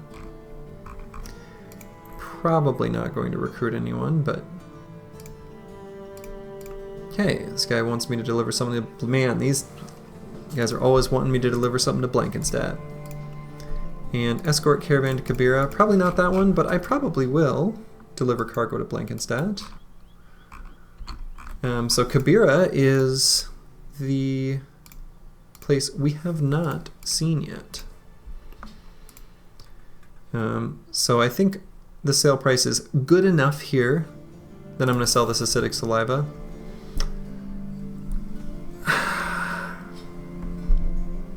Not sure if I should sell the gossamer or not. I might just sell it. I might hang on to it. Reinforced nets for clutch fights, like where you really need a good net. Or even, I mean, hopefully I don't hang on to it long enough to use it for light padding replacement, but yeah, that's the other main use of it. I'll hang on to it until I know a better use of the money. But if I have one, I'm going to do it. So I think I am going to take this first contract. Deliver cargo to Blankenstadt. Sure, we're going there all the time. We can swing through Newmark on the way, see what they have for contracts just for the future, and take like an off the beaten path route there to see if we can get into some fights on the way. So I think we're good on tools. Might buy just a little bit more food.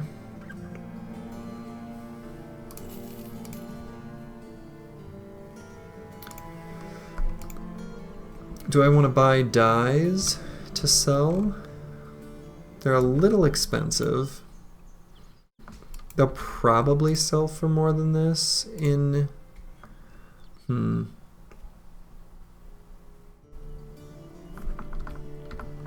I might have a better use for the money. We'll see.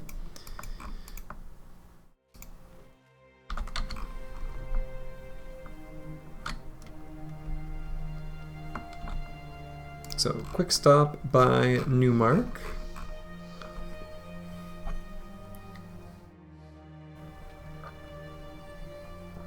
So there's two contracts here. Okay. So I'm gonna get to Blankenstadt, but I'm gonna go like cut over to some unexplored land here. We're gonna see if we've got any footprints to follow, or a camp, or anything of the sort. Could be nothing, but it also helps us just discover a bit more terrain and get a feeling for what the map looks like, which can be nice too. Sometimes you just gain 2 militia spears for no reason. Well then, what? Come, friend, and serve Davkul.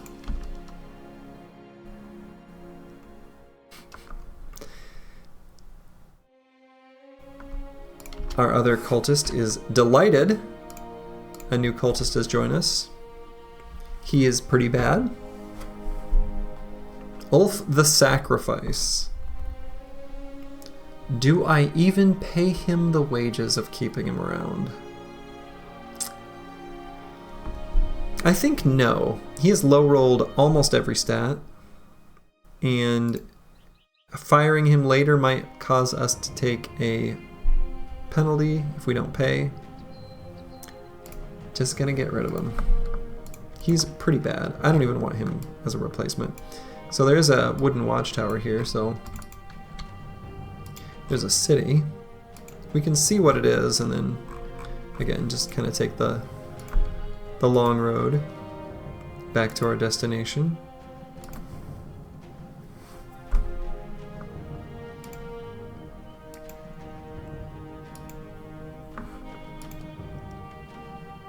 Eisenstein. And boy, they've seen better days. Terrifying nightmares, they've been raided, their warehouse was burned down. They spotted something in the steppe not far southwest. So not far southwest in the steppe. Boy, there's got to be something here nearby pretty close. So I suspect if I leave out this way and just quick sweep this unexplored space, there's probably something.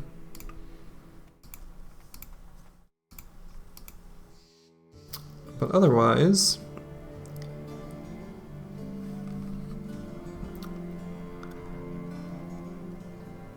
buy a tiny bit of food.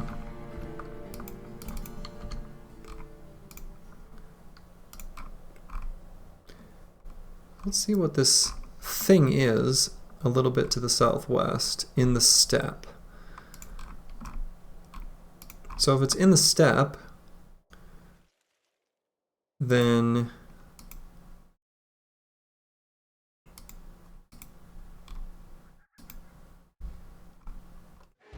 there it is.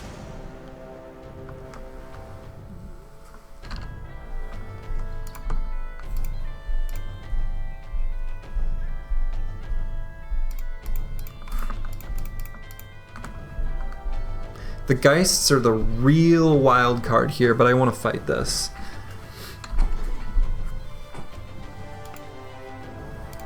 I think we can. This could be dicey, but this is kind of a fun, interesting fight. I don't think I'm going to make much use of nets here.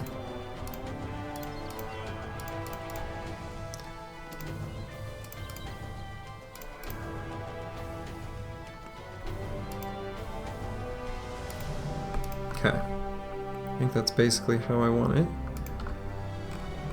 This could be a real cool fight. But a little dangerous too.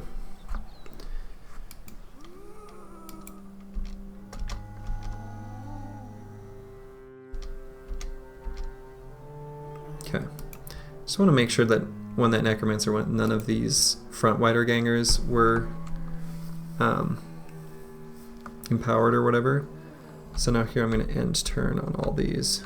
No, this is not going to be a full wipe. That's insane. There's no way that's happening. Bad things could happen, but this is not a full wipe fight. Absolutely not.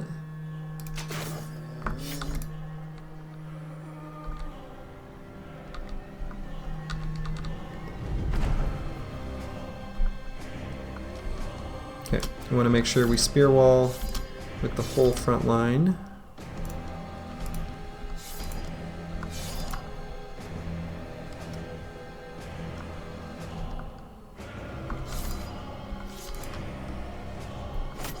Okay, that is the scariest wiederganger. Okay. I mean, they have to get through 2 93% chance hits. Like, that's not happening. We could get penetrated on the side and cause some problems. And I mean, the Geists will come here soon, but we're going to kill or do most of the damage to these while they're being resurrected before the Geists even become really relevant.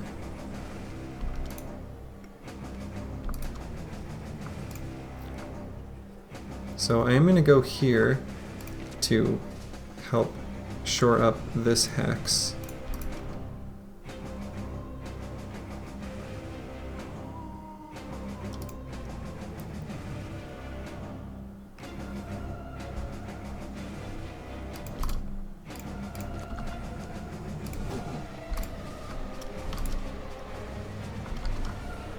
Okay, there's the Geists. So, team is still confident. They unfortunately do have slots to fit in there.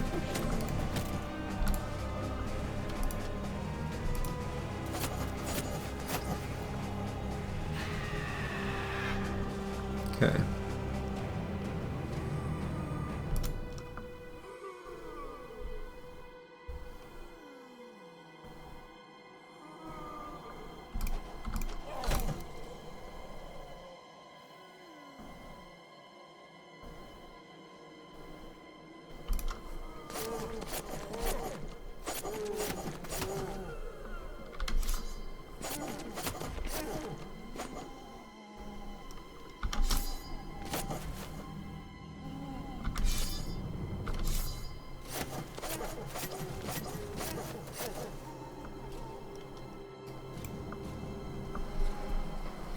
Okay, here I'm just going to attack and then pull out the pocket shield.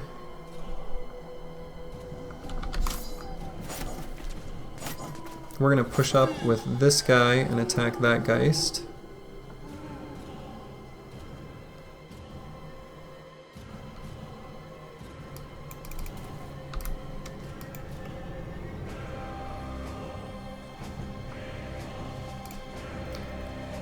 We're going to fill in, we're going to gap fill here so that we can hop over and get someone in range of that Geist. And we're going to pull out the shield as we do. Okay, so have to spear wall here to help protect these two hexes.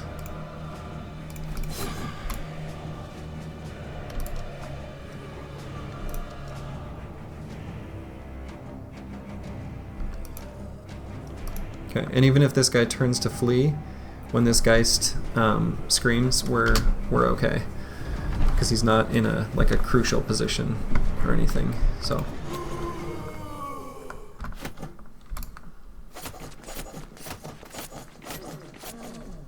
Okay, and then we will stab the big scary axe boy. Could even try to go up now.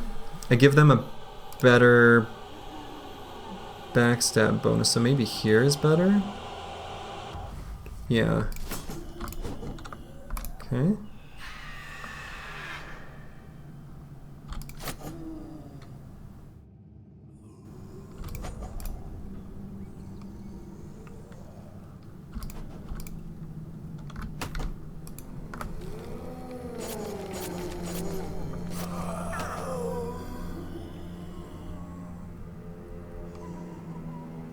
Okay, so Geralt is certainly in danger. I think this guy I can hold off on spear walling for now. This guy has to.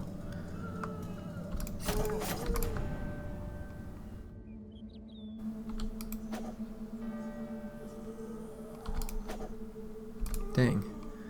Really didn't want those to miss.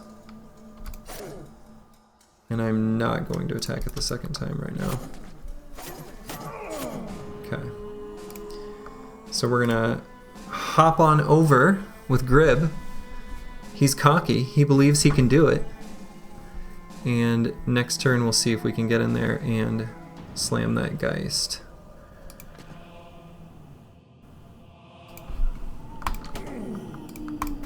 Okay. That's probably too unlikely.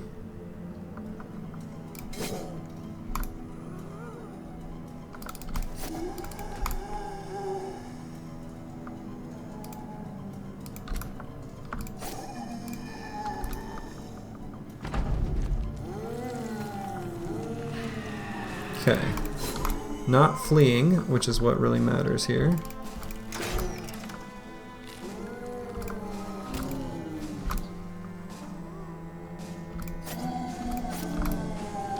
You can do it, Grib, I believe.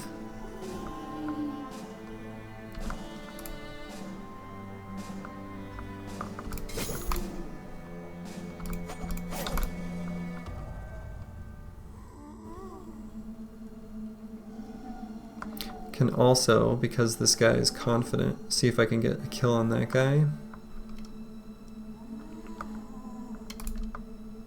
And free up that hex. Okay. Thank you, Grib, for not breaking. Could go here, give this guy a better target, higher priority target, and then pull out the shield. I think I like that. He did not find the other target to be a higher priority. Okay, the guys are down though. So, one bro has fallen.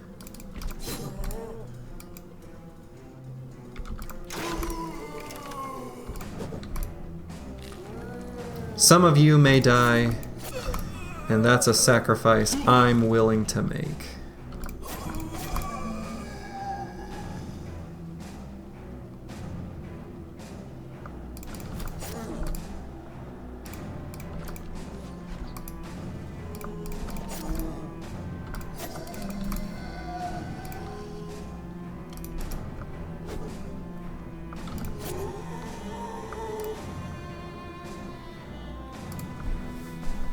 Okay.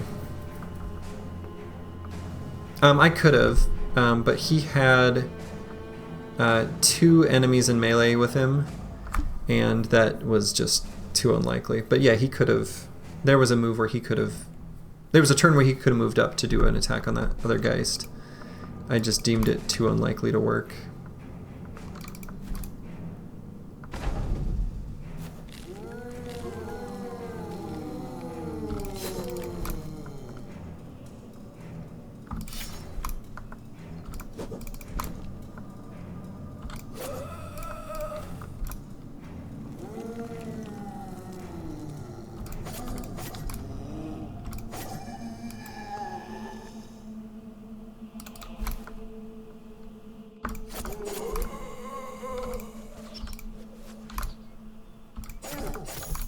Oh, don't stab him in the head. There we go.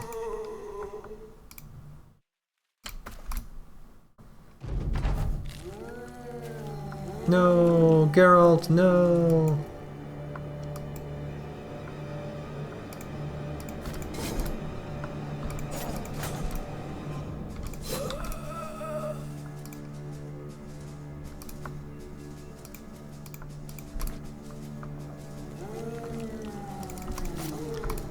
We will have to be obnoxiously careful as we approach the Necromancer.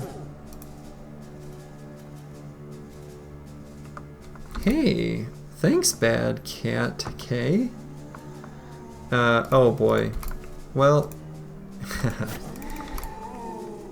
I am not like, I won't go so far as to say I'm not anti-poker. I feel comfortable playing poker, but I don't enjoy games of chance for money. That is not to my interests. But I appreciate the kind words and sentiment.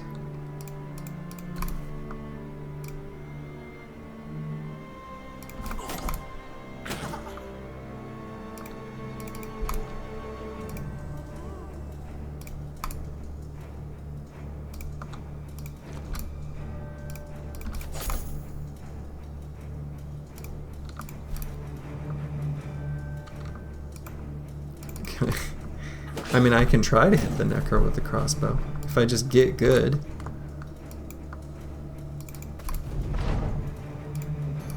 If I wasn't such a scrub. How about with a pitchfork?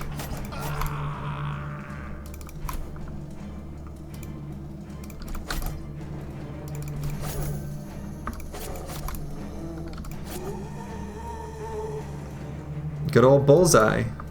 Classic. If you can kill Necros, why would you not take it?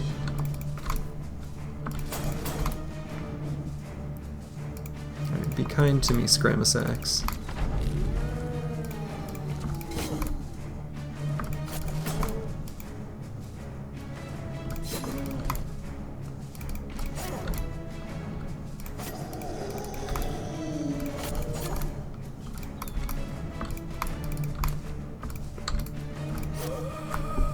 Okay, Geralt fell, but we don't care about Geralt. He was not very good.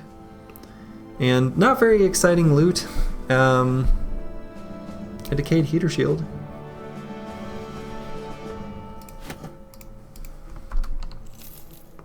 And, you know, I shouldn't downplay the silver bowl. That's a nice looking bowl.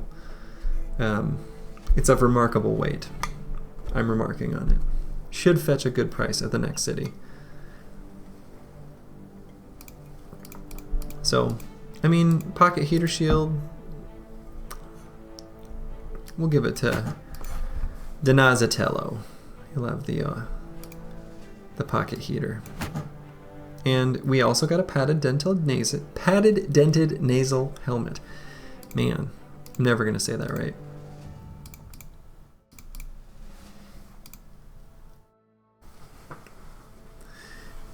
And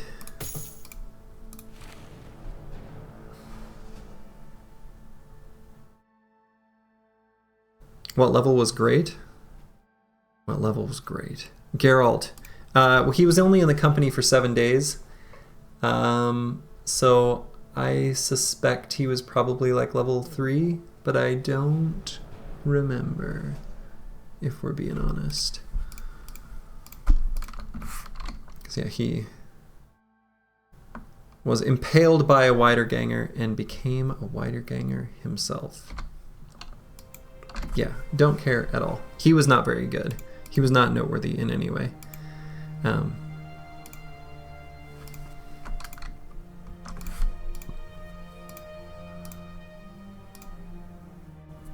This guy is so terrible.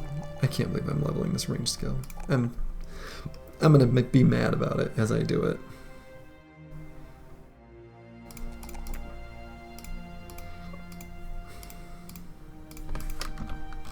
Okay, well now on our way to Blankenstad. Do I consider it to, oh hell no. 8 mercs? Oh, 4.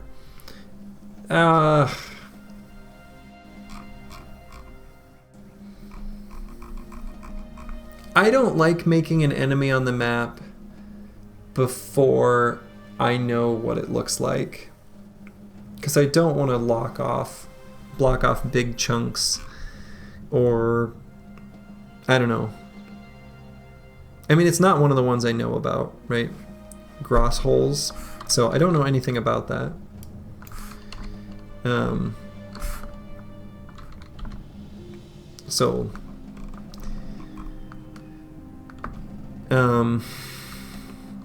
No. I mean, oh, it's definitely juice. But also, like, I don't know, I'm kind of surprised you guys, I would be very scared of this right now. Because, like, if it's, like, 2 well-armed frontliners with, like, decent armor and, like, pikes, and then, like, a war bow, that's terrible. Like, a merc with a war bow is really scary right now. I'm very fragile.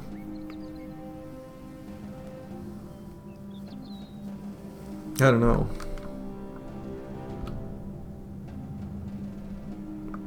Yeah. I've got a bunch of fast adaptation in 9 lives.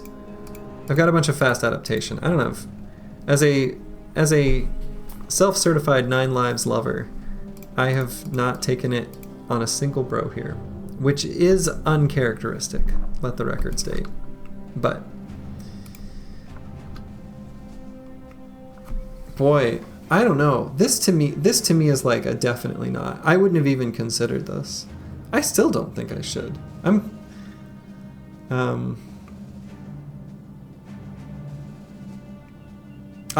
very anti making enemies before I understand the map. I will probably turn on a noble faction to farm them. But this to me is like, yeah, I think it's interesting that you would fight this, but you thought the other one was scary. That's what I'm finding interesting. I didn't, like, there were no fallen heroes, right? So I knew that, and I had good, mood going into the fight. So there's no way wiedergangers are going to get through 2 different bros with spear wall. as long as there's, you know, a solid wall. I knew that was absolutely like minimal risk. They were only going to make contact on the sides.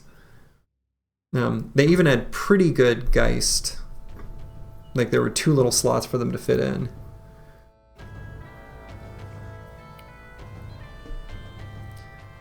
Yeah, I mean Grib is the true champion.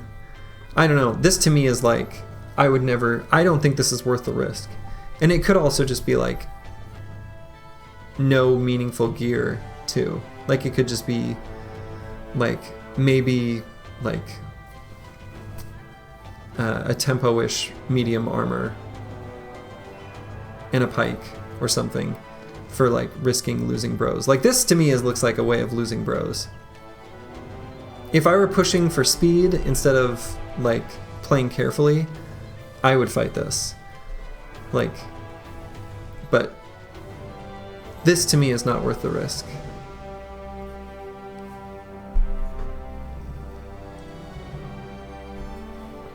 Only because there's so much variance in what they could have.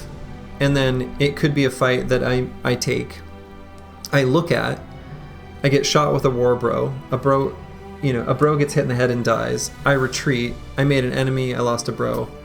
I mean,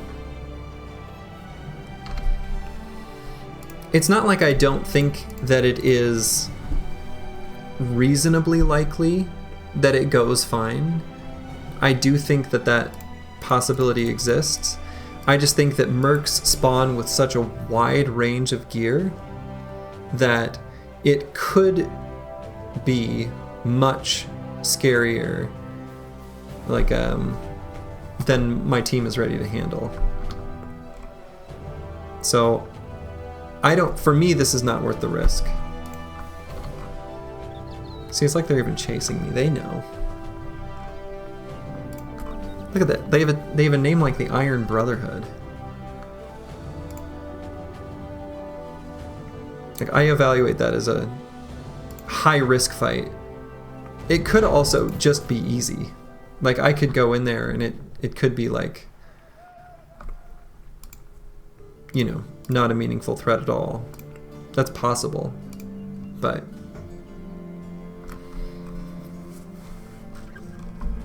anyway.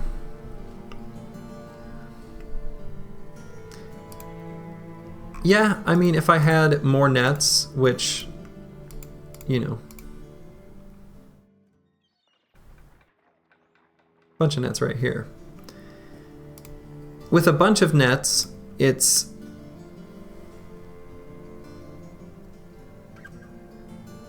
let me put it this way. With a bunch of nets, it's definitely like a 1 fight, like no problem.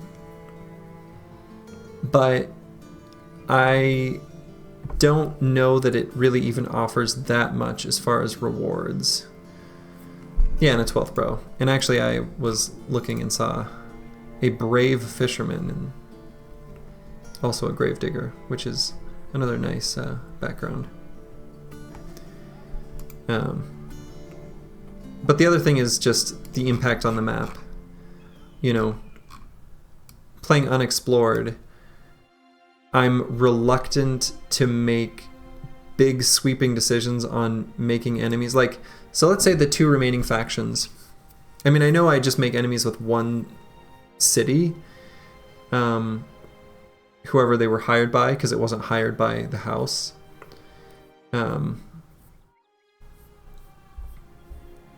And it could be a key city, like in the center, that I, you know.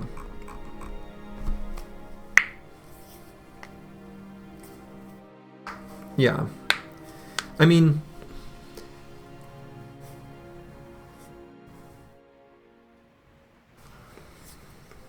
I don't know.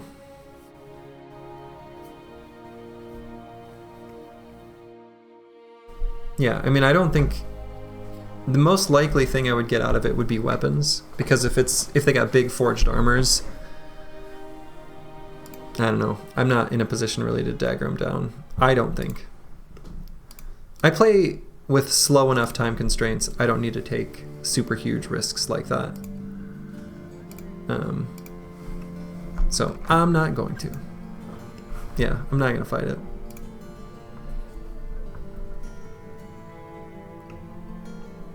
If conditions were different, like the team were a little bit desperate, like I were running low on crowns or, I don't know, whatever, fill in the blanks, and like I needed a little pick-me-up, then I might do it. But the team is fine. I'm gonna hire this brave fisherman.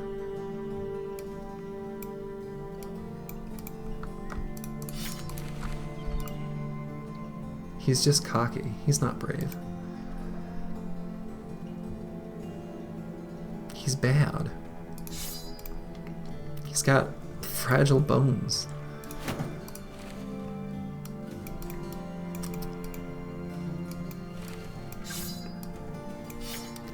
I'm not even gonna give him a hat.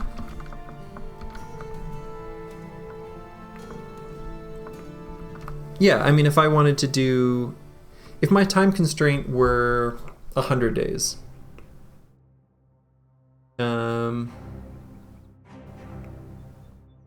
or 120 or something, then I would be more inclined to take those risky fights. Especially on origins that get off to a slower start. But I didn't get off to a slower start here. So what I am going to do, instead of fighting that, is we got a pretty good sale price, despite no ambushed trade routes.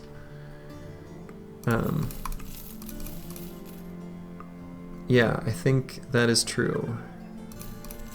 But I plan to do every single damn one. And it does require, I think the other thing is, playing live can make you interested in showing off a fight that other people think you can't win. But I'm not really interested in that. I'm interested in fighting the fights I know that I can win. Not things like 3 Necro Savants and 7 Ancient Auxiliaries against 8 poor unleveled Glads at day 7. That would be dumb. I wouldn't fight that.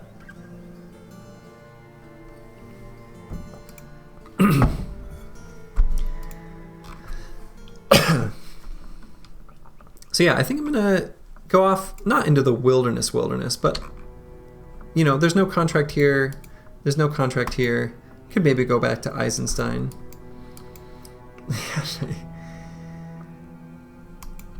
Yeah. You know, I did some work in my garden today, and I did have a bunch of soju with my dinner, so maybe I'm the farming drunkard IRL.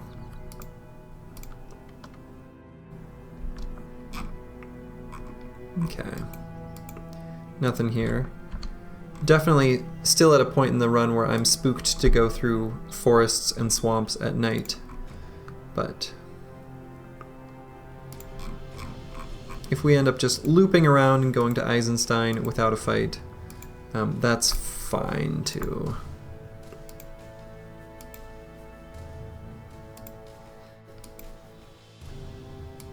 We are yet to see a town with dogs, which of course can really transform the run into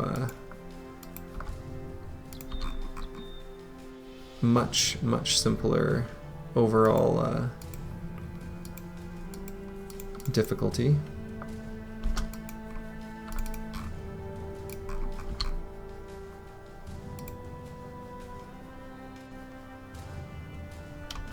Okay, we got some beast footprints. 4 direwolves. We'll fight 4 direwolves. Come on, it's not nighttime anymore. You're not supposed to be this fast. And a cemetery. Nice. I think I care more about the cemetery than the direwolves. Make sure this guy's got a net, just in case. Give Dinglenuts the Brave a net too, because he's pretty useless.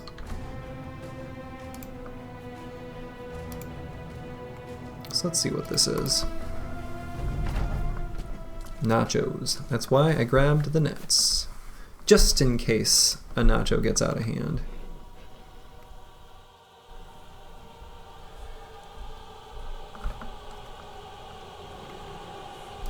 Okay.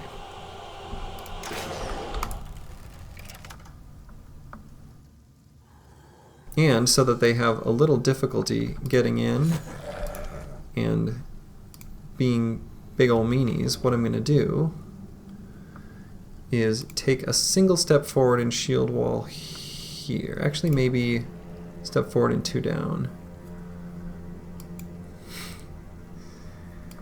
I mean, there is one hidden opponent. I think that's a T3 nacho based on initiative values. Yeah. So there's one T3 nacho. So that's like scary. There he is.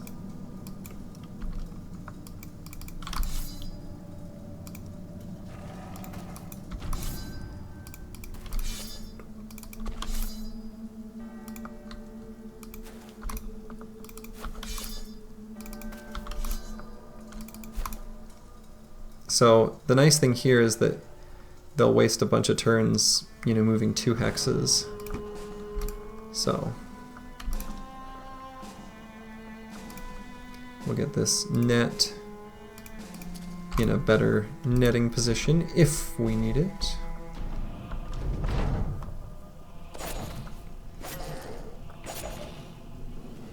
That's what I want to see, you nerds.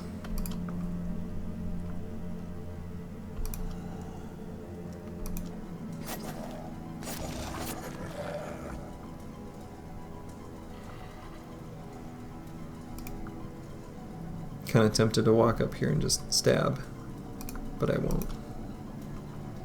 But I'm tempted. I will kill it though. I will not kill it.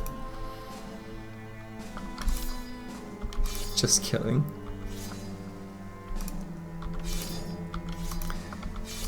I was gonna kill it and guard the hex, but okay. Definitely gonna focus down that guy.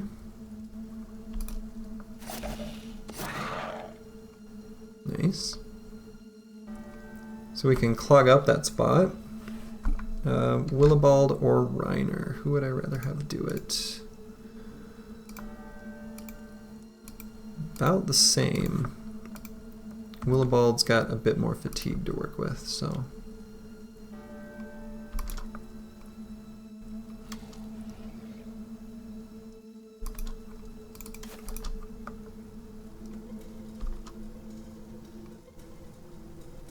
And the rest I think I'll just leave just like that.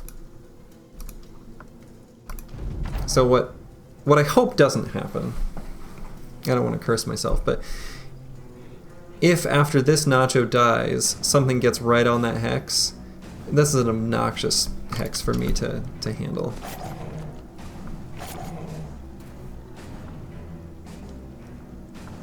Okay.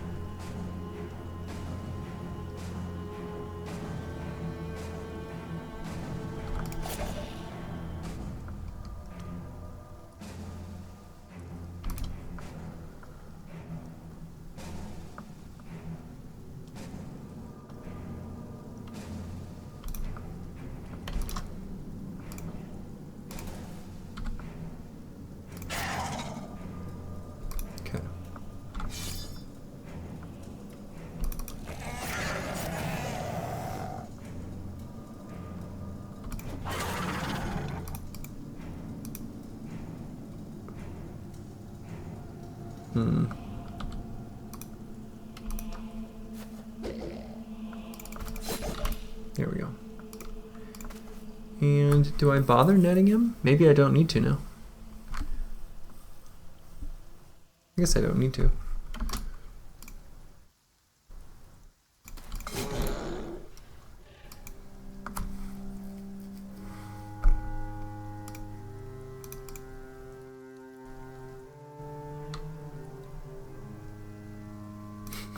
I guess this guy's fast enough. He can force this Nacho to be unable to attack next turn, so...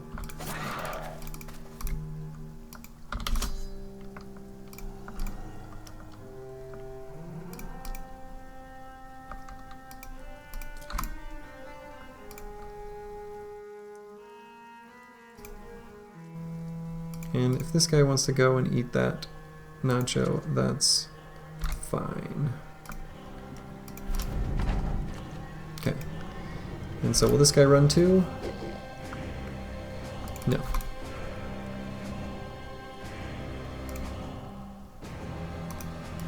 Alright, I'm gonna net him just to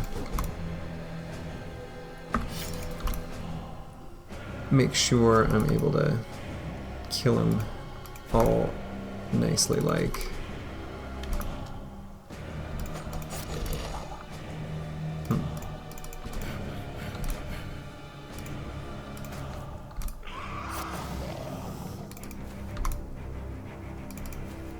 Oh, I should not have occupied that hex. It probably doesn't really much matter, but... Okay.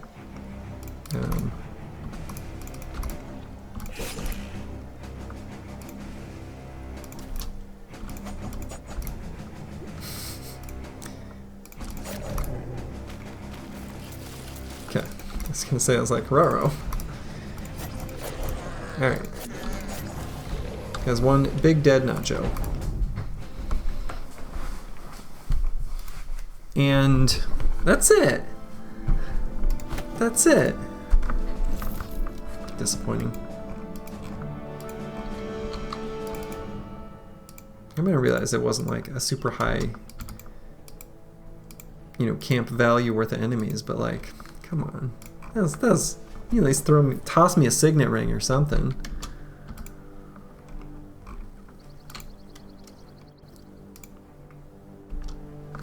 And I will fight these 4 dire wolves too.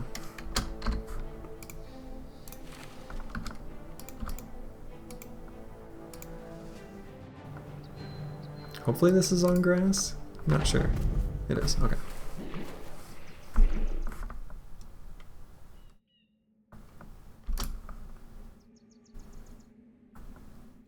And I could go here to line up a shot there.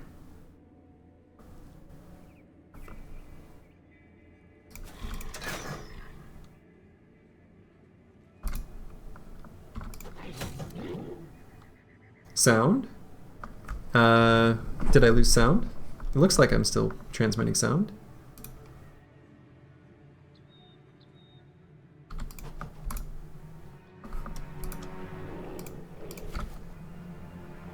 Oh, oops. I thought that was in range. Whoopsie.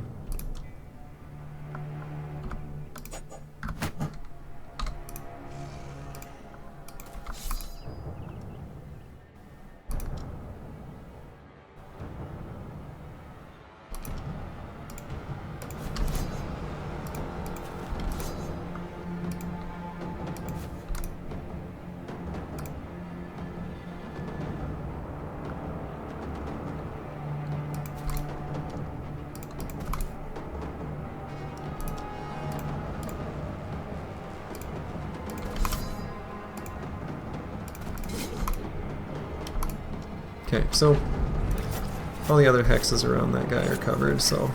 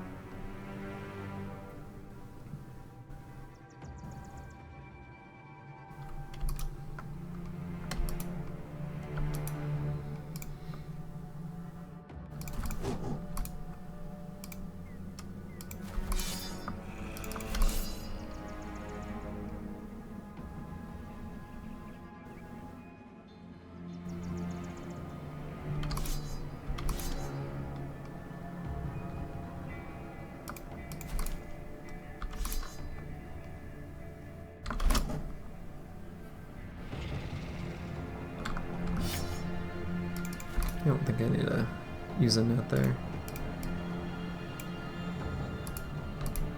That's too bad. Because I think I haven't streamed enough to really know what I'm doing, if we're being totally honest, but based on what I can see in OBS, it looks like I've not dropped a single frame and everything else looks good. So I think, unfortunately, the problem is on your side.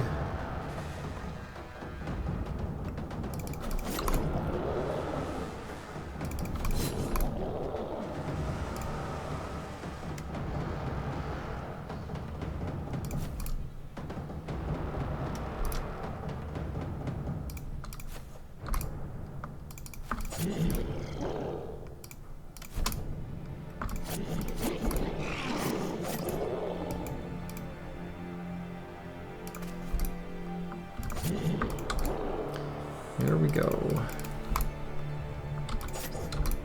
Run them down. No dire wolves shall be left alive.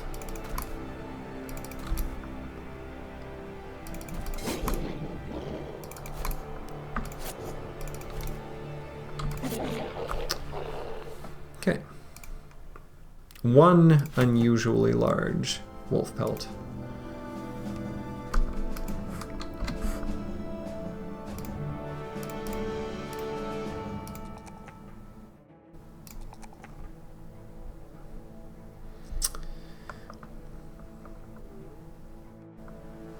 Don't really care about this guy for the future, so I'm not going to bother investing in melee defense here either. Not if it's a +1, anyway.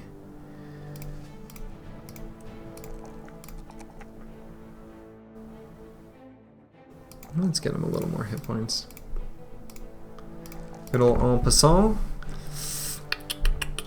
Looking pretty good, pretty spicy.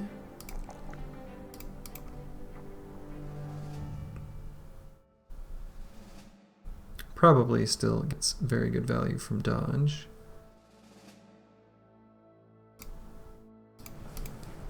Okay. Take a step on one of these mountains. 5 raiders. Kind of obnoxious terrain on the way there. I sort of want to fight him, but I sort of don't want to go all the way over there. This guy leveled up too.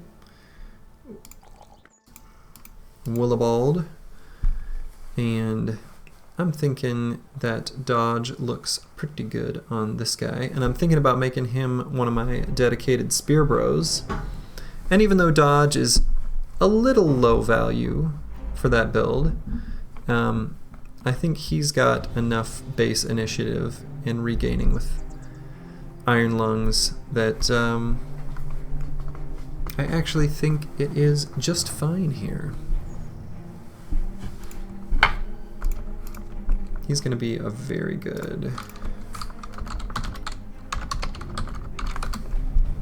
spear bro. That's the plan. And I want to chase these brigands. I'm not going to. Well, they're idle at the moment. They're like ambushing the road. I think I'm just going to check out what's in the town.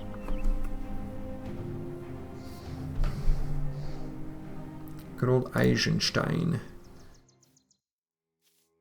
Deserted crypt, or deserted, I can read. Desecrated. Desecrated crypt.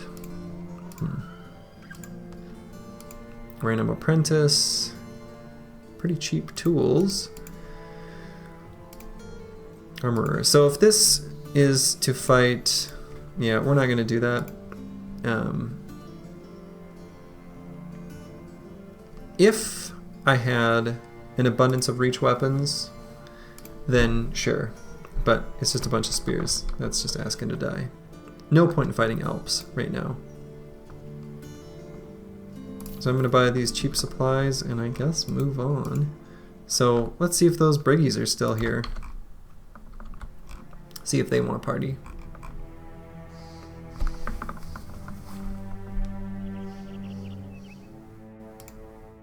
They are, and they do.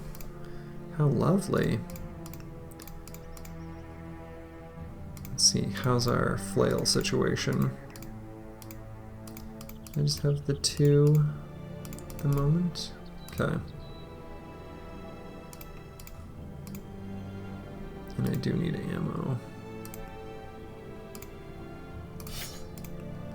I'm just gonna pull the flails out already. Let's start out with the flails out. And I'll get a couple more flails going, I think. Because they are brigand raiders, and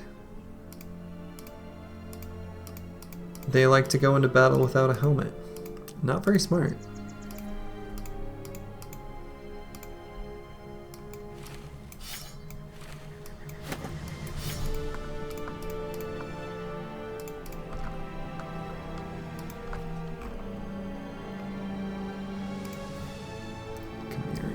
Breeze.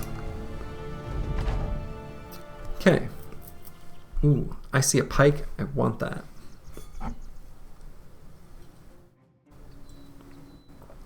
Only 2 of them were foolish enough to go into battle without a helmet.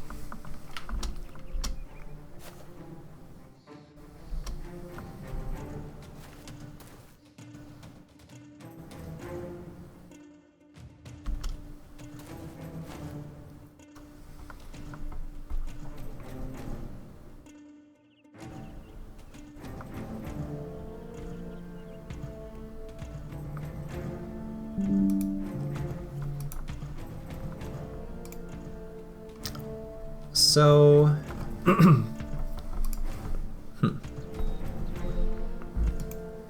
definitely going to go here and get a further surround bonus. I'm not sure exactly what I want to do here yet. I should probably decide. There's an interesting trick that I was just talking about recently. When does my 8 turns? We're going to check something in 8 turns. We're going to do a little math. We're going to do a little fun experiment in 8 turns. I'll share what it is once we start doing it. But for now, I'm just going to go here, I guess. This feels really bad. And no one has Pathfinder, so I can't walk over these stupid... whatever. Alright. I'm going to go here. And...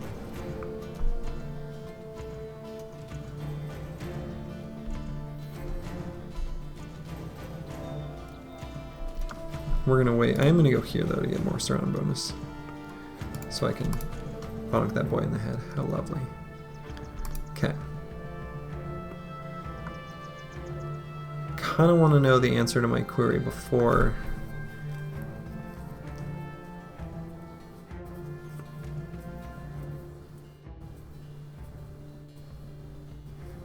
whatever, this is a fine hex. He can sit there. So... let me bring up a... so there are 2 different types of brigand raiders. And visually, I think they have the exact same set of things they can spawn with, equipment-wise. Maybe there's... I think the higher raider has more stuff. Like, I think the long axe is only for the higher raider. Actually, it looks like that is true. Cool. But the other difference is the High Raider also has all weapon masteries, and it has more ranged and melee defense. So, I've got 71 melee, or excuse me, 71 ranged attack skill. So if I attack, yeah, they have very different, well, I should say, they have overlapping equipment. This Brigand Raider, as far as I know, doesn't have anything that specifically says whether he's an upper or lower raider. You can sometimes tell. I think this particular set of things, I know the pike exists on both. Pike exists on both. Patched mail shirt exists on both. And that's the padded, dented nasal helmet exists on both. So right now, this guy could be upper or lower. So, we're able to do a little math to figure out which one he is, because there's a different defense value, right? So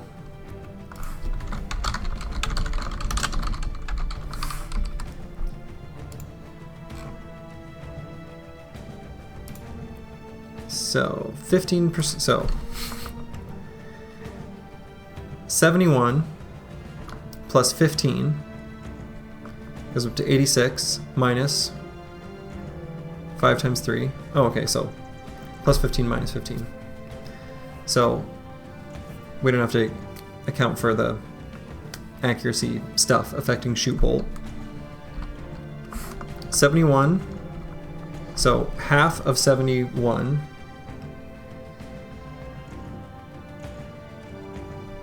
would be probably rounds up. I don't know how it... So these are definitely lowers. The covers, I'm not sure how to evaluate exactly. I so rarely shoot into cover that I like kind of don't know how it works. Oh yeah, half is with bullseye, so this would be a quarter, right?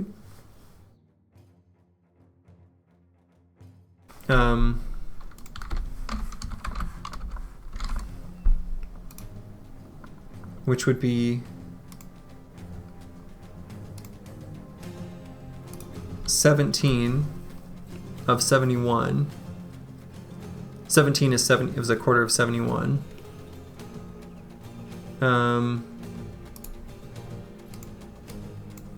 71 is, so okay, if he has 5 range defense, I don't know how it rounds, that's the tricky thing. It would be 17.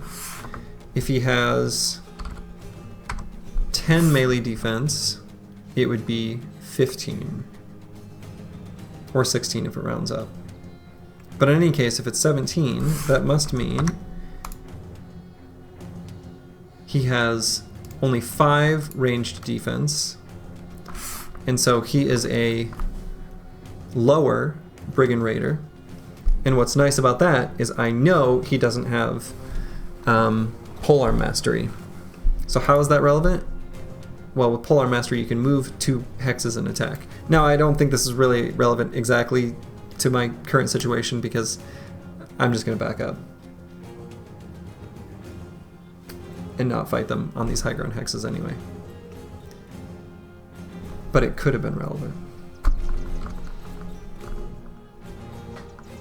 There are situations where it's relevant, where you want to know if that Brigand Raider with a pike is a higher or lower. That in particular feels the most likely to be relevant of the need to differentiate between the higher or lower Raider.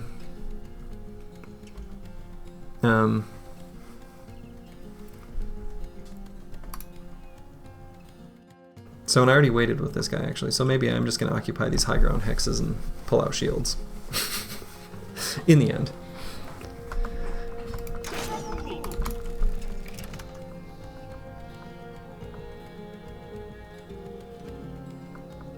You don't remember ever seeing a Brigand Pikeman without mastery after a certain day. I don't know exactly what I don't know anything about their like spawn rules, so I couldn't tell you. Bring that guy up with the net.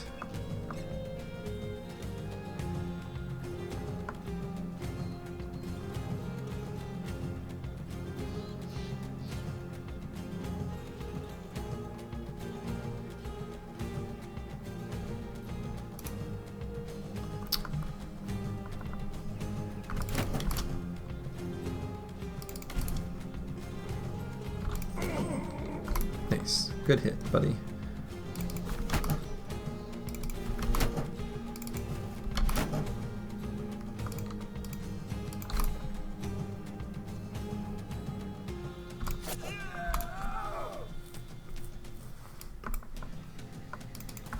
Yeah, they have. Yeah, they are higher, like camp enemy value.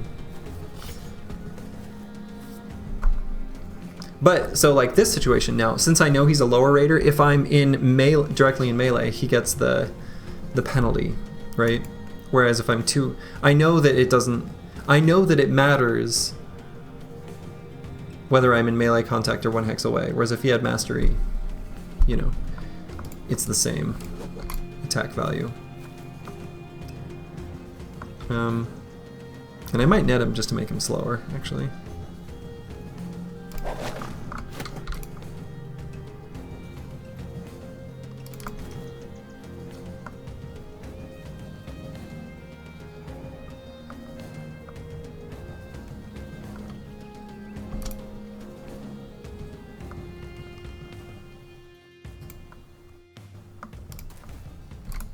And I don't care if that guy dies.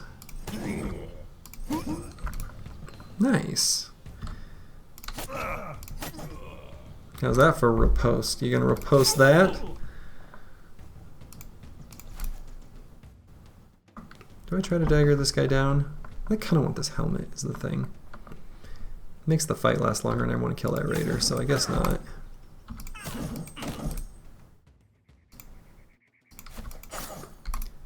No, he's a lower raider.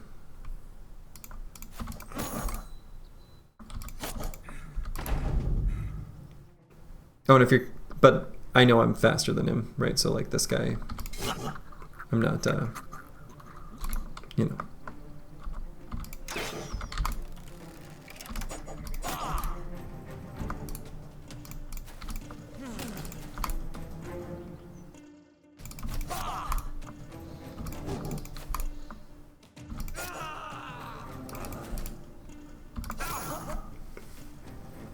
I don't know. They definitely can be mixed. I know that for certain. Yeah, we could check his chances to hit us to be certain, or we just kill him.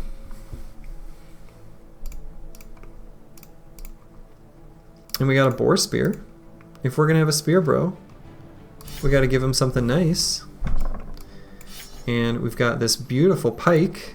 So that's really good. We'll give that to, I think, a nice hefty damage dealer here. Yeah, Calandro would know. Calandro is a very, very, very knowledgeable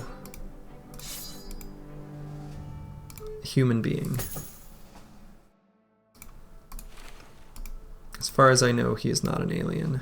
I guess I can't be sure, so I shouldn't be so blatant with my accusations. Alright, you bad. You bad is bad. So bad. So bad. So bad. I don't even know why I'm leveling these things. He's so bad. He's so bad. And Edmund, you're so bad too. You are brave. He is brave. He's cocky.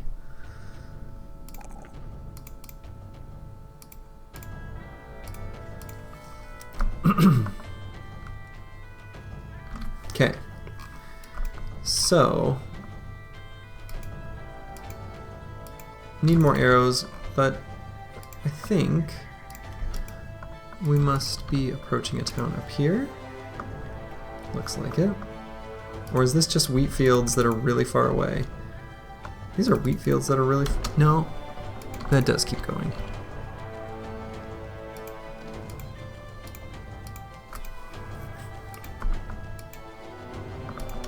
These are wheat fields that are far away. What is this? There we go. Harlingen. You know, we've still only encountered this one single noble house so far.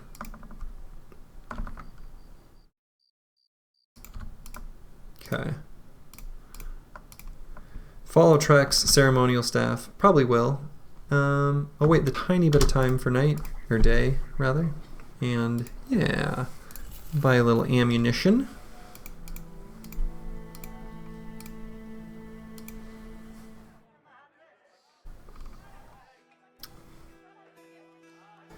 Thinking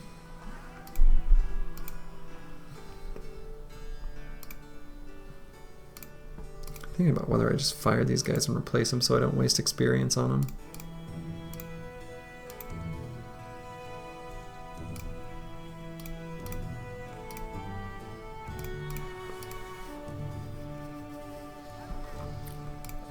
I do still need a banner, so I could take a look at a monk. You're unlikely to get a good frontliner, but I could use a tank, I could use a banner, I could use a thrower. It could be all of those. Plus monks have they've got really nice event stuff. They can find you holy water. They've got a lot of good like responses in events. The blue options in Faster Than Light. Yeah, we'll do the ceremonial staff. May as well. And let's hire this guy. What do we see? Yeah.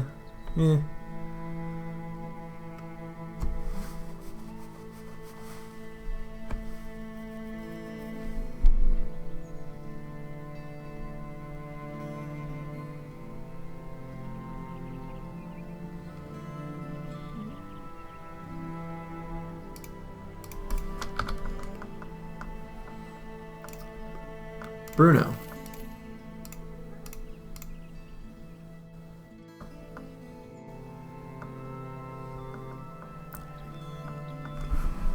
I felt like I had such a low bar.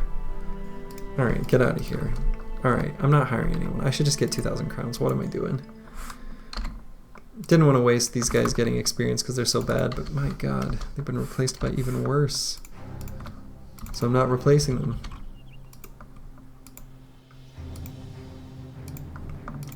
That was stupid. That was a waste of money. I should just get my 2,000 crowns. That should be my absolute focus. And there's no reason for it to be anything else. 7 raiders? I guess that's fine.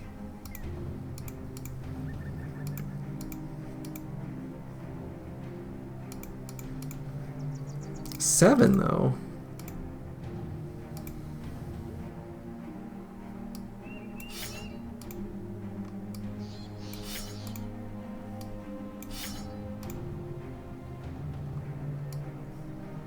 What happened there?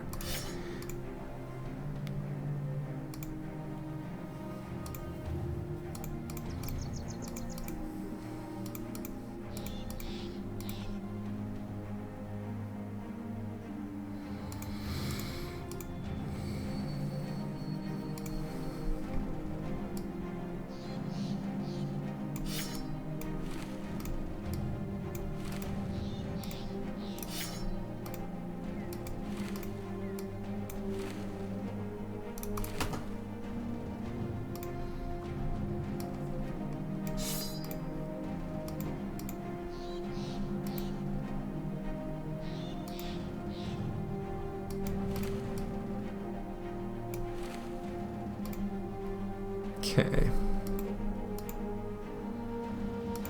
Make sure I got plenty of nets. 7 raiders is kind of a lot.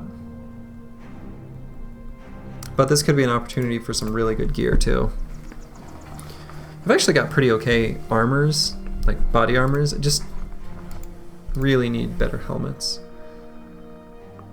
And weapons.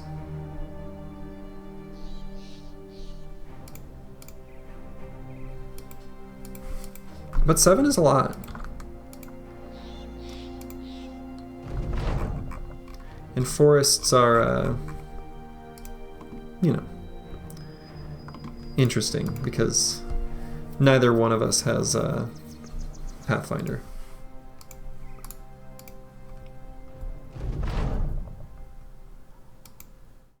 A lot of shields. So we'll be pulling out those flails.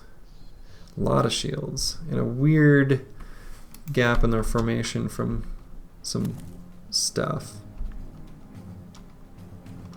Let's see, blocking movement, blocking sight, blocking movement.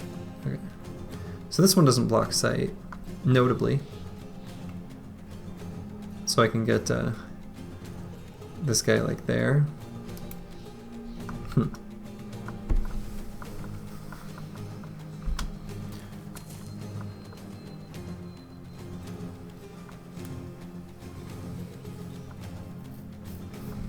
So yeah, we've got, let's see, are there any, this is a grassland tile, few random grassland tiles, but otherwise it looks like it's mostly forest.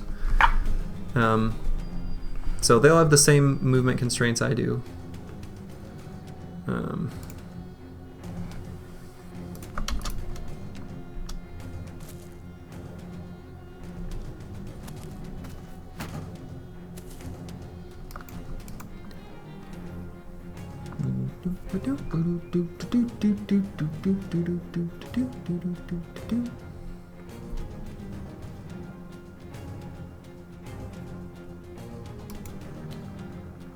Okay, so they're all visible right now. So I'm gonna put en passant here, Elmer here.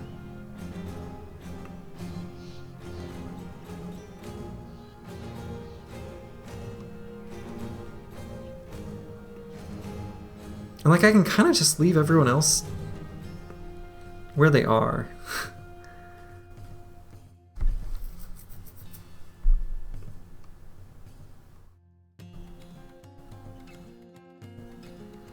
And I don't need a spear wall or anything. I am going to pull out the flails. And I don't think I need to pull out shields. I think I can go double gripped here against these enemies, as at least by default.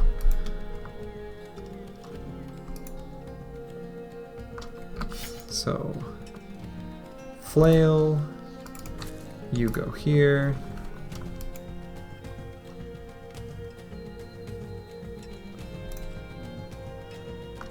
Flail. Maybe send this guy down here because that's more threatening than the top. Should not have done that. That was the spot I wanted to put that guy. Actually, this is fine.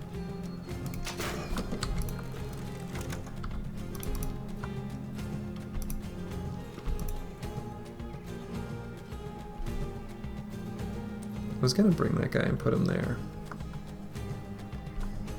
Should have done that.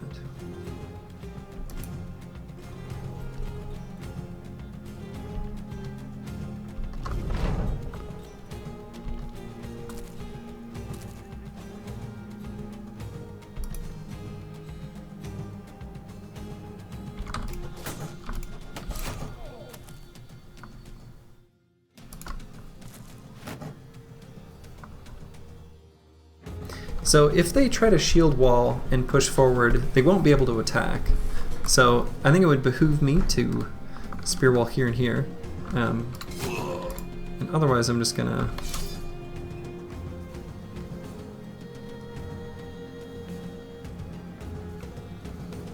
push forward here.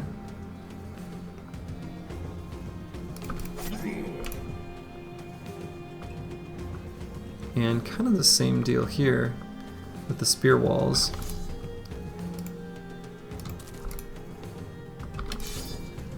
When they shield wall, I'm totally cool with that guy being there.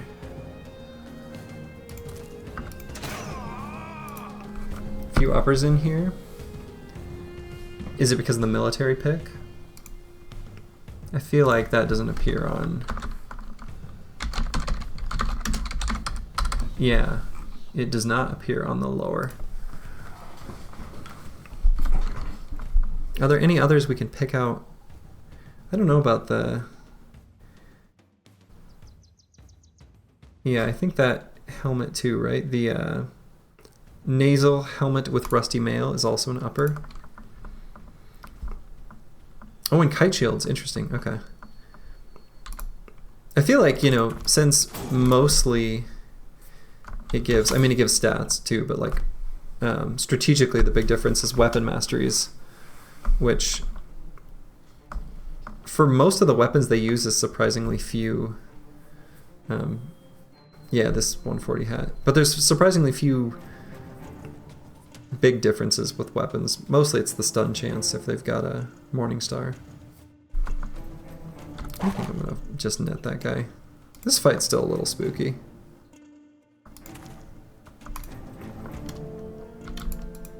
Only uppers get the day 40 upgrade. Oh, okay. Yeah.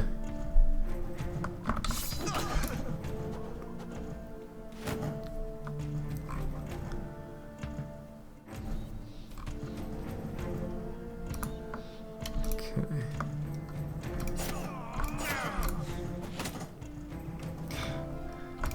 Throwing weapons. But still, none of them have quick hands. That's what I care about.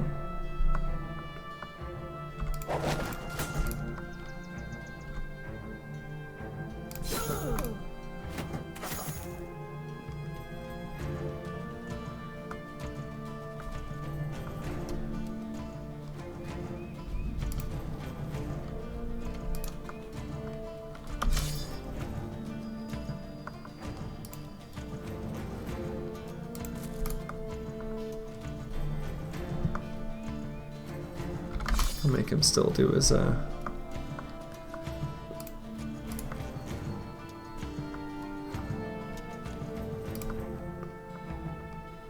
I think I'll send this guy here, this guy here, this guy here.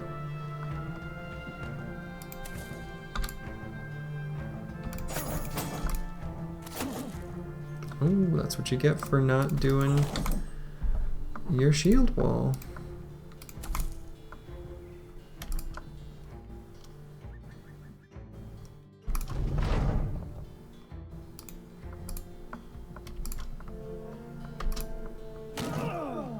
Ow.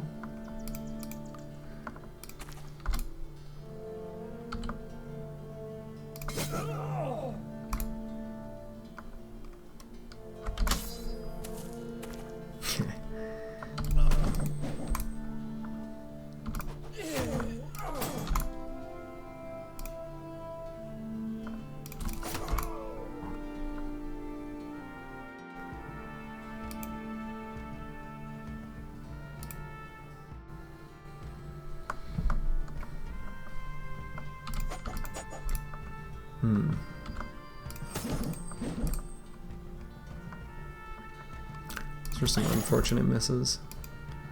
That could down Grib. It's possible that Grib could fall here.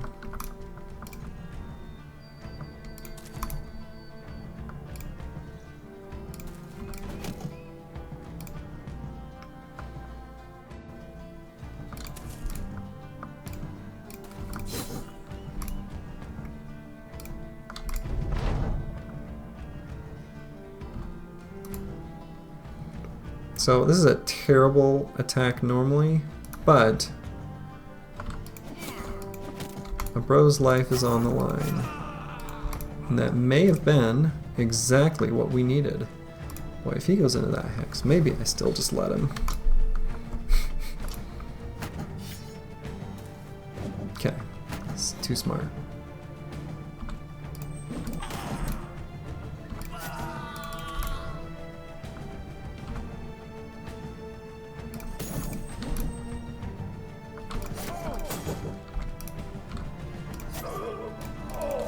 That.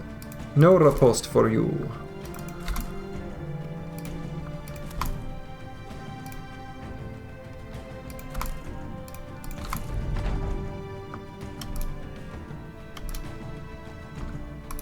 Forests are so annoying.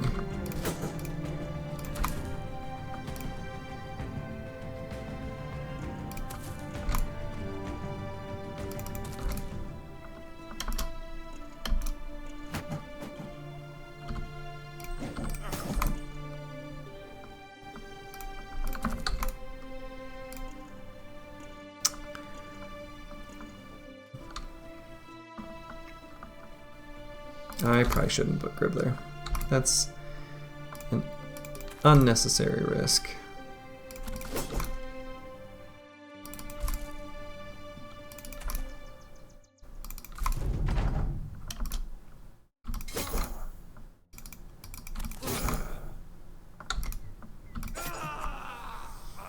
Okay. Still didn't end up taking that much damage, just a whole bunch on Grib, who lived, and we got helmets, we got a Morning Star, we got Javs, we got shields, we got some stuff. 870.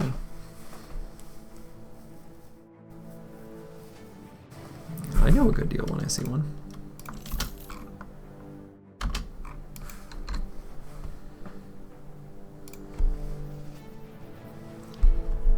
Okay. Who could even ever know what happened there? Who could know? Maybe I just lost the fight and couldn't retrieve the staff of necromancy or whatever. You know? Who could even ever know?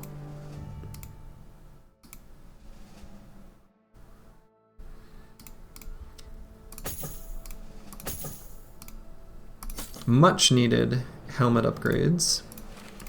Very pleased with that.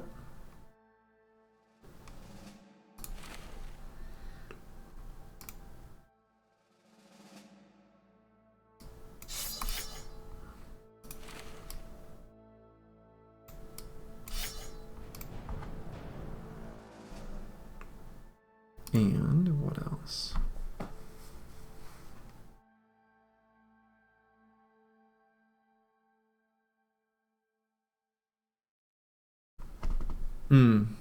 So those, well, they weren't, what do you mean plus marksman? There wasn't a marksman in that fight. They were just all raiders, 7 raiders. Or are you talking about the previous one? Wait, I don't think, was there a marksman in that one either? I don't think so. And we got ourselves a Morning Star, which is a nice weapon. Oh, mercenary marksman. Oh, mercenaries. Yeah. Sorry, I was... Yeah, the lower... I was thinking brigands, because of upper and lower we were just talking about. I see. Mercs. Yeah. I gotcha.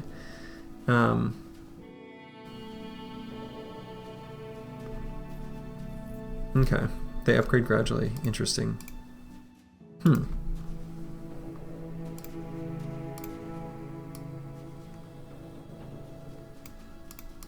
Boy, I want to have pocket weapons and pocket shields. I want to have a bag for all of my favorite things. But I don't get it.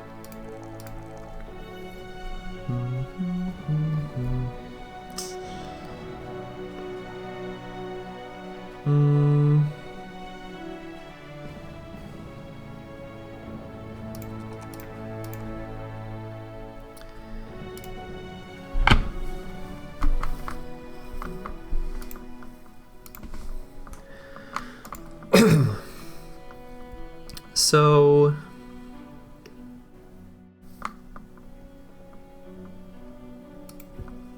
I could just take quick hands, classic dodge quick hands.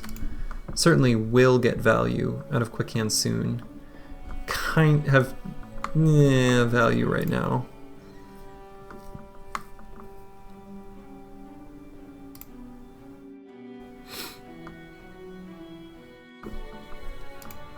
Could also do like 9 Lives or Pathfinder.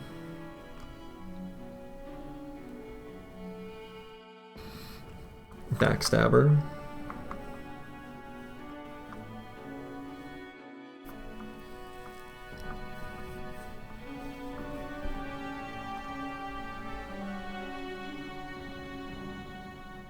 Student. Fort Mine. Yeah. You like 9 Lives here? I like 9 Lives here.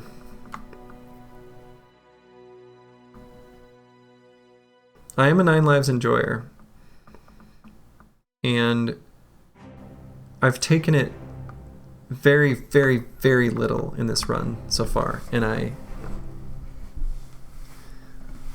usually would have taken it on a few bros by now. A lot of times I'll take 9 Lives on my sort of fodder and just send him into the dangerous spot. Yeah. Yeah, that's fair. I don't need to decide. That's true, actually.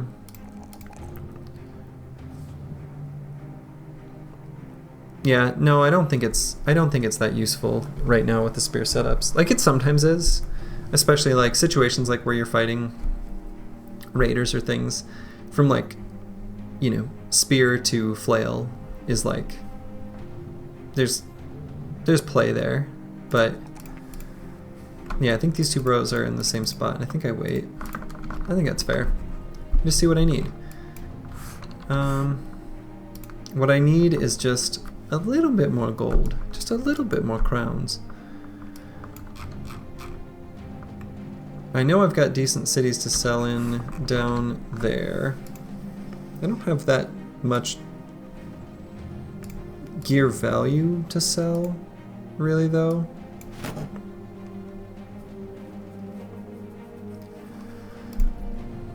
It's not that high value stuff. I'm gonna just keep moving along the road. Actually, this is a fork in the road. Let's see what's down this way.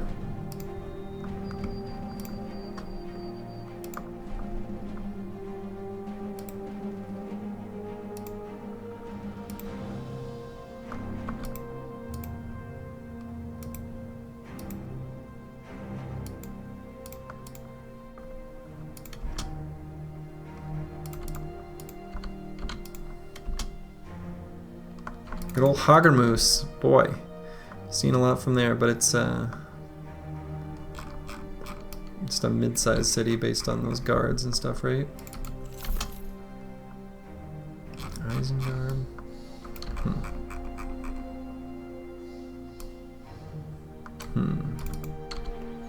Oh. A marksman, some raiders. Definitely we could do that. Okay, they're gonna attack us, and I have my no third-party fights rule, with the exception of if I'm traveling on a road, because like I want to like, you know, I'm not luring them into camps. I'm not fighting three ways of enemy types and sort of like farming the winner. I'm gonna defend this damn caravan. That's what I'm doing. I'm the hero.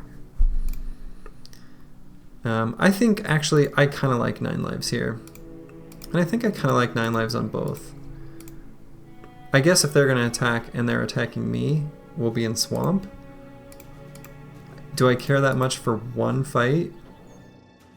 Like a little. Because swamp is so obnoxious. Unless I fight them.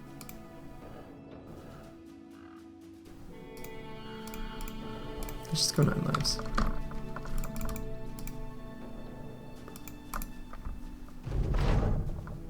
Okay.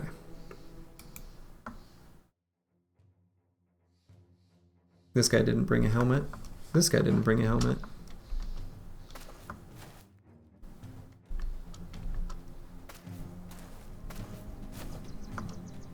Caravan hand.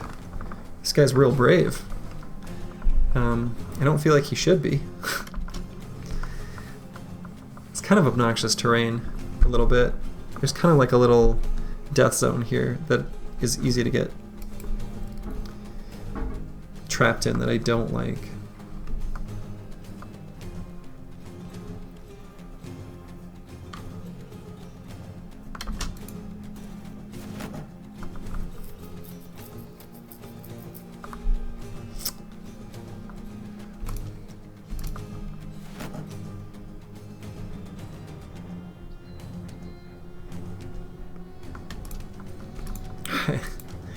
I'm kind of waiting largely out of indecision, if we're being totally honest. So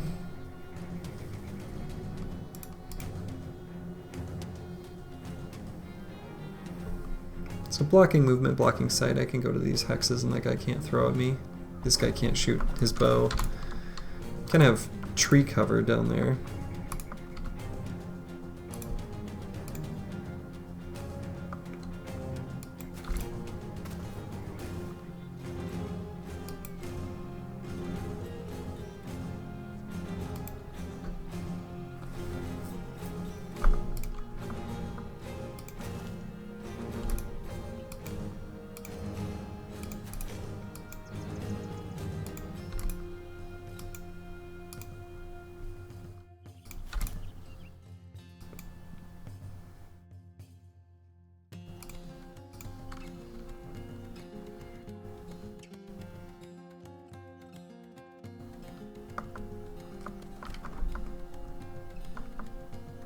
There's one thing I know about Briggy Raiders with one of these little pointy tip spears.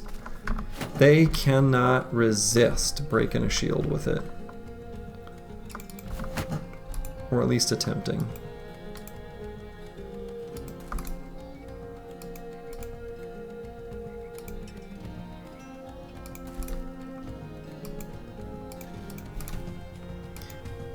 I don't really know, I'm gonna be honest. The way I've moved my units here, I'm not sure I really know what I'm doing. I don't know. This caravan hand. They're so, why are they so brave?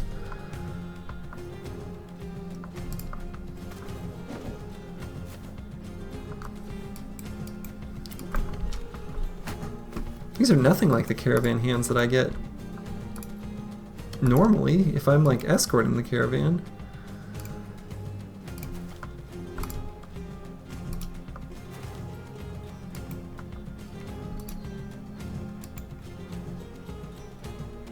Do I help him? I don't know.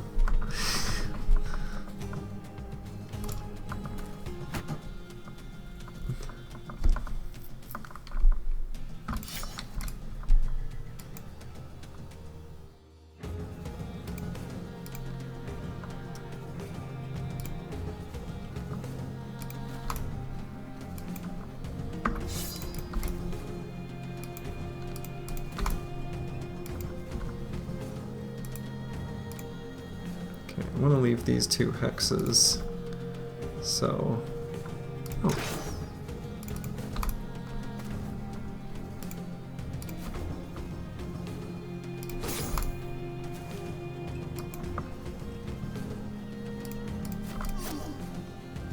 Nice.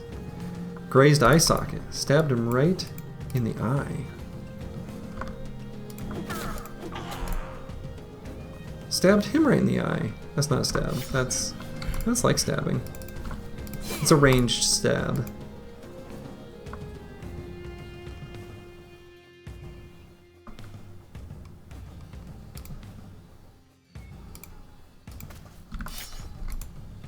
Yeah, mostly uppers. We got the whatever this thing's called, the war brand.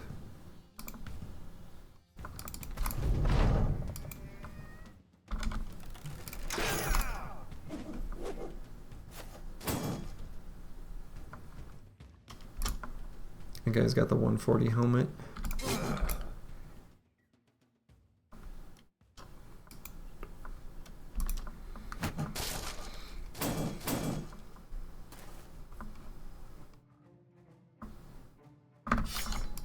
Give me that armor.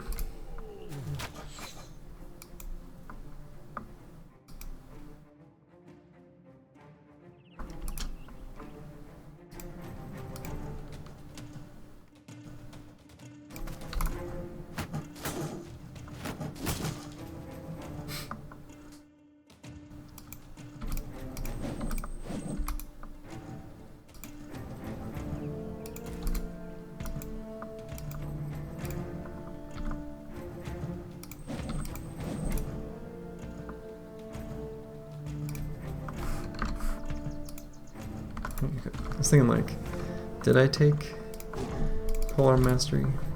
No.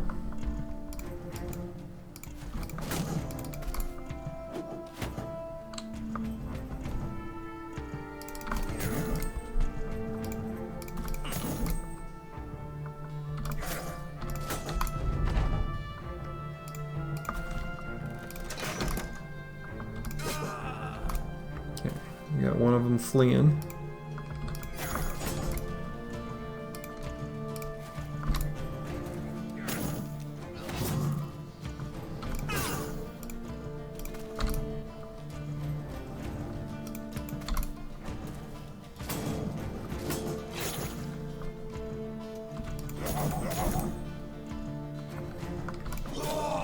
Finish that guy just to make sure while I've got the chance.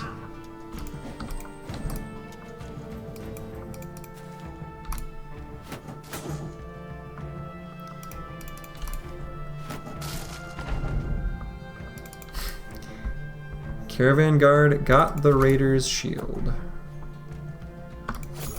He got.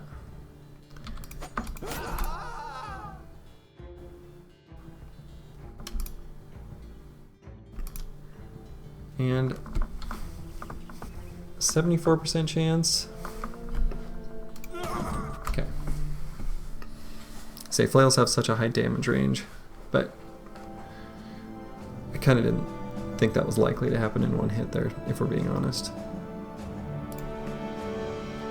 Got a pesh mail shirt, nasal helmet with rusty mail, hunting bow, tools and stuff.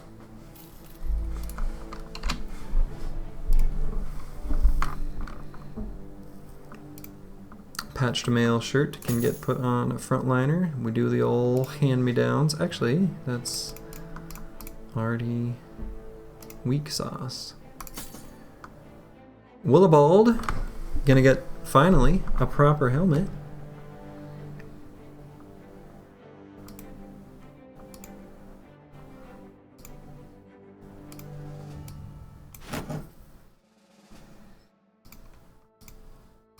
We got Grib here, who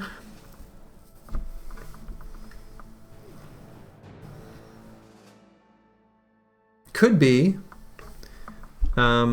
I actually think what I might do is Grib and Willibald.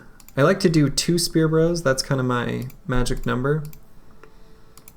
I can control kind of like basically make 3 streams, 1 through the center and 2 around the outside of my kind of formation in some of the harder fights. And 2 spear bros kind of lets me do that really nicely. It also lets me cover quite a bit of middle ground hexes. So I think Grib will be one of those. And so I do want a little bit of fatigue. You don't need as much as maybe people might think. And I do want a little more than 104 though. So Grib, I don't know that he knew this was going to be his fate. I think he'll be happy about it though. I'm happy about it. So Grib will be the spear bro, Willibald will be the other one.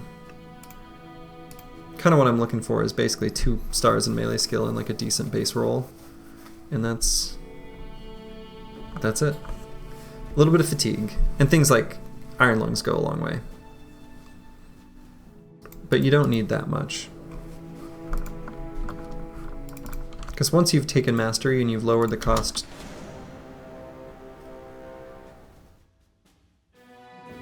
if I had more 9 lives, I'd feel really good about it. I'm gonna fight that anyway.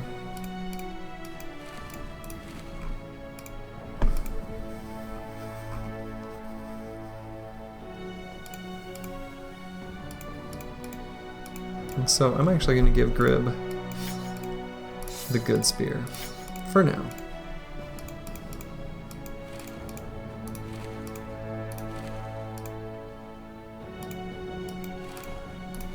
Make sure my good bros in the front got good armors.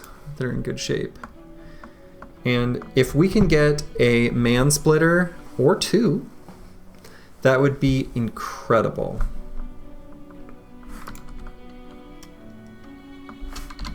So definitely gonna fight these orc. And it's a little spooky. We'll have to be very mindful of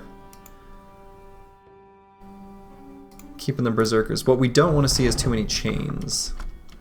So we got 4 berserkers. Okay, we see a chain. We see a man splitter. What else do we see? A chain. Okay.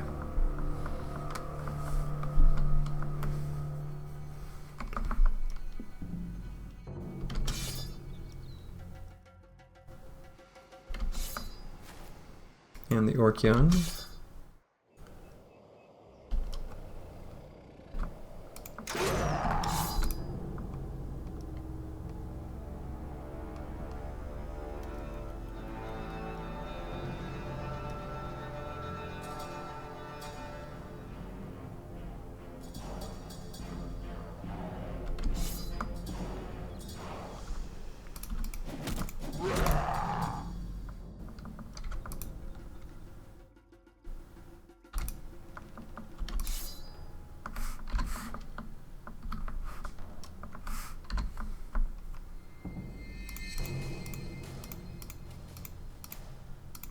Where's Amira? There he is. Okay.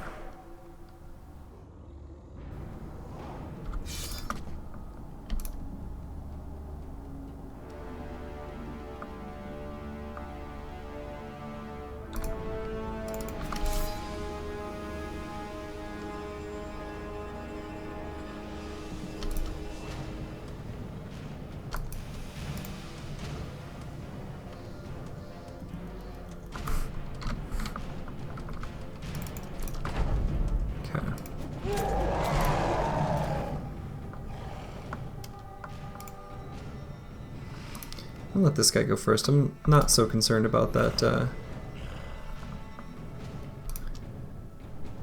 Not so concerned about the cleaver. Am concerned about the other ones.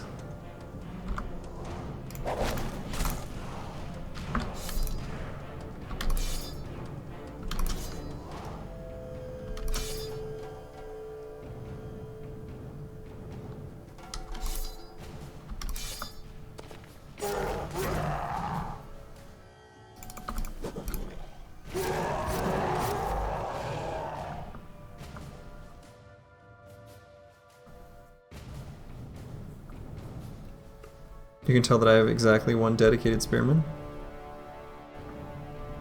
Is Grib. He's not in the right spot though, really.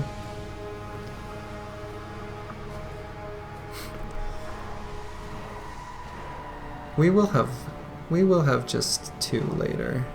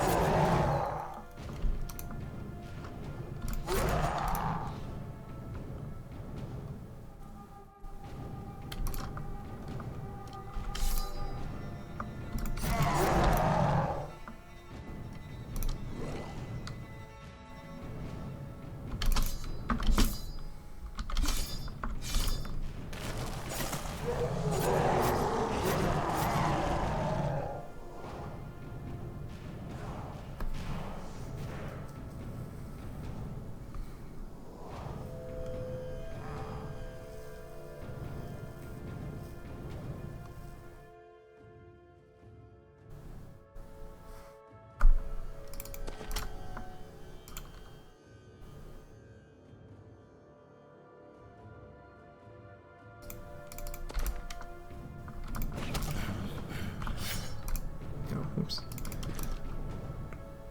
Thought he ran out of ammo and that's why I couldn't throw. He ran out of fatigue. His throwing business is tiring. Okay, we're running really low on fatigue. So won't have another spear wall at all on basically anyone except the one with spear mastery, so.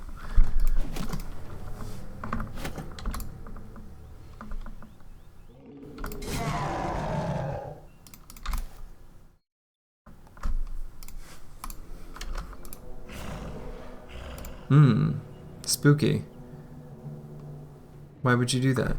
Why would you go there?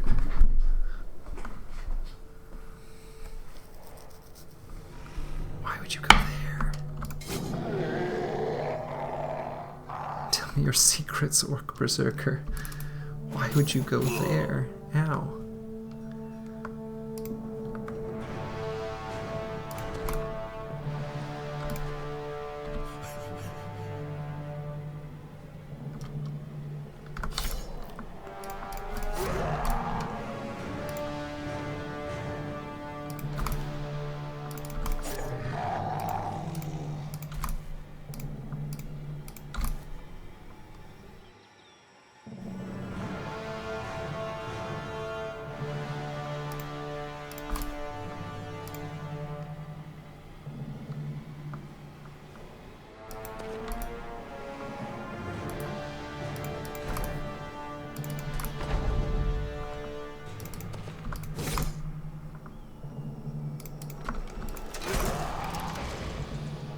Okay. Got him.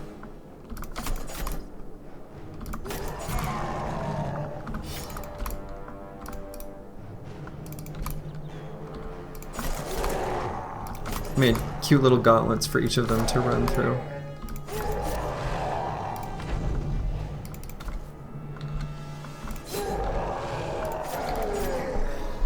Okay, what did we get for weapons? Didn't get the man splitter. That's very disappointing. Got the Zerk chain and a head chopper, which is fine. Not what I wanted. I wanted that man splitter.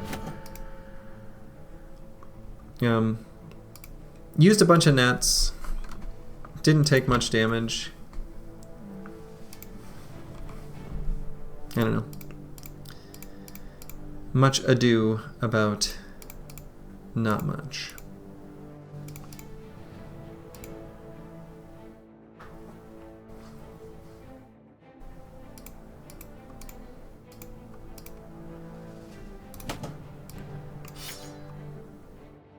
Well, I should have a pocket weapon of some variety that can be used a bit more easily. But we'll give this guy a Zerk chain. He's got a decent little chunk of fatigue to work with. I'm sure he can figure it out. And can give this head chopper to someone too.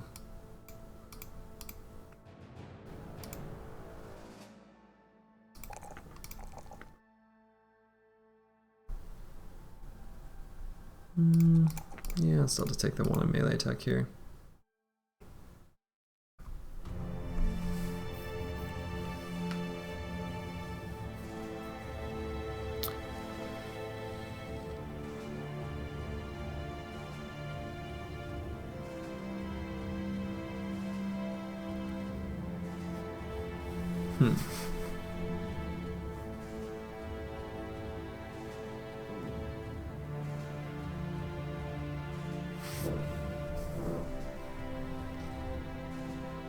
This guy doesn't really need 9 lives.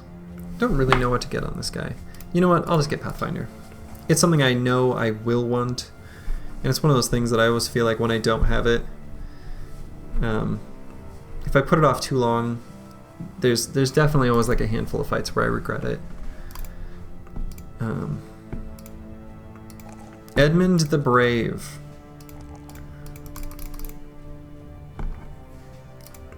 If he lives long enough, he will be a terrible temporary banner. How about that?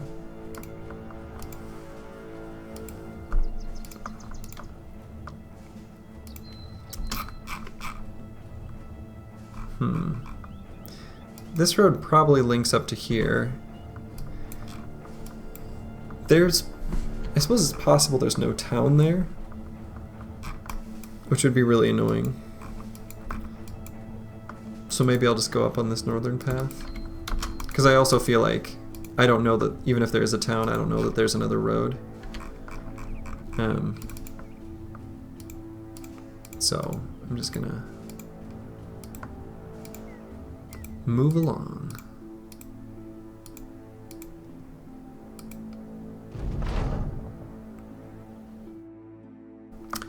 Superstitious be like that sometimes.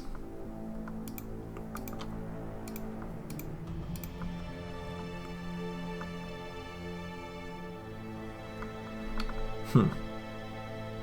20 resolve. Yeah, superstitious is one of those, like, on the surface, maybe not that bad of traits, but man, it can be really annoying. Secure Bleached Bones Tomb. Terrified villagers, disappearing villagers. Sure. Let's do it and get enough money. How is our ammo situation? We're at 0. But we've got enough in the quivers and such.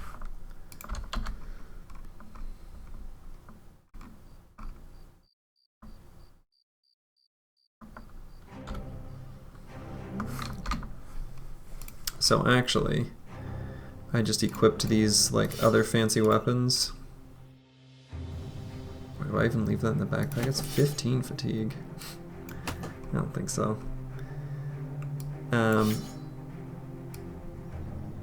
But those fancy weapons are not particularly useful again. No, this one is useful against the fights that could be here, which I think is just regular old undead.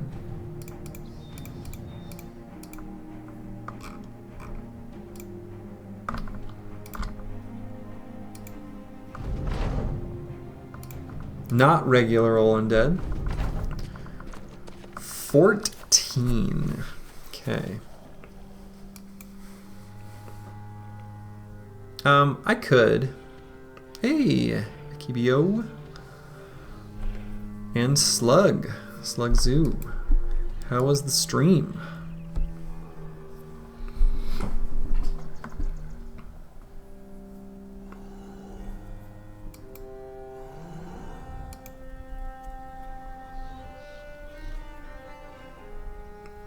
Legend woes.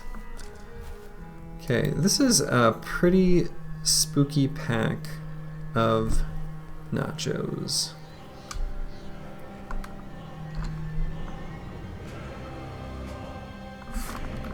Effort. I think he's...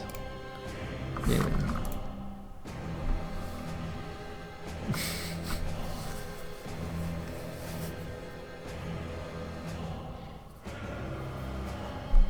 My. Oh no. Oh no! Oh my god. That's...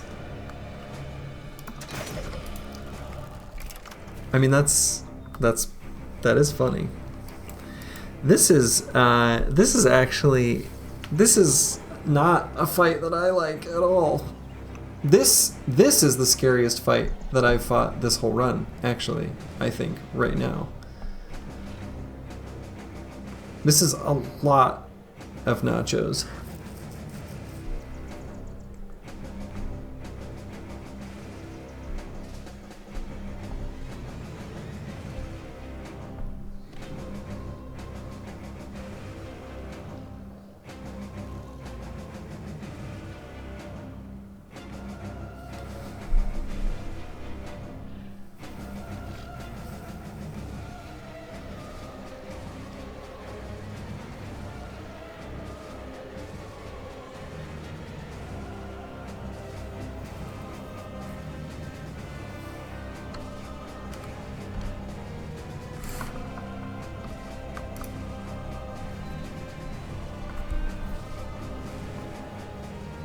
You think Guy Split? No. No, you saw how it went. This is way scarier. This is way scarier. Unfortunately, I already shot with my crossbowman, and then the T3 Nacho shows up. I could have surmised that from the initiative order. But this is a wild card. I mean, I could let him die. I think this is way scarier than that Geist plus Necro fight. Way scarier. Miles above.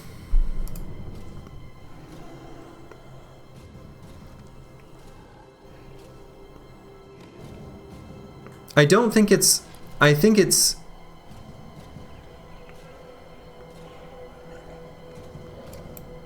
I don't think it's undoable. I think it's fine. We're like level 4-ish, 5-ish across the board.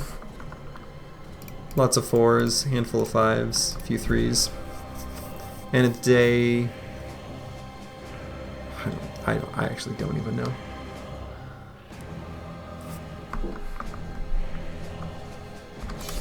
We're gonna take this.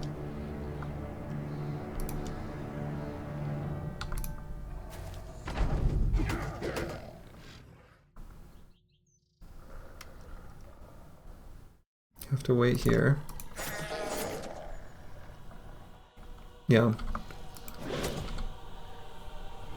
Yeah, that one's just gonna feast a bit.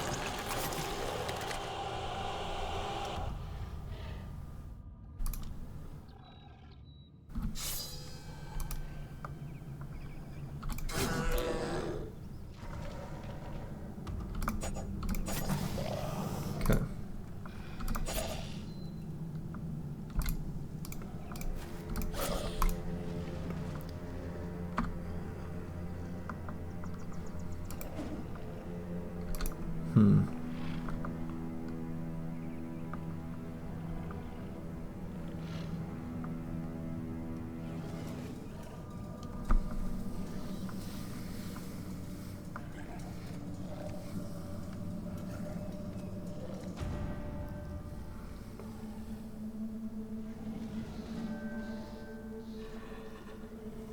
Yeah, I've got the shield. So what's going through my head basically is like, I really have to get on top of these. And I can shield and go here. This guy can pull out his shield, go here. This guy can pull out his shield, go here. And I cover everyone except for that one. And it's probably the way I do it. But I was just sort of looking. I don't know. I think that's how I'm going to do it, though.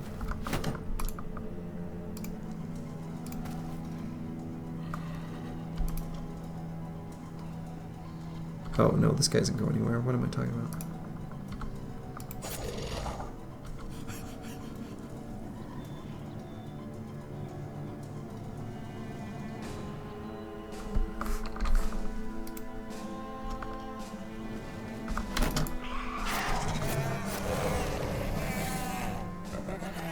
Okay.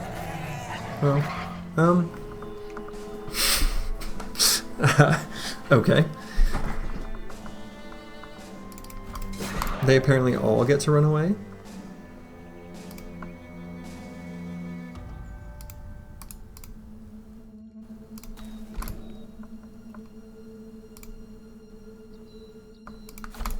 I guess I just surround and do the best I can.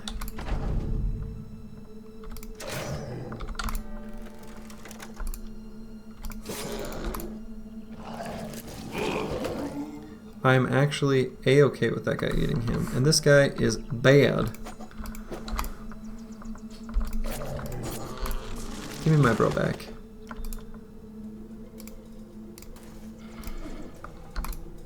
Or Cleaver. You got a hit, buddy. I think I need to get this guy, Edmund the Brave, off doing something brave.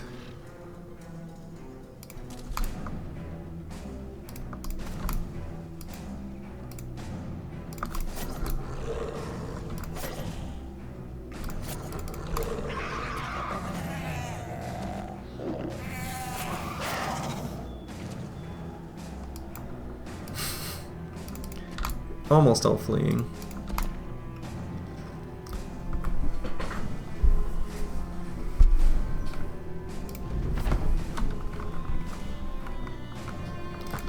Whew.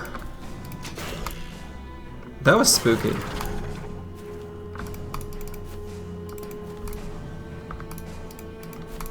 I think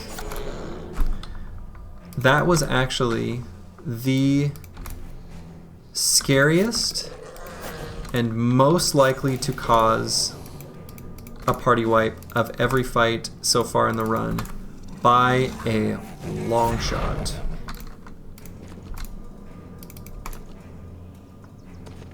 That was by far. All right, there, that guy's gone. What am I doing?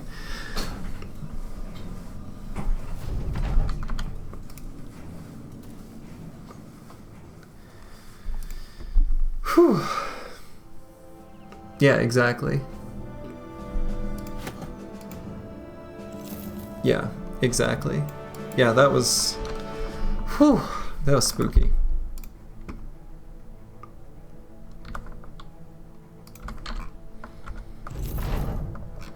Amen. These are our colors now.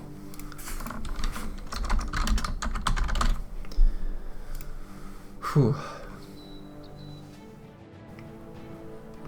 Yeah, that's true. In the first run, the rebuilding a company, I don't think there was a single clenching fight. There was not a single real spicy one. Yeah, it was day 16. Whew. Couldn't remember what day it was. Someone asked, and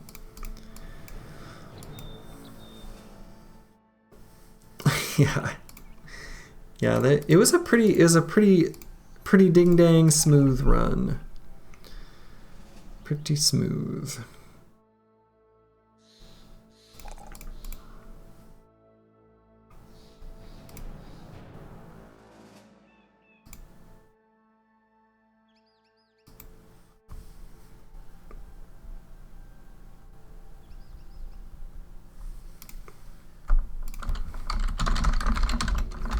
I'm gonna give this guy a shield expert. I'm not gonna call him a tank. I'm not gonna use that word because he doesn't have fatigue to do anything, but I'm gonna make this a hold shield, hold spot, bro.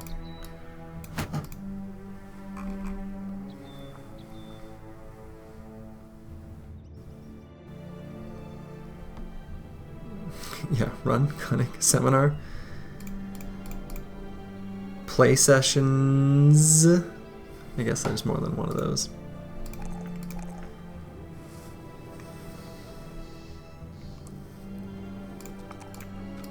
Amira was kind of a mini MVP of that fight. Made a T3 Nacho bounce right off of him. What a Chad. You bad. I've been wanting to get rid of this guy for a while in this split hand. I'm not paying for that. I'm getting rid of him. He's dead to me. 4 to 7 days of minus 50% to... That's... yeah, not happening.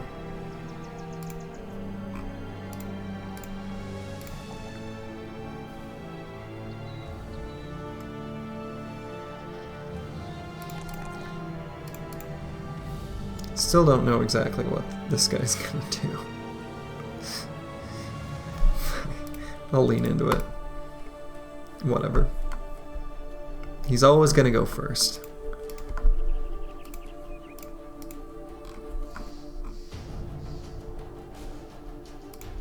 Okay.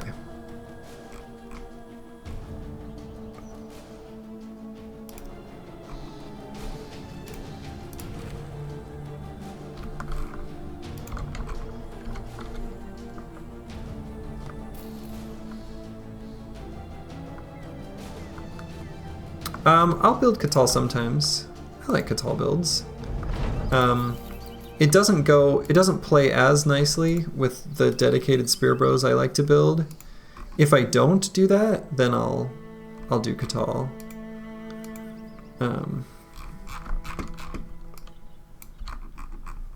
But yeah, I think the thing is like initiative builds that do play well with the spears are like the throwers and like ranged builds. I mean, that's kind of what plays well with the Spear Bros anyway, is like reach weapons, throwers, things like that.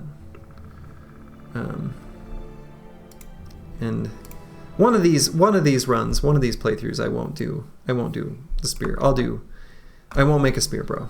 Not this one, but one of them.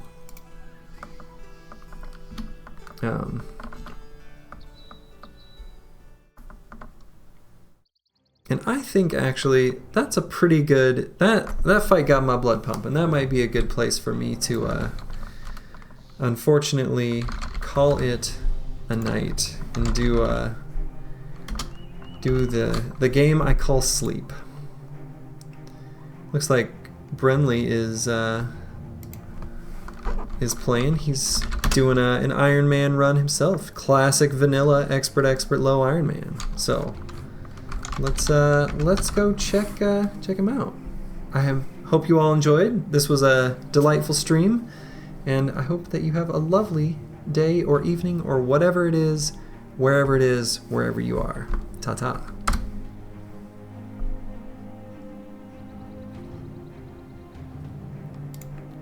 Raid Brenly. Should I hold for the raid now? I don't know how to use this interface.